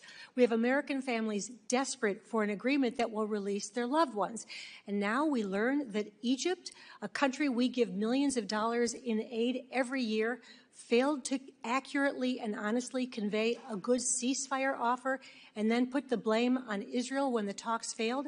What's really going on there? First of all, like you, I've met with so many of the hostage families repeatedly over these 7 or 8 months, and I am determined that we continue to do everything we possibly can to get them home with their loved ones. I know these people, and it's personal. Beyond that, what I can tell you is this. Both Egypt and Qatar have been intensely involved in the efforts to get a ceasefire hostage agreement.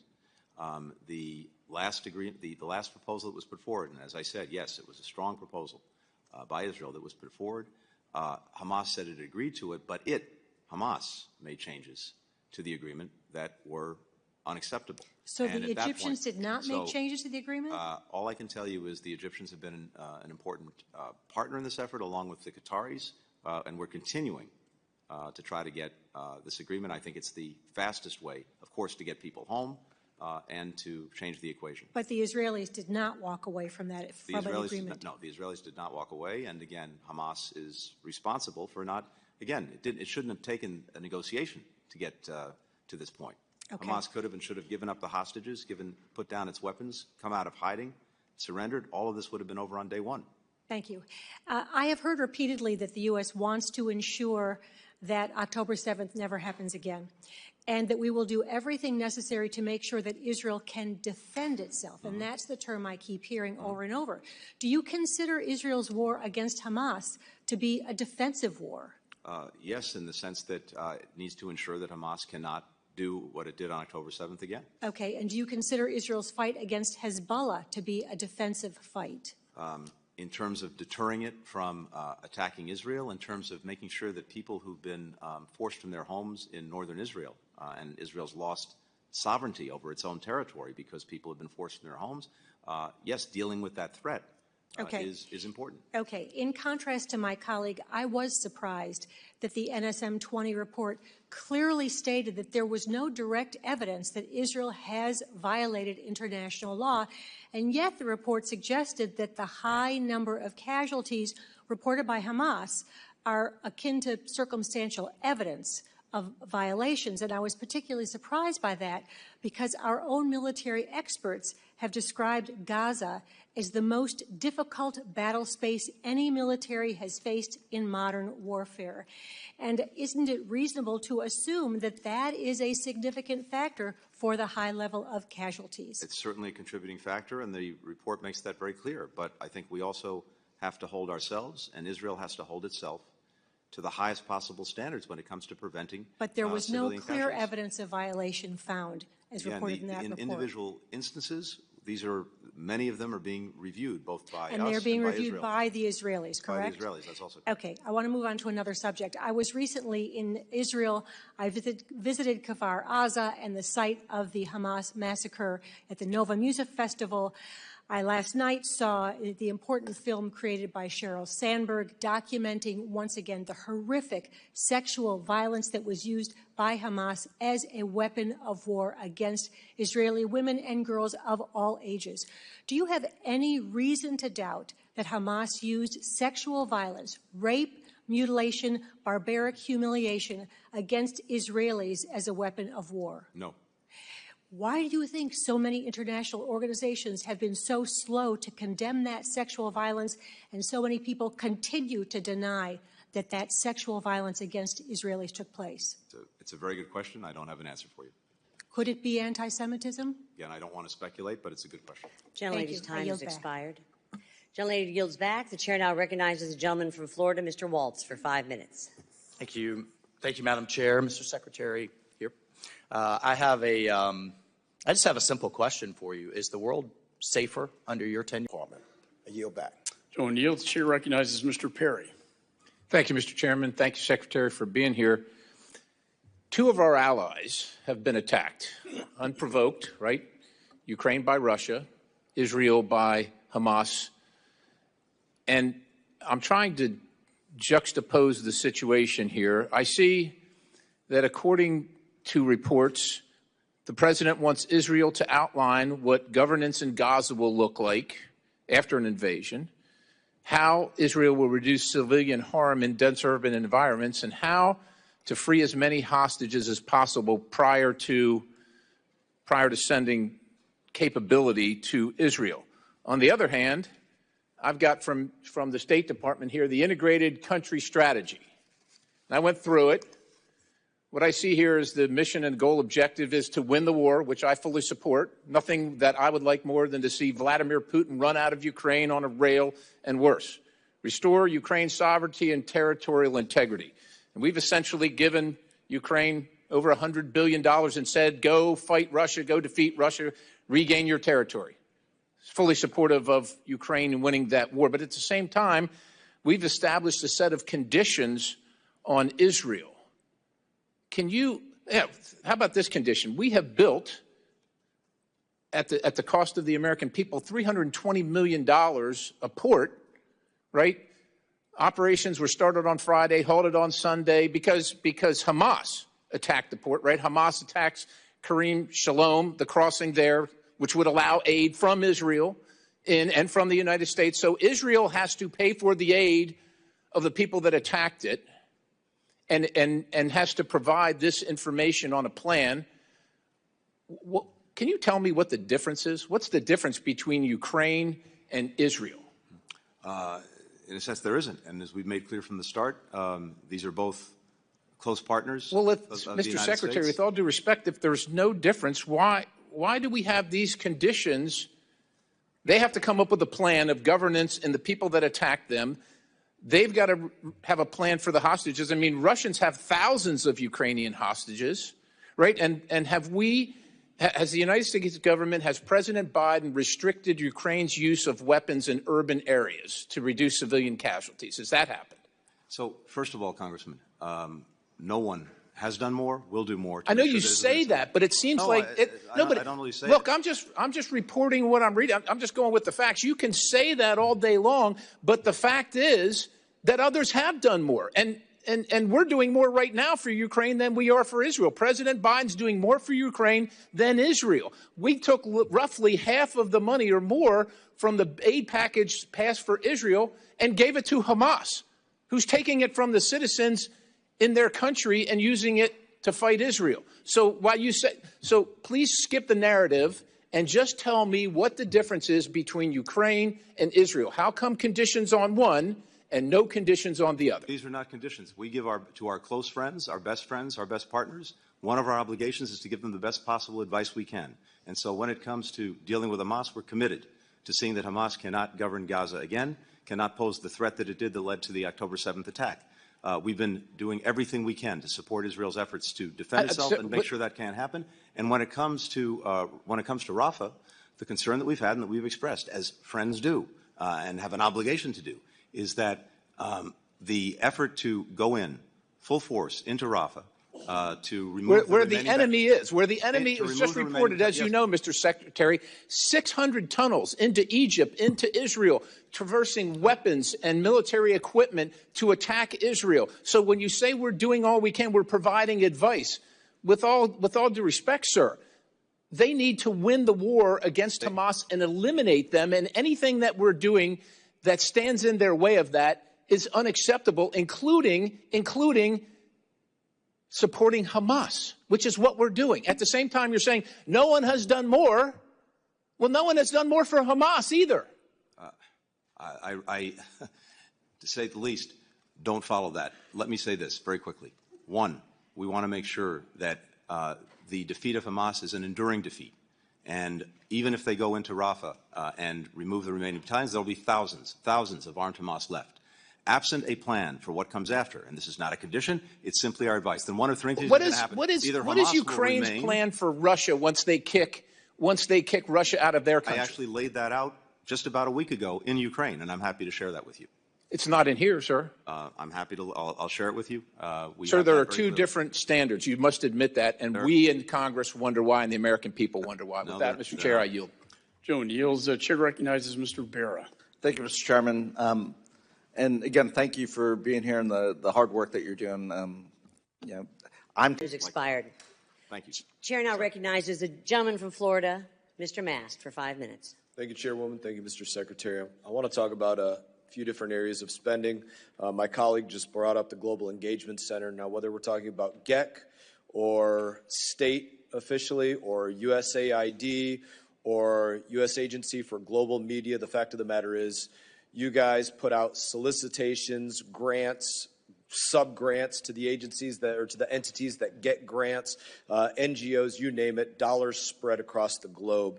And this is the statement of what I believe should be a statement of policy bipartisanly between Republicans, Democrats in the House, those in the Senate. Until state, USAID, all those agencies start giving us notice of every one of those grants, sub-grants, solicitations, start giving us notice of every single one of them, we should not be giving you one more dollar. And I think the proof for why that is the case is in how, in far too many circumstances, you all really have no idea where the money is going. And I'm not saying it's easy to figure out where it's going in every circumstance, but that can't be the situation. And I'm going to reference a few different places.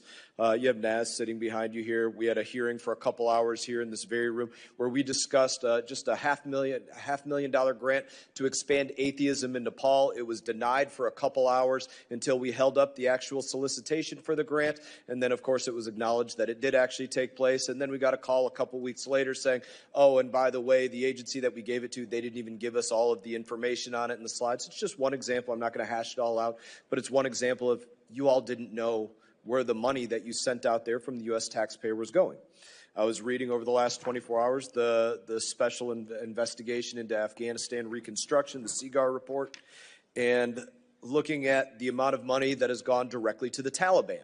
It's not a mystery. It's not something to argue about. It is a fact, money going directly to the Taliban that's gone out through all of these agencies that state works with, and specifically 144 partners were referenced in this CIGAR report.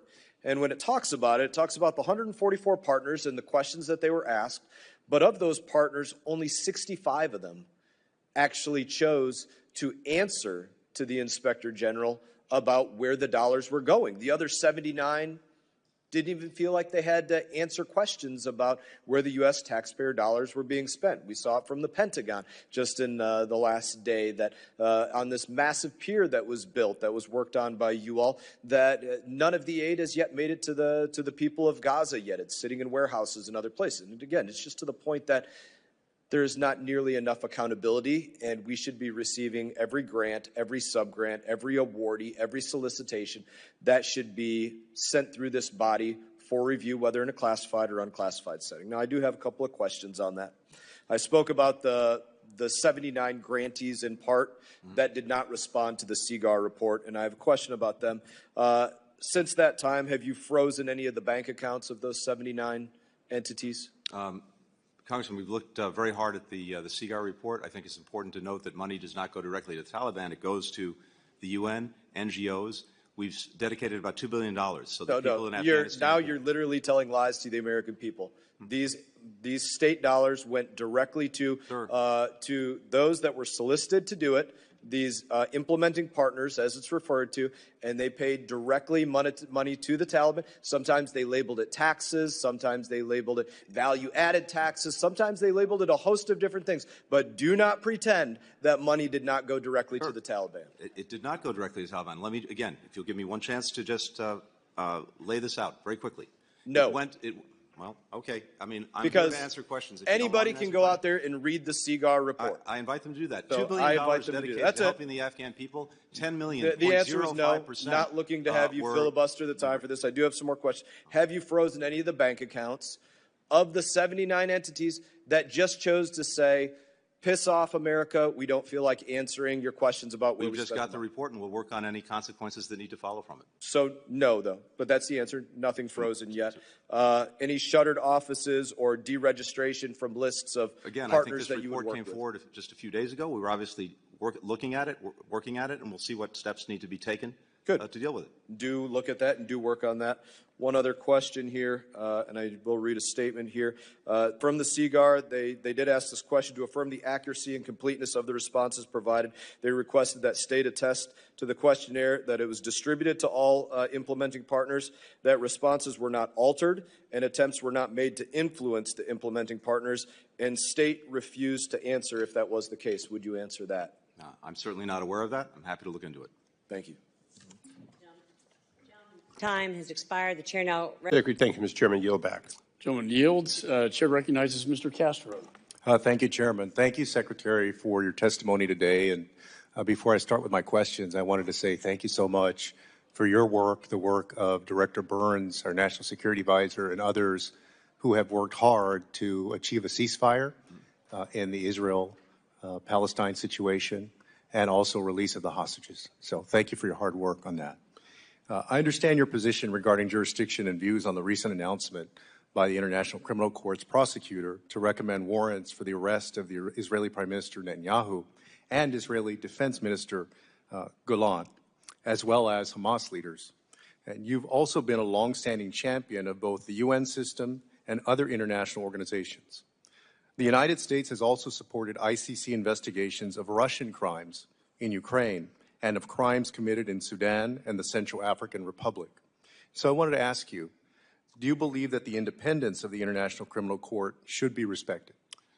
I have to tell you, Congressman, that the decision that the prosecutor made is both incredibly wrong-headed and, in my judgment, undermines the credibility of the court. You're right that we've sought to find ways to work with the court to support its efforts, including in Ukraine, Sudan, other places, but to have gone forward with these warrant requests, to do it in the way that it was done, first of all, the court itself, and I had a long conversation with the court, but do you believe the court should maintain its independence? Well, I think it should maintain its independence, but I also think it should act pursuant to its own mandate and charter. And what's clear from the creation of the court is it's supposed to be a court of last resort to act where other countries cannot or will not. No, and I think you all put out a strong statement. And I want to ask Israel you, has but at the same ongoing, time, investigations of itself, and it's demonstrated time and time again that it will investigate alleged violations of the law. There are at the same time, but Secretary, let me ask you, at the same time, you would agree that there shouldn't be any intimidation or coercion of the ICC? It's not a question of intimidating or coercing. It's a question of seeing a wrong-headed decision, but also seeing what was genuinely this court is going to have to exist well beyond even what's going on now, right? I mean, there will be other issues that it takes up with other nations in the future. It will have to determine what it does and where it goes, but in this instance, I can tell you that not only was it wrong-headed, but there was a shameful equivalence. Well, let me ask you this. As you know, the previous administration attempted to coerce the ICC by imposing sanctions on its then prosecutor and their staff. In April 2021, you rescinded those sanctions and said that, quote, concerns about these cases would be better addressed through engagement with all stakeholders in the ICC process rather than through the imposition of sanctions. Do you continue to oppose sanctions on the ICC as you did 3 years ago? When we lifted those sanctions, it was first and foremost to make sure that we can do everything possible to protect our own service members, including those who served in Afghanistan, and also to see if we could find a basis for supporting the court's efforts in critical places. And we were able to do that. But the actions that were taken really call into question whether that's possible, and certainly not possible in this instance. Sure. Let me get to one more question. Last week, Israeli Minister of National Security Itamar Ben-Gvir stated that no humanitarian aid should be provided to Gazans until the hostages are returned, stating that, quote, want food for the children in Gaza, then they should return the hostages. I fully believe that Hamas's kidnapping of children was a war crime and have said so repeatedly and publicly. And that they should be unconditionally returned to their families. I also believe that withholding food from children cannot be the way to achieve that goal. Would you agree with that? I fully and absolutely agree. And we've been working every single day to try to make sure that the children who so desperately need the food, the assistance, the mothers, the fathers, everyone gets it. And holding anyone hostage in terms of food aid. Well, let me ask you this. Given the senior role of Israeli ministers expressing these views, these are people very high up in the Prime Minister's cabinet, can you categorically say that relevant authorities in the Israeli government are not restricting humanitarian assistance to reach Gaza? Again, that's not the policy. As I've said repeatedly, we've seen over these 7 or 8 months now a clear gap. 16,000 kids dead. 16,000 kids dead. You're a butcher. I'm not resisting. You're a butcher. People stand up against this genocidal animal. He's a genocidal animal. Committee will suspend while the Capitol Police restore order. Please. Thank you. Mr. Secretary, you may continue. Yes, thank you. We are determined to do everything possible to make sure that people who so desperately need this aid get this aid. And when it comes to the policies of the government, we're focused on those. When individuals make these statements, we've condemned them. Sure. No, and I'm out of time, but I wanted to say again, thank you for the work that y'all are, the hours, everything you're doing. Thank you. Committee will suspend while the Capitol Police restore order. Committee will suspend.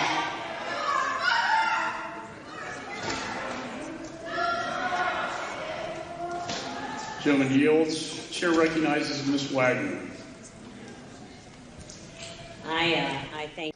In the years ahead. With that, I thank you and happy to take any questions. Thank you, Mr. Secretary. Let me ask first, we, as you know, have been conducting an investigation to the Afghanistan withdrawal, and we'll be releasing a report of that in September. Will you commit to appearing before this committee for a hearing on Afghanistan? We've had the top brass of the Pentagon do so, and I think the Gold Star families deserve that as well. Mr. Chairman, for the Gold Star families, for the President, for me, for everyone involved, we grieve with them, the losses they suffered, including over 20 years in Afghanistan. We honor their sacrifice. And one of the ways we do that, of course, is by taking part in oversight, answering questions, giving the American people the answers they deserve. And we've engaged in very good faith in this. I think by our count, we facilitated transcribed interviews with 15 current or former officials. Sir, my time's limited, but is that a yes? Mr. Chairman, I've appeared before this committee 5 times, including one time dedicated solely to Afghanistan, but every time taking questions on Afghanistan.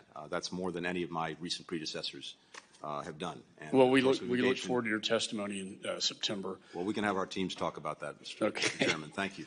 You testified before the Senate Foreign Relations Committee yesterday that you denounced the International Criminal Court's arrest warrants against Israel's leaders and committed to working with Congress on a bipartisan basis to find an appropriate response. I've been working with the Speaker and the ranking member and others in the Senate on potential proposed legislation to address this issue. Will you commit to working with this committee to find a bipartisan bill that would place meaningful sanctions on the International Criminal Court? Mr. Chairman, first let me say again that decision was totally wrong-headed, and any equivalence that it implied between Hamas and Israel and its leaders was shameful. We commit to engaging on a bipartisan basis and finding an appropriate response. Yeah, and I completely agree with you on that. Earlier this month, the president stated on CNN that if Israel conducted a major military operation in Rafah, that, quote, we're not going to supply the weapons and artillery. Is this still the Biden administration's policy? And what specific weapons do you plan to withhold beyond the 2,500-pound bombs? Well, first, Mr. Chairman, no one's done more than President Biden. No one will do more to make sure that Israel has what it needs to defend itself. He was there days after the attack on October 7th, the first president to go to Israel when it was at war and under attack. In the time after that, he made sure that we deployed resources and assets to deter any further aggression against Israel from other quarters, which was very much a threat. We all know the history, but are you planning to withhold more weapons? I'm happy to get to that. And of course, it's also important. It's also important to note that when Iran conducted an unprecedented attack, a direct attack for the first time on Israel from Iran, if Israel invades Rafah, will you withhold more weapons? We actively took part for the first time ever in Israel's defense and rallied a coalition of countries. When it comes to Rafah, that doesn't answer my question. Are you going to withhold more weapons? Come to your question, Mr. Chairman. Okay. I'm happy to do that. When it comes to Rafah, we've made known for a long time our concerns about a full-on military assault at Rafah, the damage that could do to the civilian population, absent a clear and credible plan to protect it, and also to achieve the results that we in Israel both want, which is to deal effectively and durably with Hamas. And so in that context, particularly with regard to 2,000-pound bombs, which in a dense urban environment can do terrible damage, we've been in discussions with Israel about that particular weapon, and those discussions continue. Those were private discussions. It's unfortunate that it leaked to the press. It did, but those discussions continue, and our concerns about a full-on military assault in Rafah remain. We have other ways of dealing with the challenge posed by Hamas that we believe can be more effective and more durable. Okay, let me just ask you this. We didn't find out about the withholding of weapons until we saw the president's interview on CNN. Congress was never notified of this decision. We just marked up a bill out of committee that requires advance notification. If you decide to withhold more weapons from Israel, which I would say was the intent of Congress when we passed the supplemental and when I approved these weapons, will you at least give us advance notification? Mr. Chairman, we've gone out of our way. We've gone well above and beyond in previewing for Congress. I had no notification, nor did anyone in this committee or Congress until we saw the president on CNN. That's hardly an adequate way to notify Congress. Lastly, Ukraine. We have a really bad situation going on, as you know. This is a sanctuary zone that the Russians have created. And what they're doing is they're lining up all their artillery and rockets and missiles just across the Ukraine border that they then use to attack the Ukrainians. However, your administration and Jake Sullivan have restricted the arms use so that Ukraine cannot defend itself and fire back at Russia. That's why I mandated the ATACMS in the supplemental, the long range, short range, and the HIMARS, that your administration is tying their hands behind their back, not unlike what you're trying to do in Israel. Will you change this policy so Ukraine can fight without one hand tied behind its back? Well, as you know, we've rallied 50 countries over the last 2 years to come to Ukraine's defense, to provide it with the weapons it needs to defend itself, to push back against Russian aggression. When it comes to enabling, endorsing attacks outside of Ukraine, that's not something we've done, but Ukraine will have to make and will make its own decisions, and I want to make sure it gets the equipment that it needs to effectively defend itself. Congress got them the equipment, and thank you for implementing that, but Congress did not put restrictions on the use of these weapons. It's Jake Sullivan and your administration that has put the restrictions on these weapons, and I talked to them, and this is not, they cannot achieve victory with these restrictions that you, not the Congress, have placed on them. And I hope you'll take that back to the National Security Advisor and the National Security Council and change this policy decision that is very dangerous and damaging to the Ukrainian people. My time has expired. I now recognize Mr. Sherman. fully hash out Nepal as an issue. We argued it plenty for several hours here before. But I would say that if the paper, the document that State Department literally puts forward on this grant for Nepal says expanding atheism, I would say expanding is promoting. And I would further make the point that the folks on the ground said that atheism was not one of the marginalized groups. Atheists were not one of the marginalized groups in Nepal. This was absolutely an instance, Mr. Malinowski, I think you used an appropriate word, experimentation.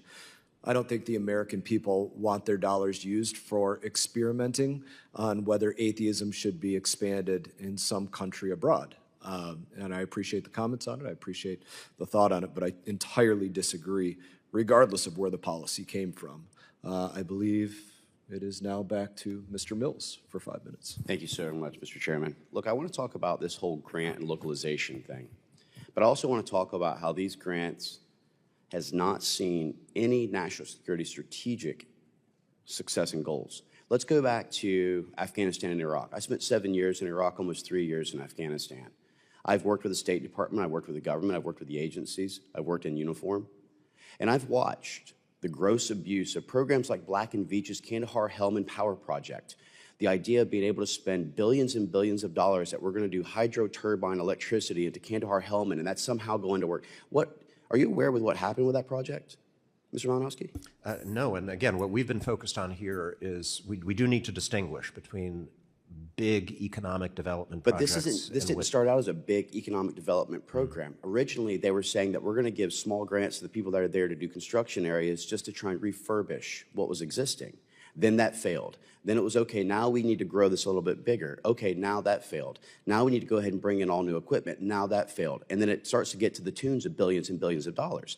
And you said something that USA doesn't do small grants. Well, I know for a fact that in Libya, you had organizations like DAI and also Creative Associates and also Chemonics who's given $1,000 to $5,000 grants. They were giving grants. Do you want to know what one of those was for? It was to buy speaker equipment for a local rapper, because they thought that if he made music about governance, that was going to stabilize the nation. Does that seem like that's what American taxpayers want to see? Is there money being spent to buy rap equipment for people in a nation which has nothing to do with stabilization, never had any actual impact whatsoever? These are the things that, my point in bringing up these failed programs is that we've tried the monitoring evaluation. We contract one company, we then contract a company like Management Systems International, MSI, who's supposed to be the M&E gurus and experts, who then spend even more money, and then they can't even track the money that they're spending for M&E while trying to also track the money that's being done to the implementing partner. And then we talk about this grand scheme of we're going to do localization. Let's talk about localization. The only difference is instead of the Thursday night debauchery that goes on by most of the expats that are over there celebrating drinking on a Thursday night like they did in Iraq, Afghanistan, and all the rest, you then just have them refilling boots and positions here in D.C. and calling themselves deputy chiefs of party, you know, program assembly manager, all this. You're not saving any money by trying to do this localization route. And in fact, I would argue that we saw actually a lot more corruption in Iraq as a result of that whenever we were building bridges that were $750 million. And then all of a sudden come to find out half the bridges when we investigated hadn't even been built. My issue is that I don't see where cash diplomacy has been successful. I don't see where that's stabilized nations. Where's Iraq right now? Where's Afghanistan right now? Where's Libya right now? We spent trillions of dollars in these nations, and then we throw it out when we do things like the 2005 Iraq Constitution under Article 76 that establishes sectarianism, which hasn't existed since pre-apartheid eras in North Ireland. My point is that we can talk about M&E and all this. I disagree with your assertion that, you know, the UN enforces all these grand sanctions. What about the sanctions on Iran right now? How's that working with regards to ensuring that they don't export more oil than they've ever done in their history under this administration?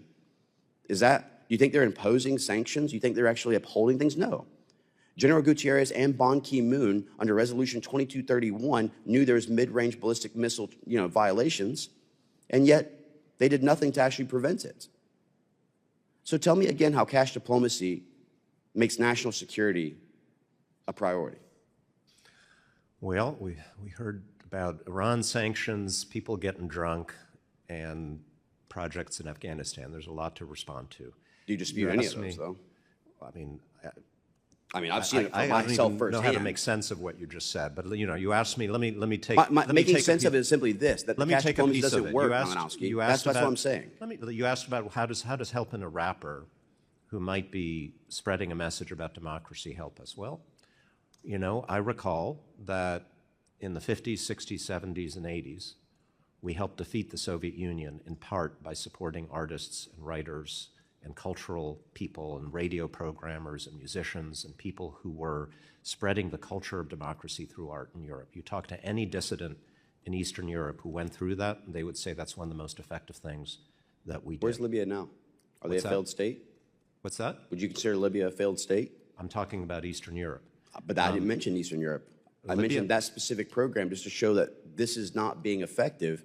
And I asked how national security is improved. Much of the things we try to do are not going to be successful. When I was at DRL, I used to make an analogy, a baseball analogy to my team. I said that if you're batting 300 in a world where you're going up against dictators, sociopaths, mass murderers. Well, at 35.6 trillion in debt, I don't think that we can be batting a 300 for the American people. Well, it's better than batting zero. Well, I can tell you right now, we are stop batting trying, zero. You know who's going to cheer it? It's going to be the Russian government. And the Chinese Communist Party would love us to stop doing this. Why? If you think it's unsuccessful, but they're already expanding, sir. You're seeing the Russia, China, Iran, North Korea geopolitical alignment already expanding. All of our enemies You've watched passing Belt and Road laws. Initiative expand. You've watched China continuing to go into developing nations and all across Africa and being very successful in this. You're watching Wagner Group down in Chad and CAR, who's continued to expand, and now they're in our own Western Hemisphere with economic coercion of Honduras and Panama taking over the canals for treaties, going into Cuba, and actually helping with the fentanyl pill press of Darien Gap. So we're not winning the war against China, Russia, by going out and doing what you're saying, which is these small funding grants. So why are they passing laws and all of their allies to try to forbid us from doing these grants? Why are we continuing to go ahead and give money but not account for where it's going? It's your Why job are we to still account for giving where money into the Taliban by paying certain electric bills and housing rental bills that we know falls into the hands of those very people we fought for 20 plus years? I mean, my point is that I don't believe and what you're doing is successful. I don't believe in the USAID cash diplomacy model, and I've seen it fail time and time again firsthand as I sat on these things like Ramp Up North. And you can continue to do your little eyebrow roll or whatever you'd like to do right now, but you know for a fact that if we go and look at the monitoring evaluation books, we look at CIGAR reports, we look at OIG off of John Sopko, that you can't dispute the fact that a lot of money was waste, fraud, and abuse at the taxpayers' expenses. Well, maybe I'll put you. Recognize Ms. Wagner. Thank you, Mr. Chairman. I'm trying to get this in before we run to votes, and thank you all our witnesses for their service and their time. This administration's waffling has created chaos and instability on a massive scale, from Europe to the Middle East and beyond. We've got Russia, China, and Iran are taking advantage of our weakness and our lack of resolve. Every day, they are bringing the fight closer to our shores, and whether through the utter collapse of security on the southern border or the out-of-control flow, as Mr. Meeks has brought up, of fentanyl into American communities. We must restore American leadership abroad to deter China and Russian aggression, but we cannot neglect the vigilant defense of our interests in our own backyards. Assistant Secretary Nichols, this year so far, 27,000 Chinese nationals have been apprehended at our southern border. A total of 89 of them have been removed from the U.S. In 2024. Last year, 24,000 Chinese migrants illegally entered the U.S., and only 285 were sent back. Why are the deportation numbers so low, and what is your assessment of the national security risk posed by these growing numbers of unvetted Chinese nationals illegally entering our country? The Biden administration is committed to secure borders. No, they're not. 10 million illegal migrants have come across, so don't say that to me, but go ahead.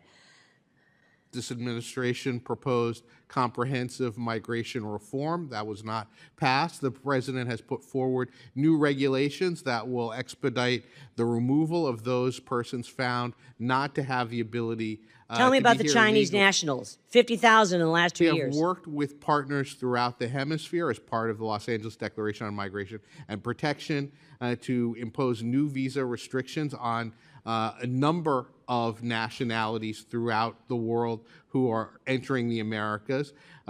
We have worked with partners to facilitate the repatriation of those persons who do not have. Why are Chinese nationals coming here? Maybe because China doesn't have much hope or prosperity for them. Maybe they're trying to leave. Well, China. that's not doesn't come under the definition of asylum. All right, let me go move on. It's very disturbing, and do not at all tell me or this committee that this administration, this president, has not let in over 7 to 8 million illegal migrants since he took office, and millions more in gotaways. Over 100,000 Americans died of drug overdoses in 2023, mostly due to fentanyl. And so far, this fiscal year, over 9,600 pounds of fentanyl have been seized at the southern border, enough to kill around 2 billion people. In April, the Bipartisan Select Committee on CCP released a comprehensive and damning report finding that China directly subsidizes and incentivizes the manufacturing and trafficking of fentanyl materials and other synthetic narcotics. Assistant Secretary Robinson, what is your assessment of China's role in the fentanyl crisis? Thank you, ma'am, for that question. First, let me say that since we have reinvigorated the Counter-Narcotics Working Group, I've had 4 opportunities, 2 in Beijing, to speak to my PRC counterparts on this issue. They know that this is important to us. And they have taken some initial actions, notifying their chemical industry, for instance, about certain substances that should not be distributed to the United States. But they also know directly from me and from the Secretary that they're not doing enough. Yeah, 9,600 pounds. I mean, that's, as I said, enough to kill 2 billion people, and #1 killer of 18 to 34-year-olds in the United States of America. This is a war on our youth. 100,000 Americans died in 2023. I'm going to move on here. Assistant Secretary Nichols, last year, Brazilian President Lula da Silva allowed 2 of Iran's most advanced warships to dock in Rio de Janeiro. The Lula government granted these ships access to one of Brazil's most important ports, despite U.S. sanctions and over the reported objections of the administration. What specific actions has the administration taken against the port in Rio de Janeiro, and where the ships docked, and the Brazilian companies that provided them services or accepted payments, and the foreign companies that have entangled themselves with the port, or those Brazilian companies since? We have discussed with countries around the region the importance of respect for the sanctions against Iran and its forces. We have raised the issue with the government of Brazil. Two of Iran's most advanced warships docked there. What specific action did we take? We have raised this issue with Brazilian officials and expressed our concern. All right, we've done nothing. I yield back, Mr. Chairman. Pathetic. Delay yields back. Committee will recess for 3 votes on the House floor. Thank you, Mr. Howell, and now recognize myself for 5 minutes of questioning. Well, I think that we agree on the end goal. So thank you. I like very much what you have been saying, so I just have a few questions here for you, and I'm going to start with Mr. Jacobstein. As you know, last month, Cuban regime officials were at the Miami airport inspecting something, a tour with TCA, and we just learned that last week there was a second secret visit of 4 Cuban regime officials to the same airport, the Miami International Airport, but this time 4 agreements were signed with the United States government. What type of agreements are those? Do you have any idea, Mr. Jacobstein? Thank you very much for your question. So in terms of TSA, I would say TSA has coordinated with the Cuban Civil Aviation Authority and the Cuban Authority for Airport and Services for years on airport security measures and best practices, always in the U.S. interest. But signing agreements with the Cubans, do you think the Cubans ever, once they sign, they ever fulfill their promise? So I would just say in terms of the visit of the FAA, I don't want to speak on behalf of the Department of Transportation or the FAA. Yeah, but you're at the State Department. You know everything that the United States government is doing vis-a-vis Cuba. I would say the rationale for this visit is clear and very much in the U.S. national interest. It's We're interested clear, in aviation it's clear. safety. You're going to tell me that the Cubans are going to help the Americans fight terrorism if they are in the list of terrorist states? So maybe, and maybe you can clarify this, I'm not sure why maybe you guys are trying to create a scenario where you can take Cuba off the list of terrorist countries. Do you think that's what you guys are doing?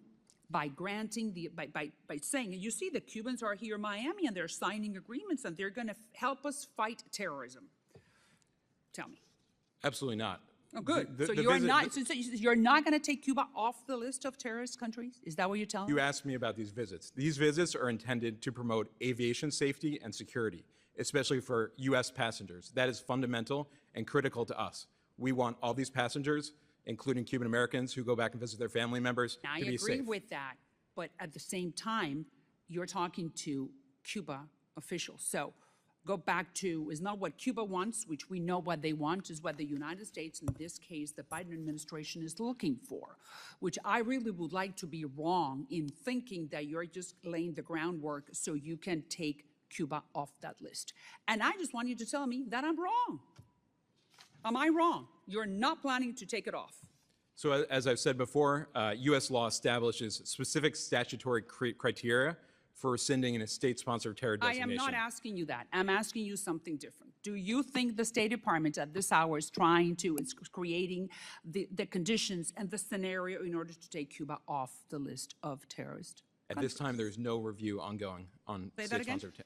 At this time, there is no ongoing review on the state-sponsored terror designation. But you have until July 12th to start that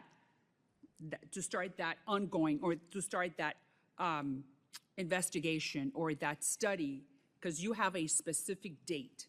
So you're telling me right now, of course, is what? Is June, what, 28th? But you have until July 12th. So what are you guys planning to do July 13th? There's no specific time frame for a review, but at this... Oh, yes, 6 months before. You need to review, according to the law, you need to review 6 months before, and then you take them off or you leave them on. So July 12th would be the day.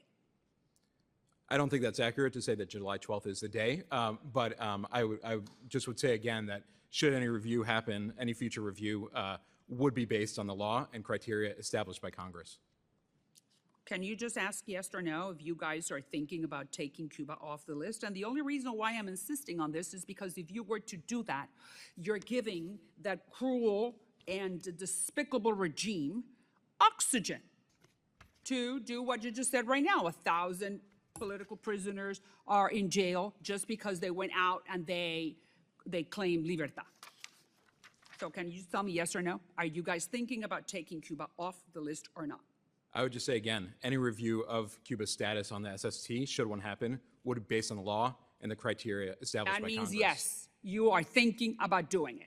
It does not. And that is very bad. But we will talk about it further. Now, but I want to congratulate you at the same time because there's a new application on your phone called which I'm not going to say it, but it's very good. And there's good news for the Cubans because now, for what I hear coming from the Biden administration, you're going to have an app that the Cubans are going to be able to use. And then when a TETSAT shuts down, then this app is going to allow the Cubans to connect to another form of internet. And that's great. So, en español, para los cubanos no están solos. Aquí en el Congreso estamos haciendo todo lo posible para que haya una aplicación en el teléfono y que se puedan conectar en el internet cuando el TETSA tumba la señal. Do you know anything about that? I'm not tracking this specific issue, but happy to discuss our efforts. But you related just to said that. it right now that you wanted digital. You said digital connectivity. That's number one, and Mr. Howell said it too.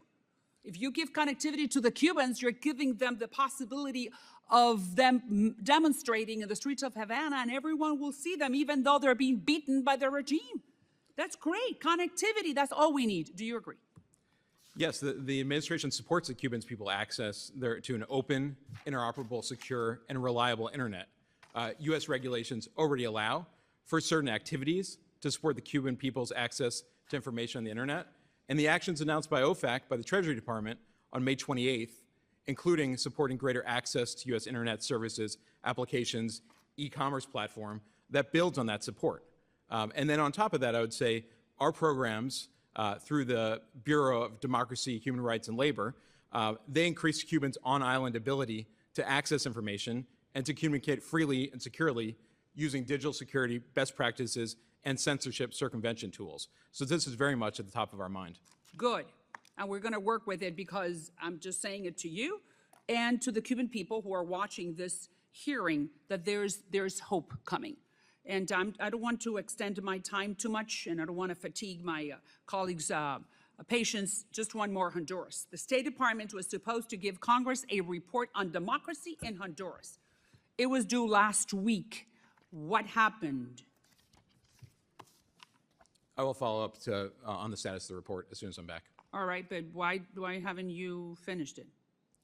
Sometimes these reports lag in time for a number of reasons, but I don't have anything further than that, Well, but happy to provide you're not that. giving me, but I'm giving, unfortunately, Madam President Xiomara Castro, I'm giving her an F on the report because democracy is not being protected in Honduras, and I'm going to give you two examples. Madam President just honored Nicolas Maduro, the highest honor of Hondurans can give. How embarrassing for the Hondurans, the Francisco Morazan medal to Nicolas Maduro, really. And Madam President is China's best friend in the region. And not only that, she has established colectivos, Chavez style. You know what those are? That she forms sort of a paramilitary, a group of people with guns so they can go and attack the police.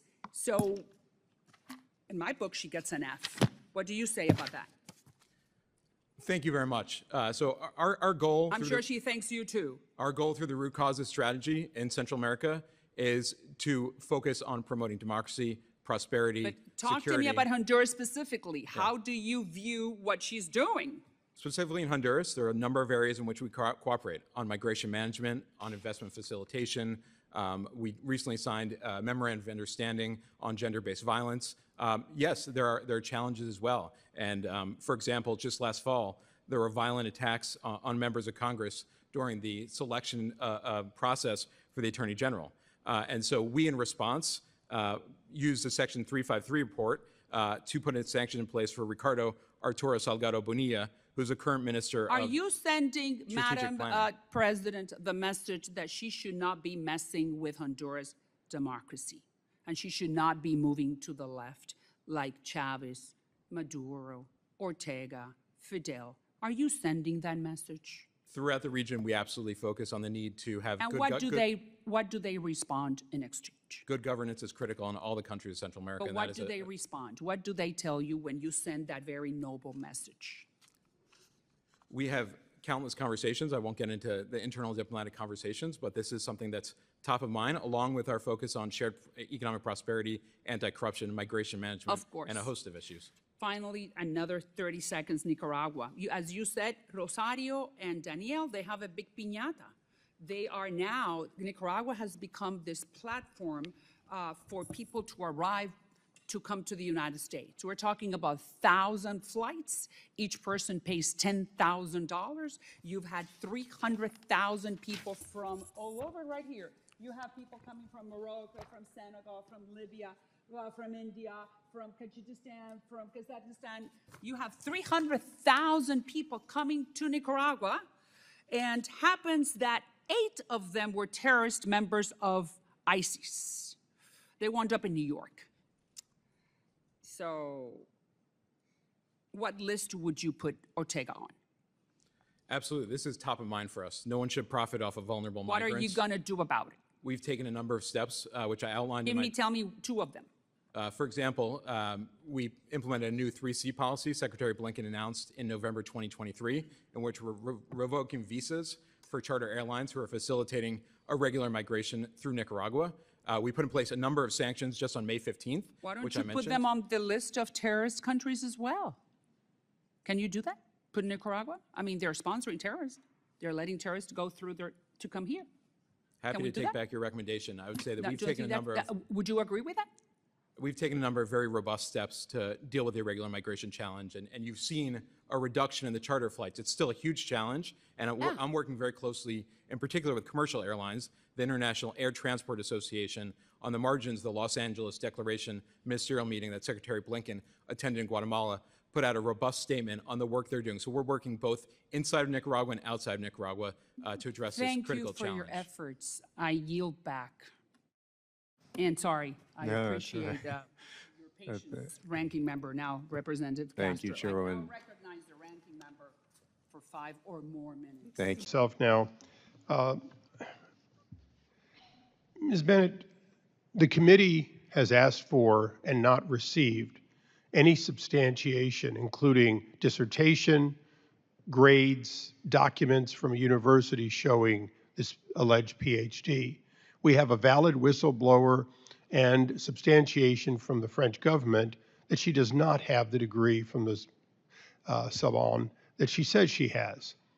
Now, you've refused to answer. You're saying that you'll let the reports speak for themselves. So on behalf of the full committee chairman, I'm just simply going to make sure that on the record, this committee believes that you have rehired somebody who lied about their degree, and they've been reinstituted as somebody over the control of others in a position of authority. Now, that's not an HR statement. That is, in fact, a management statement pursuant to this committee's oversight and pursuant to what we do when we have whistleblowers report false allegations. Until or unless you find a way to change that, on behalf of the chairman and on behalf of myself, we will still stand feeling that you have not righted the ship. If you can find an explanation showing why you believe she should be rehired because her claim was not false, or that you are perfectly happy to have somebody who has lied, but they're pretty good at other things, then say so to the committee. And until you do so, that's where the record is going to be, since you refuse to answer. Now, as to Carol Gunsberg, her title, which I already put in the record, is the Associate Editor of News Standards and Best Practices. That's not somebody just sending something around. That's somebody with the authority to say how things should be done and to interpret what best practices are. Is that not true, ma'am? At the time, she was the acting in that position, and she was interpreting on her own behalf. Ma'am, she had the title. Acting gives her the title and the power. So my question to you is, wouldn't you have to agree that when someone sends something around and they have the title that says they, in fact, are the interpreter and the boss when it comes to news standards and best practices, that that's not just, as you said, somebody sending something around. That's management making a statement telling people not to use Hamas terrorist, except in quotations. Wouldn't you agree to that? Sir, she interpreted the best practices information, which is readily available to everyone. We went through a great deal. It was a loose interpretation. It was immediately reinterpreted by management, and we were When did that reinterpretation occur? It did not occur on the 7th, 8th, 9th, 10th, or all the way through the 20th. When did it occur? Sir, unfortunately, this was done at Voice of America before Mr. Abramowitz's tenure there, so it was not done under his direct supervision, so we'd have to go back and look, but I was made aware of the time that there was a reinterpretation and a re-encouragement that people look to the best practices guide, which is readily available to every employee of USAGM. So, in the intervening 2 months, one of the things that happened is I met with the acting head of it, and through a whistleblower discovered they went back and mocked the meeting and our idea that we would question whether that was best practice. So once again, for the record, it was more than 2 months. We are here because we do provide authorization and ultimately appropriation of an amount that over the years has been many billions of dollars. I believe in your organization, and I believe that the hardworking men and women, many of whom aren't Americans, they're across the globe, and they're operating, trying to bring the truth to people. I would ask all of you, and I know I didn't ask all of you questions here today, I'd ask all of you to go back and ask the question. We don't want you to be propaganda. We do know that people take great risk, but we also know that the voice of America and its other namesakes are in fact supposed to be the voice of an American position of liberty, an American position that promotes the human side of freedom. And it's not completely without a bias. It, by definition, does have the American bias. It does have the bias of the free world. That's what we did. That's what we sent over the Berlin Wall and throughout the Iron Curtain for generations. And so I'd ask you to please take a good look, because the term best practices for gentlemen, including Mr. Kapos, the definition that exists at CNN versus Fox, neither one of those definitions work. And the definition at the Washington Post and the definition at the New York Times, quite candidly, when we contrast them, they're not looking at the same book. So your definition has to be consistent with a mandate that comes from Congress and a tradition that I think everyone on both sides of the aisle here today can be supportive of.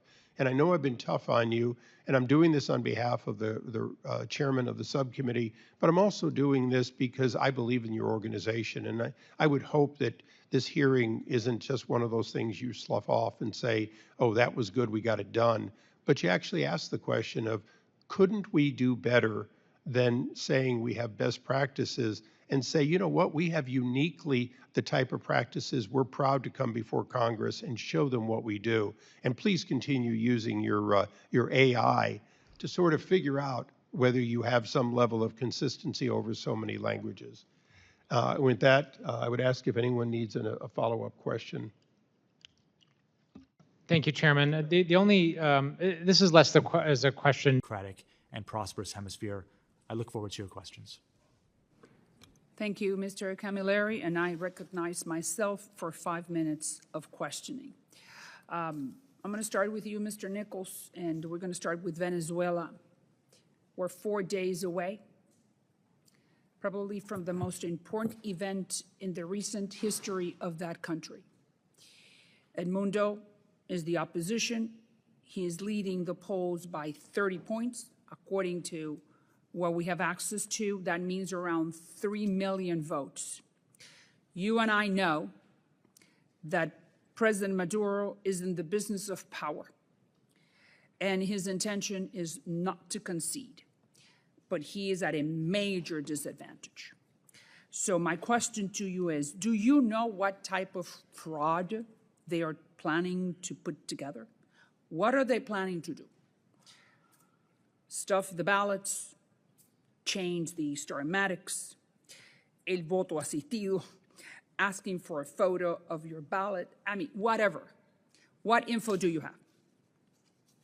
Do you recognize first and foremost that they're going to try to steal the election? Yes or no? Thank you, Madam Chairwoman. Well, we've already seen important steps that the Maduro side has taken, disqualifying 2 earlier opposition candidates, harassing opposition campaign workers, arresting them, vandalizing vehicles, punishing people that provide support. So we've already seen. So let's put that aside. I understand, I agree with you that they tried, but now we're in the show. So how are they going to try to steal the show? What info do you have? Well, I think the key barometer early on will be turnout for the vote. And as you note, polls indicate a significant lead for the opposition, and we expect that if they're able to turn out their voters, they should perform well. But what info do you have? What are the schemes they're trying to put together? Do you have that info? Because something they're planning. What is it that they're planning? I cannot figure it out because there are many different ways, but I want to ask the State Department. What are you guys expecting? I don't have any specific information on what the Maduro side might do. What I will say is that this election represents a major opportunity for Venezuela to return to the community of nations and to have an opportunity for a better future. But you know that that's not Maduro's plan. I mean, they're in the business of power. What do you mean conceding victory? You're giving power away. No. That's not part of the agenda. So since we know that is not part of the agenda, so what can we do in order to, can we talk to Lula?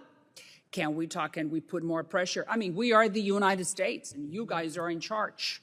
What can we do to send a message to Maduro after, let's say, polls are going to close at 7 o'clock at night? I mean, I've covered this before as a journalist. So let's say by 2 o'clock in the morning, they're still counting. We know. So what are we going to do in those key hours? We meaning the United States, you, the State Department. You're going to pick up the phone, and what are you guys going to do? We continue to engage with partners from around the world to maintain a united Who are front. those partners? Tell me. Who are you calling as an ally to call Maduro and say, you got to go, guy?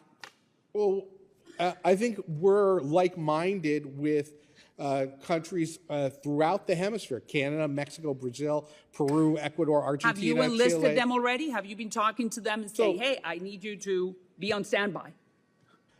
During the OAS General Assembly in Asunción, Paraguay, we had the opportunity to talk to more than a dozen partners from around the hemisphere about key issues, including our collective support for democracy in Venezuela. Secretary Blinken engaged the dozen colleagues during the ministerial meeting of America's Partnership for Economic Prosperity. Mr. Nichols, I understand everything you've told me, and I'm on your side. I just want to hear something more forceful, that we, the United States, in this magnificent moment of biblical proportions for the history of the Venezuelans, that we are going to be a little bit more forceful. But I hear what you're telling me. Is there anything else that you want to share with us? I have another question. I know that Maduro, when he realized that he's 3 million votes down, he calls the Biden administration through Jorge Rodriguez, who is one of the top lieutenants next to Maduro. Can you share with us what was discussed? That happened, earlier this month. They picked up the phone. They called Biden administration. What did they say?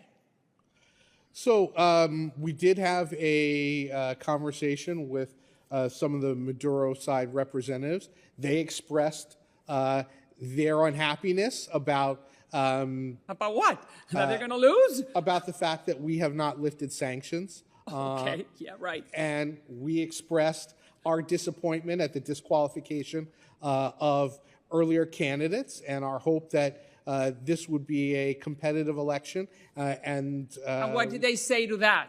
Of course, I'm not going to get into all of the back and forth that we had in a negotiation, but I will say was something negotiated. We value the channel of communication that we have, and it's important as we go forward to be able to have conversations between our two governments.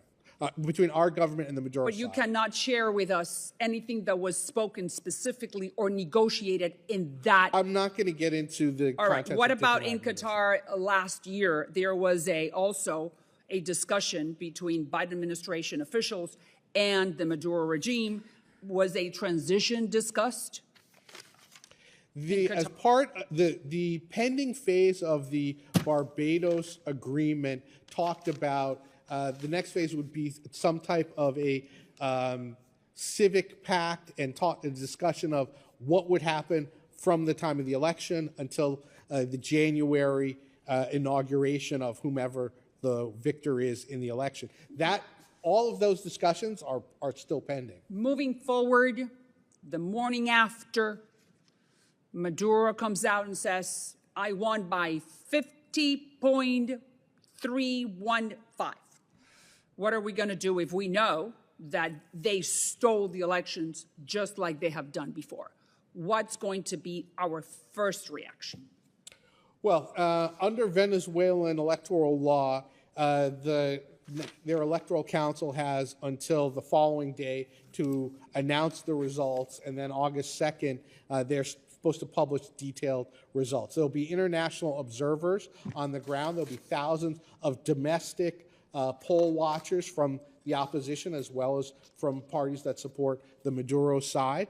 We want to look, and there'll be international diplomats present. We want to look at all the information. We're not going to rush to judgment, and then we will make a decision.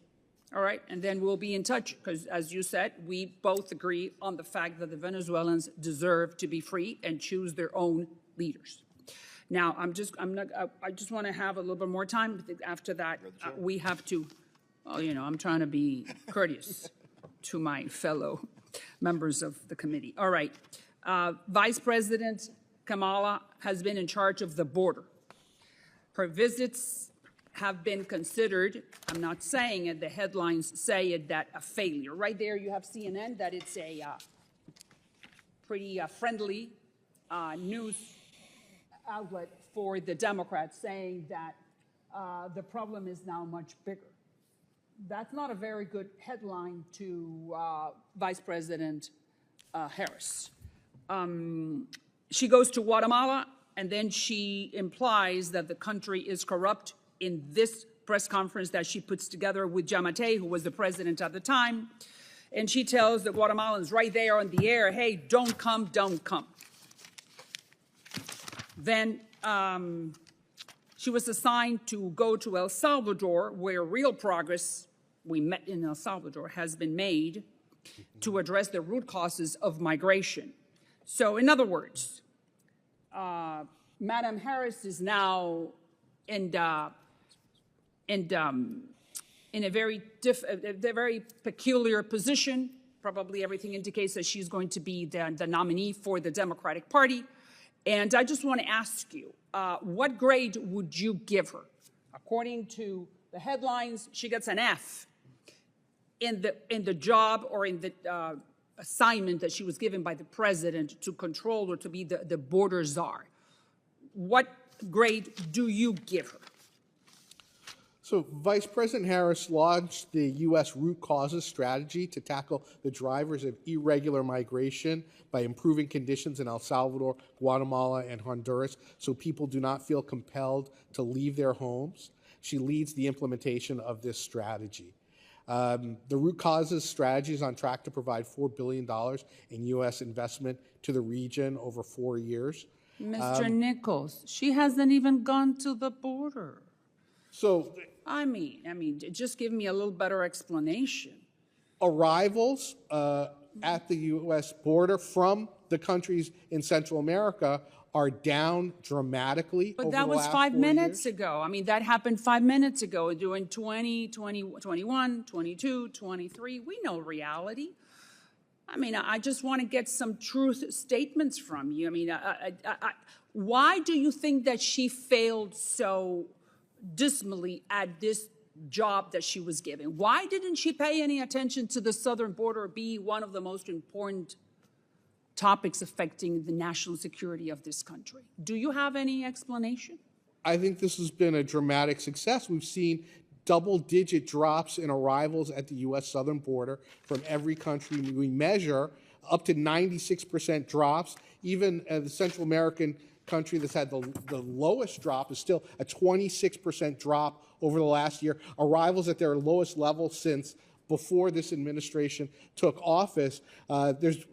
Vice President has mobilized over $5.2 billion in commitments for investment in the region, generating over 70,000 jobs. You are a great soldier. Private sector. I think you're doing a great job. You're doing a great job. I think that they are really definitely going to reward you for your assistance in this hearing. Let me just go to Colombia now. There are many accusations right now about President Petro's personal life. I may be tough, but I do not want to pry into anyone's private life, much less in public, all right? But the issue is that he is constantly late and has to cancel many meetings. Not only that, he has missed 150 public engagements during his presidency. Are you aware of this? I hadn't seen that specific statistic. 150 public engagements. In the last week, during the 20 de Julio, July 20th parade, which celebrated an important date for the Colombians, that parade had to start without the president because he was more than 3 hours late. Recently, even more damaging, I think, for his image, he was spotted walking hand in hand with a woman who was not his wife, who appears to be Lady Linda Yepes, who is a trans woman who was a host on the program Buen Dia in Colombia through RCN, one of the main networks in Colombia. When did that happen? During the inauguration of José Raúl Mulino in Panama. The pictures are there for everyone to see. He has admitted that he has been drunk at many public events. So my question to you is this. Do you think that, that what I just mentioned and the concerns from some Colombians is affecting these dalliances and this new ways of conducting his private life are affecting his ability to govern? What do you think about that? Our relationship is with the nation of Colombia. It goes back to centuries. They are some of our closest allies in the world. We work with them across a whole host of issues. Mr. Nichols, but he's the one. He's the one conducting the ship. Any single individual, and we will focus on our government-to-government relationship. Aren't you concerned about that erratic behavior from one of our top allies? I'm not in a position to verify or to comment on the specific allegations. So why don't we then, after the hearing, we could have a conversation and we can continue talking about this, because this is just not, this type of behavior is not very presidential for an ally as close as you just mentioned. Now I'm going to yield back so I can give an opportunity to gentleman from Arizona, Mr. Stanton, and thank you very much for your... Minority, and we'll begin with Mr. Perry first for 5 minutes. Thank you, Mr. Chairman.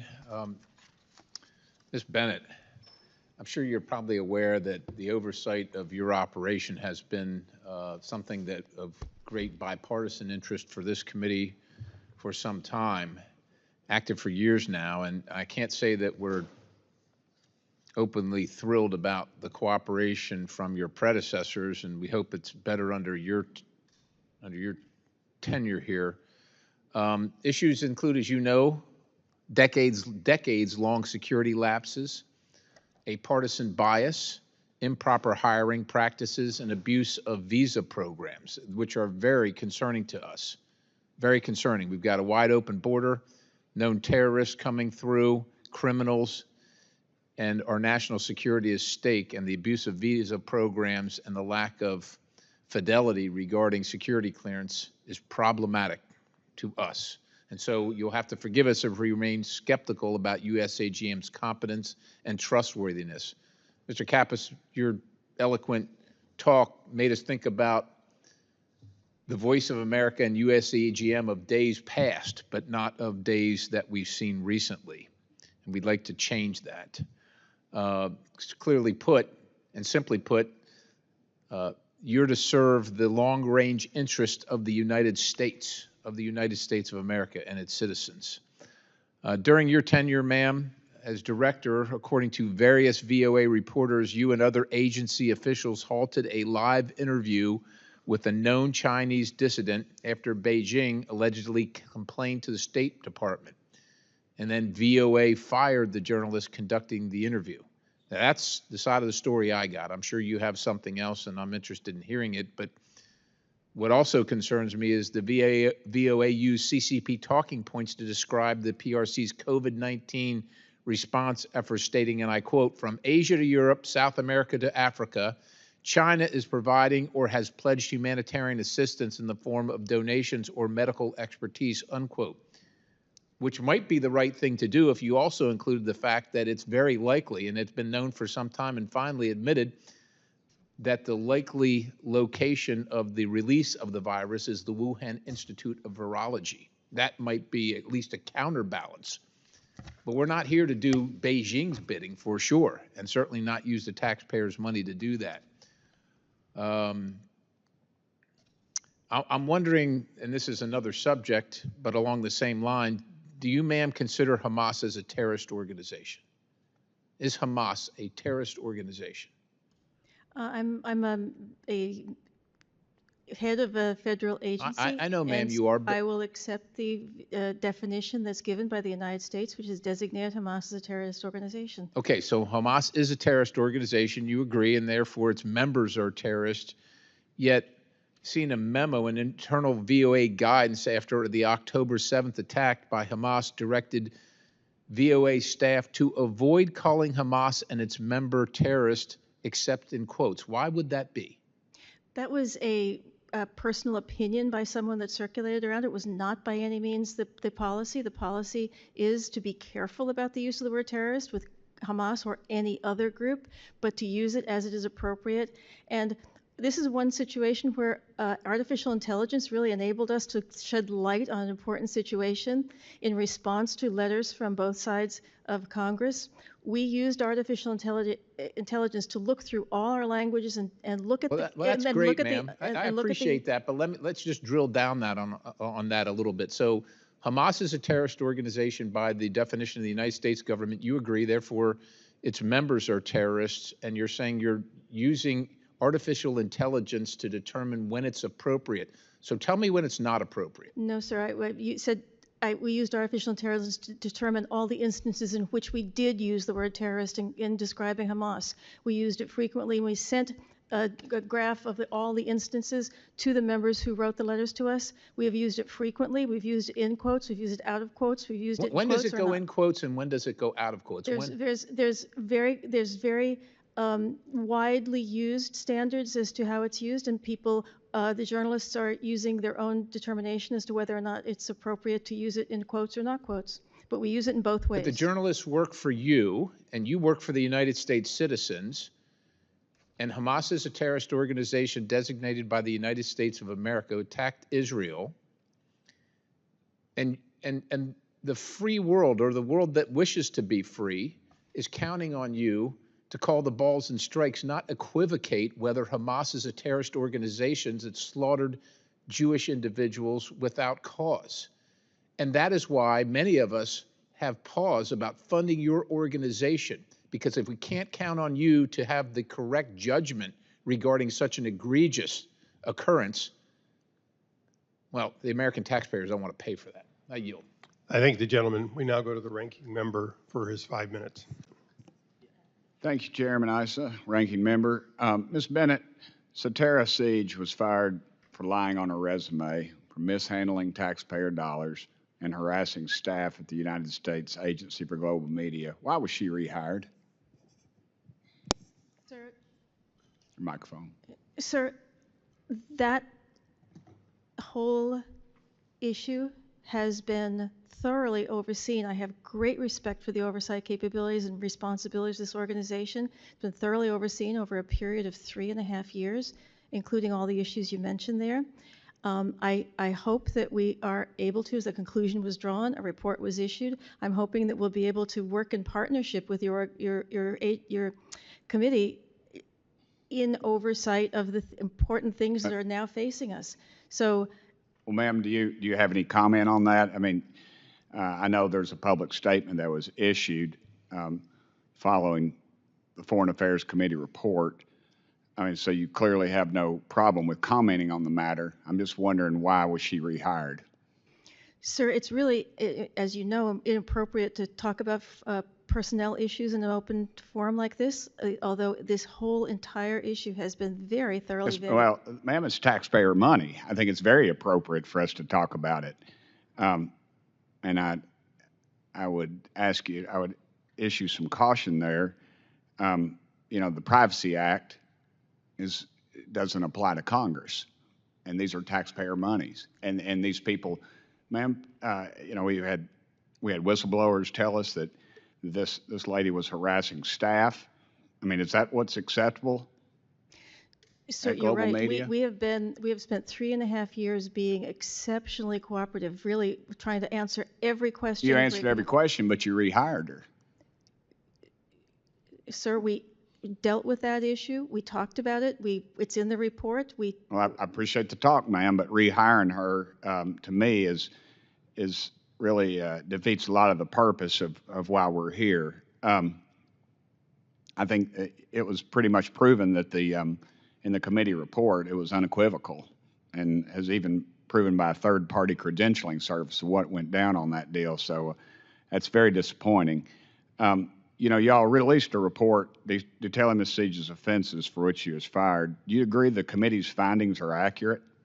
Sir, we don't always agree on everything the committee finds, but we nonetheless have great respect for the committee and its oversight responsibility. And I can appreciate the lawyers giving you that answer, ma'am, but the evidence in the report that relates to her lying on her resume was verified by a third-party credentialing service.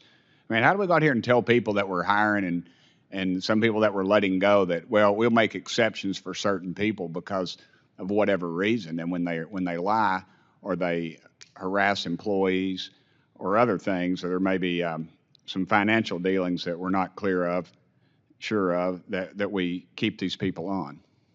And sir, as I say, we were extremely cooperative in talking to you about every single thing that we've been asked to talk about, and the report reflects the committee's view of it. Let me ask you this: Do you believe the whistleblowers who spoke about Ms. Siege? Do you think they told the truth, or do you think they lied? Just tell me, what do you think? Sir, that's not for me to talk about whether a person lies or tells the truth, sir, but I would like to say that we don't agree with everything that the report says. Nonetheless, we respect the oversight capability. Ma'am, she mishandled over $1 million in taxpayer money. Is that alone not a fireable offense?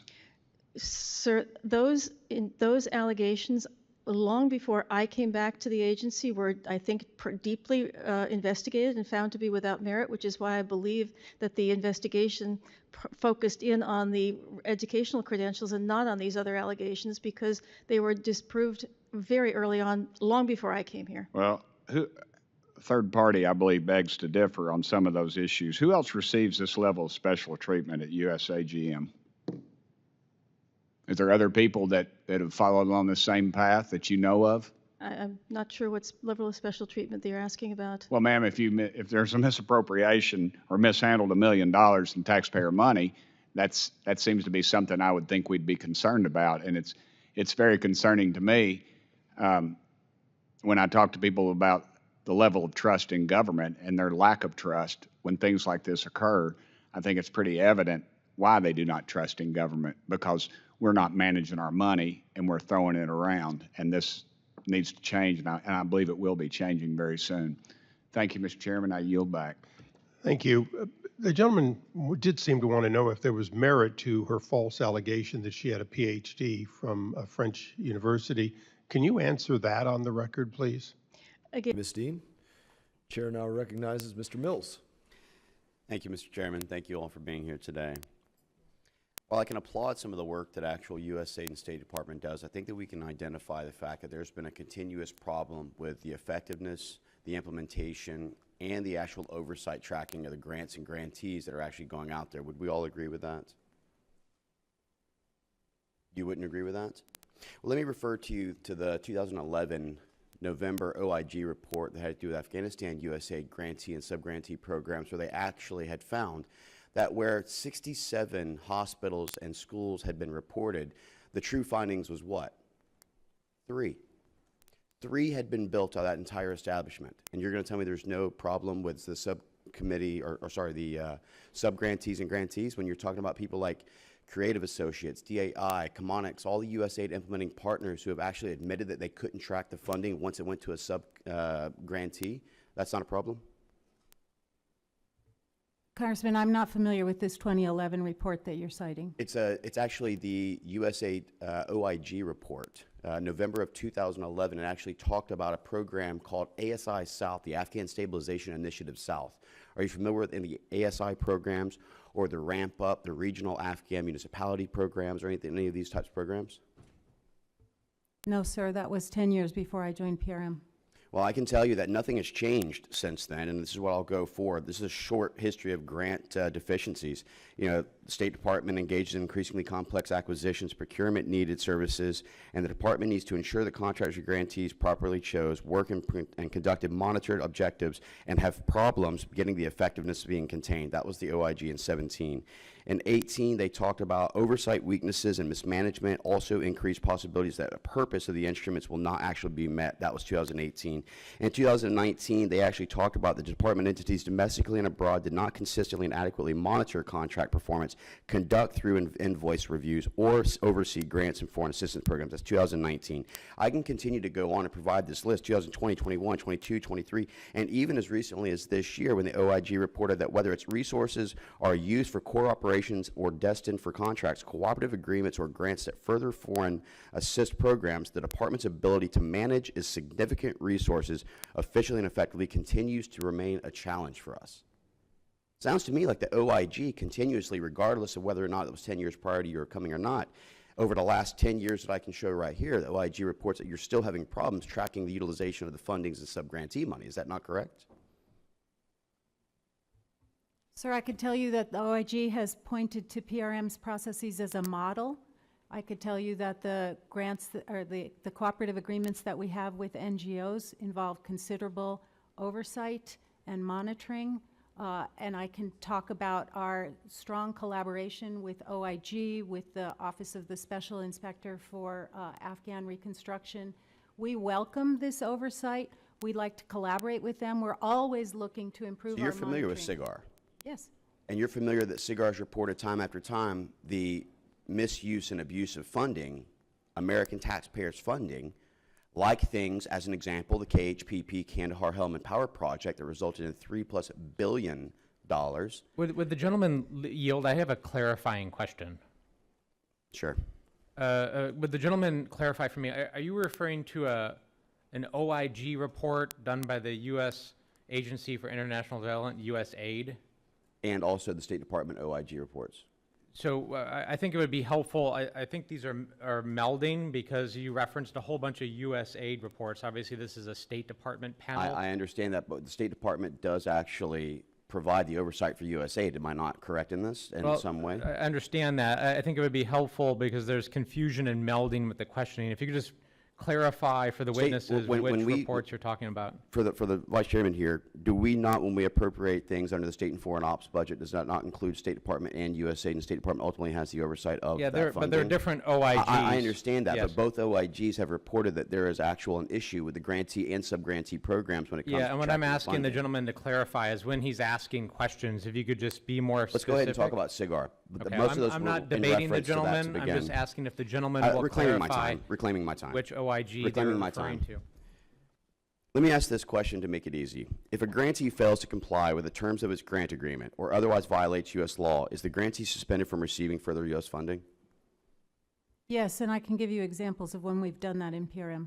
Okay, can you explain how that process works?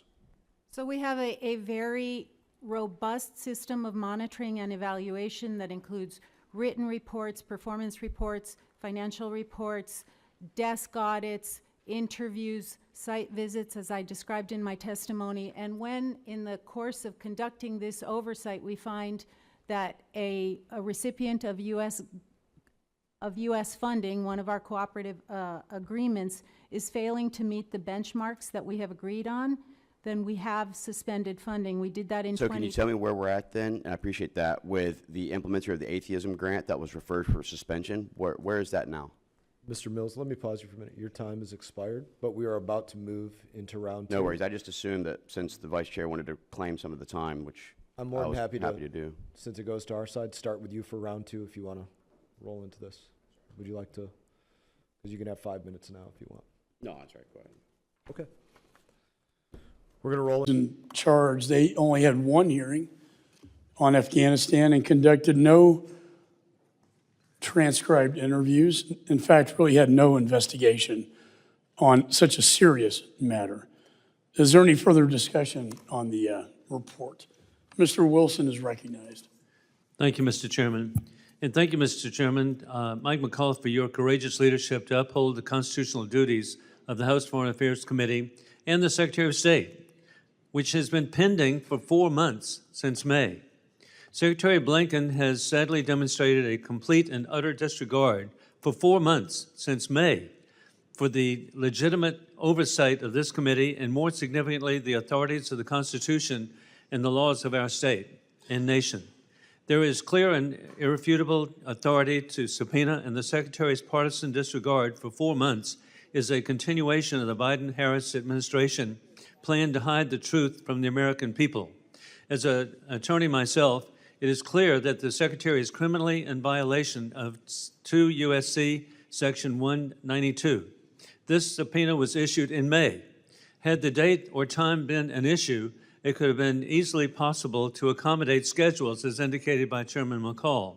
Instead, the Secretary chose to engage in partisan obfuscation for 4 months to the detriment of the American people who deserve a government that is accountable to its constitutional checks and balances. As a former journalist myself, I am particularly disappointed that corporate media has, for 4 months, has failed to report or support accountability, which should be expected in a democracy. Blinken failures led to 13 Americans murdered at Abbey Gate in Afghanistan and 3 Georgia Army reservists murdered January 28th this year, with dozens permanently injured of the Georgia unit suffering traumatic brain injury. Surrender in Afghanistan, with the Afghanistan becoming a safe haven for terrorists, has opened the borders for every American family to be at risk of attack, as indicated by the FBI, of an imminent attack, with hundreds of terrorist murderers freely crossing the border, as I saw 3 years ago at Del Rio, Texas. Additionally, and I appreciate very much the ranking member, there has been an alternative, and that is that President Donald Trump, the agreements that he reached at Doha were conditions-based, and we know General Milley, we know General McKenzie were here and indicated that none of the conditions were met. It was actually irresponsible of the Biden-Harris administration not to see that the conditions were not met.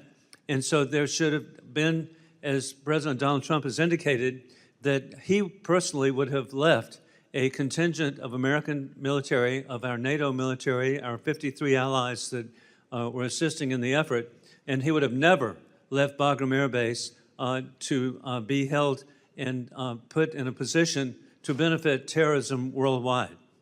Above all else, it's disappointing the Secretary's violation of his oath of office by failing to adhere to the Constitution, let alone preservation, protection, and defense of our nation's founding values. And with that, I urge a yes vote. I yield back. Gentleman yields. I don't take any joy in that whatsoever, even though they're saying it, and it is an admission that... Will the gentleman yield since he's characterizing my comment? I will not yield. The fact that President Trump didn't surrender, look, I don't know how you view that, but I see that as an accolade. Yes, it was a difficult situation, but the thought that the first thing that America would do would be to surrender is abhorrent to me, is abhorrent. Now, this event is about the fact that the Secretary refuses to appear. That's what this is about. Some of my friends on the other side of the aisle will say it's political theater, like they've never engaged in any of that, because of the timing. The chairman has clearly laid out the entreaties in good faith that he's made to the Secretary over a long period of time. We all know this because we're on this committee. We've been informed of this all along. We are at this late hour for this event because the Secretary has continuously refused to be present. Yeah, he sent other people, other representatives. The American people demand the answers from the top, not from middle management and people unaccountable. Now, Secretary Blinken has lied to the American people in fantastic fashion in the past, which is why it's important to get him here face to face on the record. He lied decidedly and intently, purposefully about the Hunter Biden laptop to ensure or to help ensure the election of Joe Biden. He did that. We all know that. The record is clear.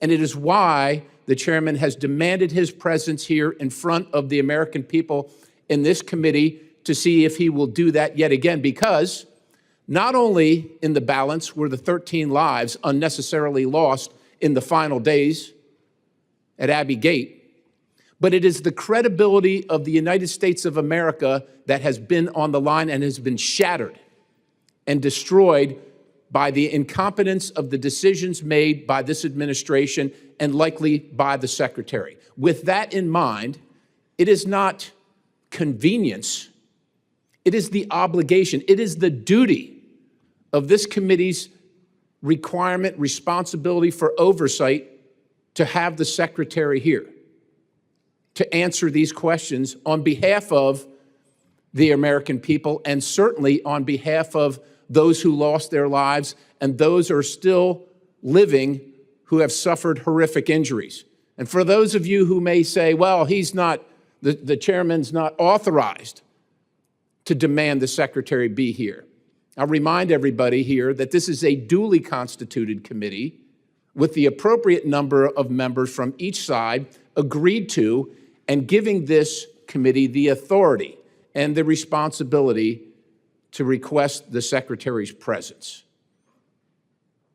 This is not a joyful occasion, and certainly hearing my friends on the other side of the aisle say that we always intended to surrender. Well, I will tell you, Afghanistan, Vietnam, Grenada, you name it, Panama, as a person who wore the uniform and as a proud American who holds an American passport, I never, ever thought that our country would surrender, ever. And I lament that we flippantly say, it doesn't matter if it was 2017 or 2020, it was always going to happen. For those who serve in uniform, for those who commit their lives in service to this nation, the offhanded comments about the surrender, well, they're beyond the pale to me. Mr. Chairman, I yield the balance. Gentleman yields. Chair recognizes Mr. McCormick. Thank you, Mr. Chair. When we talk about timing, you're right, it is kind of inconvenient timing that we waited 3.5 years to secure the border. It's a matter of timing that we decided to prosecute the former president of the United States to coincide with an election cycle.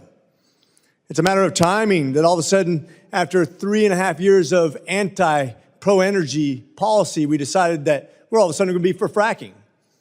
Imagine the timing. We keep on talking about being inconvenient for an election cycle. I was in Afghanistan in 2016 as the head of emergency medicine at a Role 3 hospital in Kandahar, Afghanistan. During the entire 4 years of President Trump's presidency, we lost approximately 45 people. Horrible losses. Let's talk about the entire Afghanistan conflict, if you will.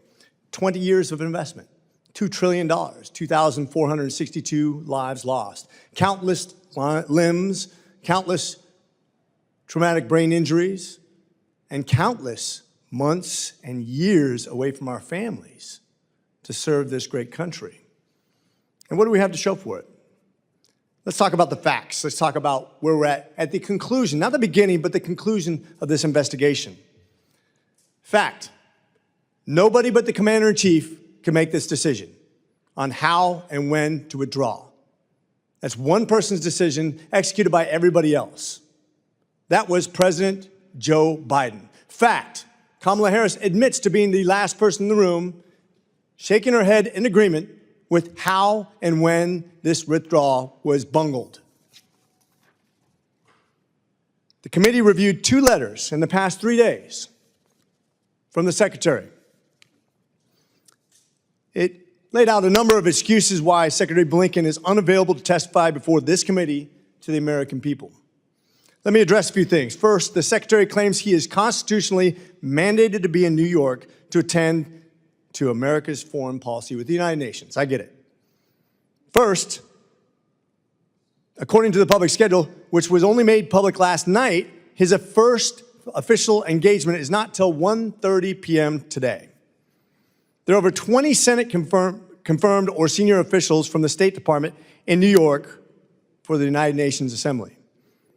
Based on the events of the Secretary's calendar today, I see no reason why those individuals could not handle his engagements there today. Not explained in this letter. Apparently, he is willing to delegate certain responsibility to his deputies, but only those responsibilities that he has to the United States Congress. Congress, the people who represent the citizens of the United States of America. We, the people.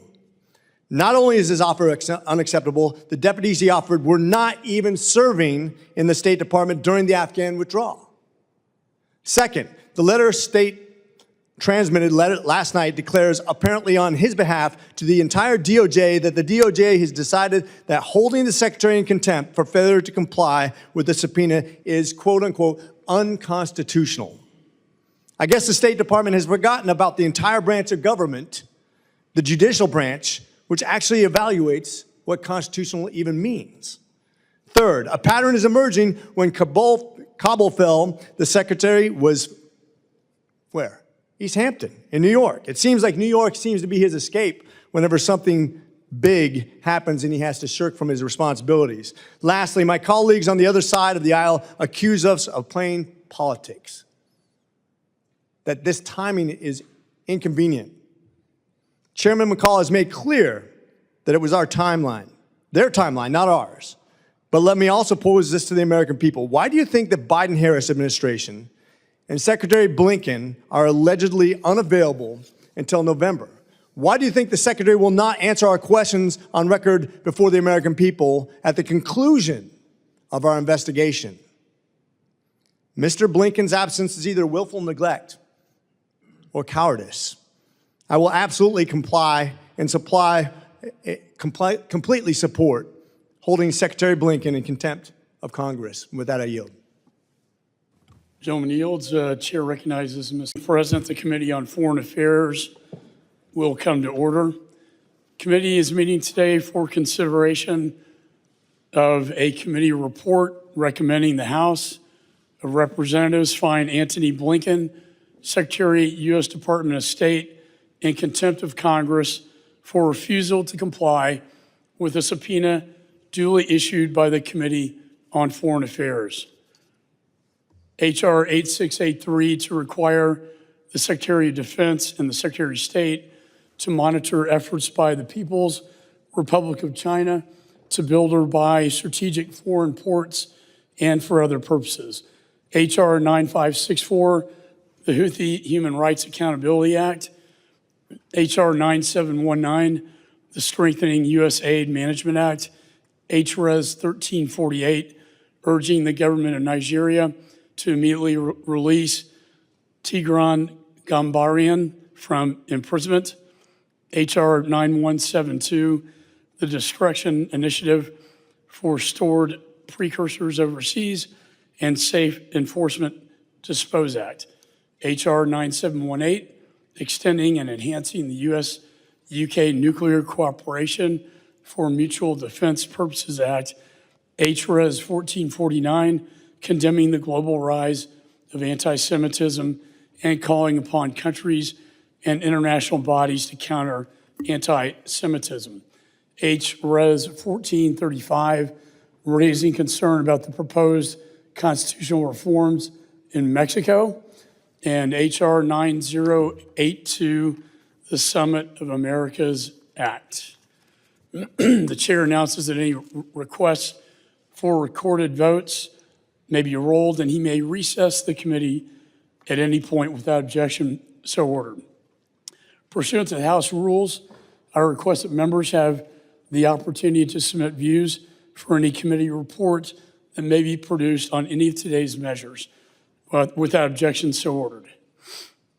Pursuant to notice, I now call up the report recommending that the House of Representatives find Antony Blinken, Secretary, U.S. Department of State, in contempt of Congress for refusal to comply with the subpoena duly issued by the Committee on Foreign Affairs.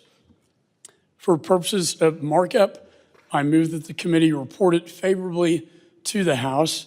The report was circulated in advance, and the clerk shall designate the report.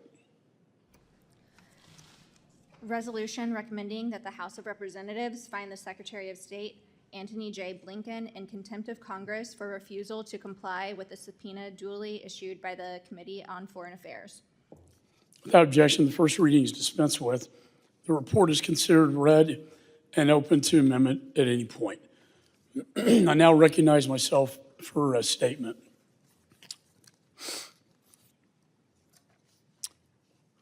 I wish we were not here today.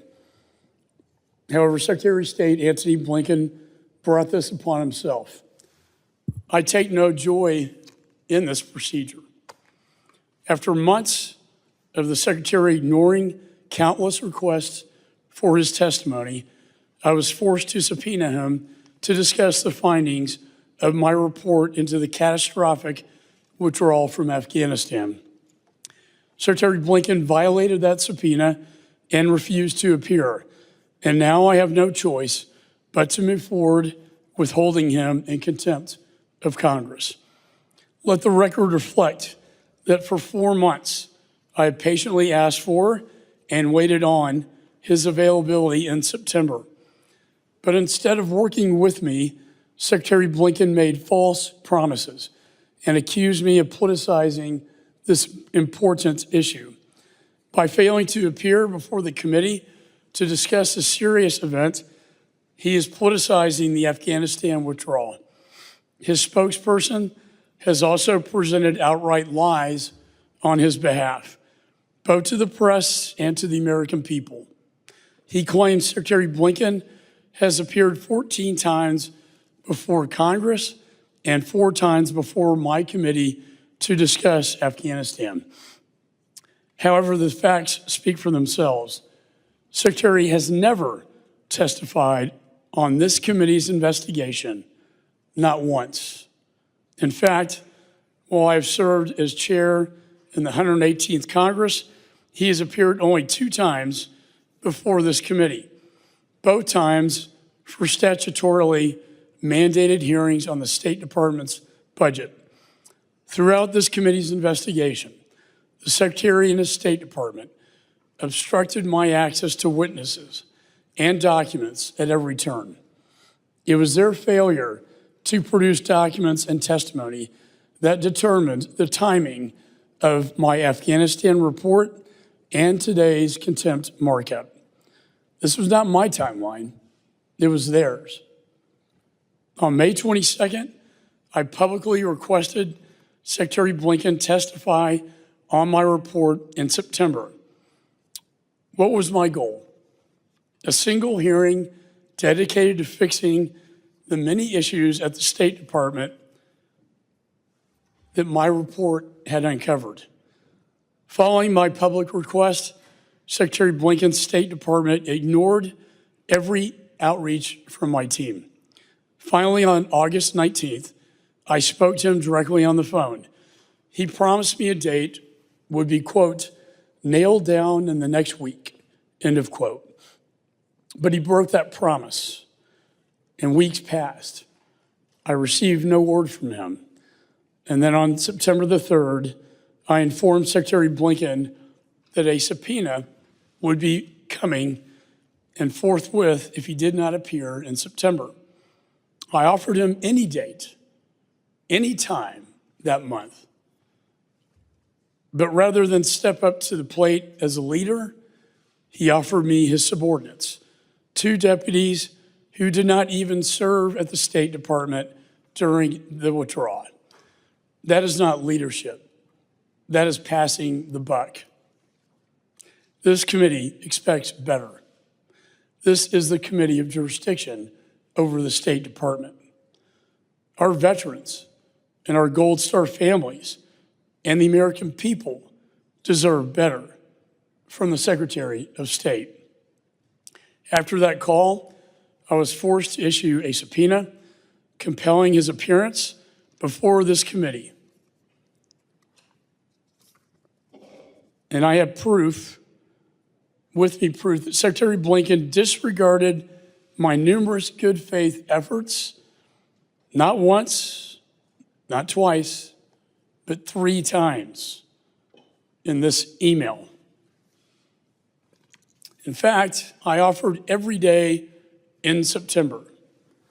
However, the Secretary could not make one day in September available for this committee, for this Congress, on such an important matter. Not a single day. He and his team did not even bother to inform me of his schedule. Still, when I learned through a public press statement that he would be in the Middle East, I changed the date of the hearing to accommodate his overseas schedule. Again, I informed his staff of the new date. Unsurprisingly, I received no response. No response. That is a lack of respect that I, as chairman, and this committee received from this secretary. Under the leadership of Secretary Blinken, 13 brave American lives were tragically murdered by an ISIS-K terrorist, and many more injured, and many Afghans killed as well. Rather than take accountability for this, the Secretary hides from the American people. He would prefer to hide rather than be before this committee today. The Secretary's willful indifference, his willful indifference, has brought us to this moment. I take no joy in moving forward to hold the Secretary of State in contempt of Congress. It's an extraordinary act.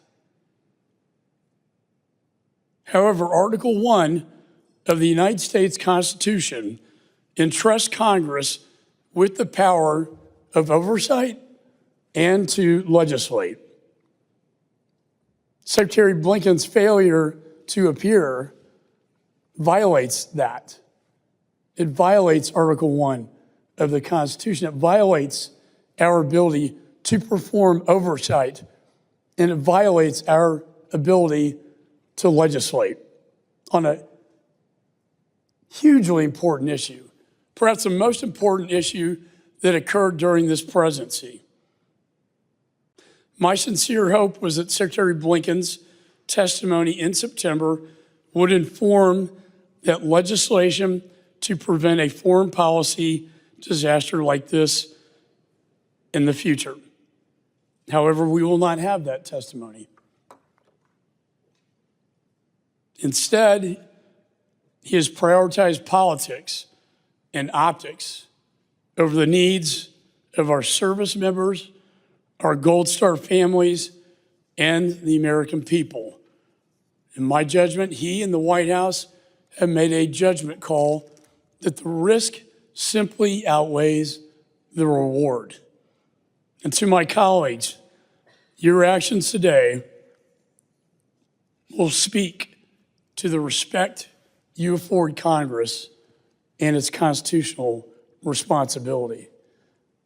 I urge you all to join me in supporting this measure, holding Secretary of State Antony Blinken in contempt of Congress for violating a subpoena duly issued by this committee. For without that power, not only does that render this committee meaningless, but so too does it render the Constitution of the United States meaningless. With that, I turn to the ranking member of the committee, Mr. Meeks.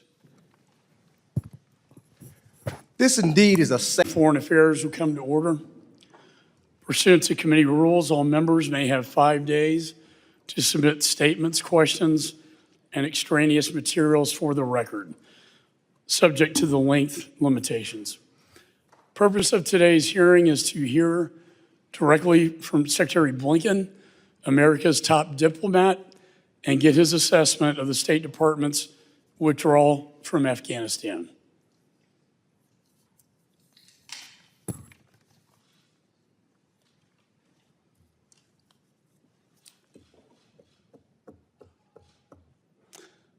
Unfortunately, our witness, the Secretary of State, Antony Blinken, is not present today.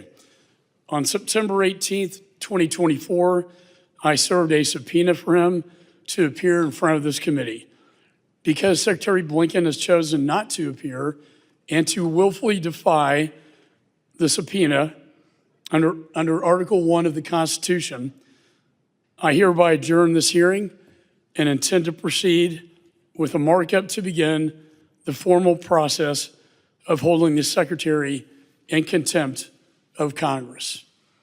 Without objection, the committee stands adjourned.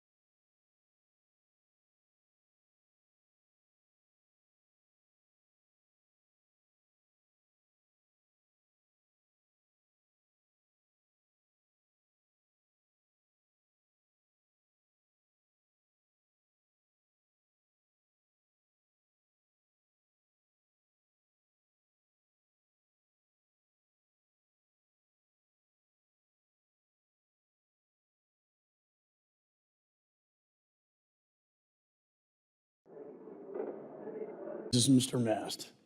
Thank you, Chairman. I don't have one friend that passed in Afghanistan that passed for nothing. They were serving their country. They were serving their brothers to their left and right and their sisters to their left and right in combat. They were serving causes they considered to be bigger and more important than themselves. I did not lose my legs for nothing in Afghanistan. My service was absolutely squandered by what took place with the withdrawal from Afghanistan, but somebody would have to be a willful idiot to think that my operations in 2010 in Afghanistan somehow directly correlated to all the failures that took place in August in the withdrawal of Afghanistan. You'd have to be a willful idiot to think that, and you'd have to think people are idiots in order to go out there and present that as an argument. We need to look at the whole war, what Brian Mast did in 2010 in Afghanistan, and everybody that was there surrounding that. That's what led to what happened with the withdrawal of Afghanistan. My colleagues want you to think that that's what we need to be looking at. It's just simply not true. The fact of the matter is, the contempt of Secretary of State Antony Blinken exists because he does not put a priority on being present for important activities. Where was he during this catastrophic withdrawal from Afghanistan? He was vacationing in the Hamptons. That's where he was. Where was he when province after province of Afghanistan was falling? He was vacationing in the Hamptons. Where was he when he should have been looking at what's going to take place if all of the individuals in the embassy need to be evacuated? What plan are we doing to conduct getting them out of there? He was vacationing in Afghanistan, or not in Afghanistan. I wish he was in Afghanistan paying attention. He was vacationing in the Hamptons. What was he doing when people were hanging off the wings of aircraft, thinking about how they might get out of Afghanistan? He was vacationing in other places like the Hamptons. When you look at a situation where it should have been all hands on deck, every person spending every minute of the day, giving every bit of their focus to what would be the largest military and State Department operation in decades, and you think about the fact that the Secretary of State was on vacation, it makes you not wonder as much why what happened with the withdrawal happened with the withdrawal. I read the testimonies of person after person, ambassador after ambassador that was working in the withdrawal of Afghanistan. The fact of the matter is, there was basically no mention at all of the Secretary of State and where he was as the top dog in the State Department throughout that entire withdrawal. Nobody spoke about where he was, what he was doing to help, how he was preventing people from hanging off the wings of aircraft, what he was doing to make sure that special immigrant visas would have the documentation that we need, that State Department had the appropriate number of people to deal with all of the special immigrant visa holders and each of their family members, their spouses, their children. He wasn't present at all for that. And if you want to go one step further and talk about the fact that we weren't there for nothing, those of us that served there. Our service was squandered. But those who were there at the time were quite literally treated as disposable service members. If the Secretary of State is not present, then he's treating those service members that need to come in and rescue his people as disposable. If he's not calculating what needs to take place with the special immigrant visa holders, then he's taking those service members that are flying those aircraft and they're guarding the walls, he's treating them as disposable. If he's not calculating which airport to use or whether to do it in the summer, not in the summer or in the winter, he's treating the service members that have to protect that operation as disposable. He should be held in contempt, and I thank you, Chairman, for the time. Thank you, Mr. Chairman. It is not political when you have 2,459 U.S. service members that were killed. It is not political when 20,769 U.S. service members were wounded. It is not political when 18 CIA operatives were killed, or 1,822 civilian contractors killed. It's not political when over 1,000 Americans were left on the ground in Afghanistan. And it's damn well not political when 13 U.S. service members died at the bombing at Abbey Gate.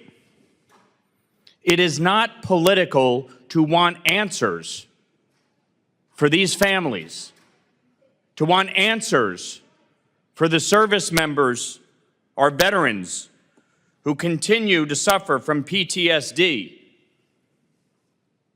22 veteran suicides a day. It is not political to want answers for them and their families. So to my colleagues on the other side, tell the Gold Star families that want answers about this disastrous withdrawal from Afghanistan that you believe their request to hold Secretary Blinken accountable is political. The service and the sacrifice of our soldiers and our veterans matters, and they deserve answers. And if you want to know what was political, then look no further than the actual disastrous withdrawal. Joe Biden and Kamala Harris announced a date certain to ensure that all U.S. troops were out of Afghanistan before September 11th, 2021, conditions on the ground be damned. Joe Biden wanted to say that he ended the war before the 20th anniversary. If that isn't political, then what the hell is? Antony Blinken has refused to cooperate with this committee, refused to testify before this committee on the withdrawal in the 118th Congress. He has been here twice to testify about the State Department's budget. But he certainly has not afforded this committee the respect to answer the questions related to the disastrous decision to withdraw in violation of the Doha Agreement, not because of the Doha Agreement. This administration chose politics over the safety and well-being of our U.S. service members. They chose politics over the safety and the well-being of the Americans that were left in Afghanistan. They chose politics over the safety and well-being of the Afghan refugees who helped us over the course of this 20-year war. Secretary Blinken has a responsibility to come before this committee, to come before the representatives of the American people and answer the questions about this disastrous decision to withdraw. Kamala Harris, who said she was the last person in the room, proudly, still has not met with the 13 Gold Star families, still has not offered her personal condolences to those families.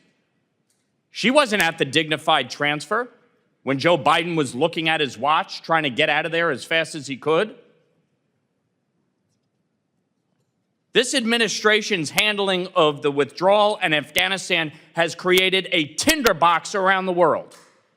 We are in the most precarious place since World War II because of their disastrous foreign policy, starting with this withdrawal, continuing with the Russian invasion of Ukraine, the terrorist attack on Israel, the illicit oil trade between Iran and China, the threats in the Indo-Pacific from China against Taiwan. Add in their botched mishandling of the border. This administration is a disgrace.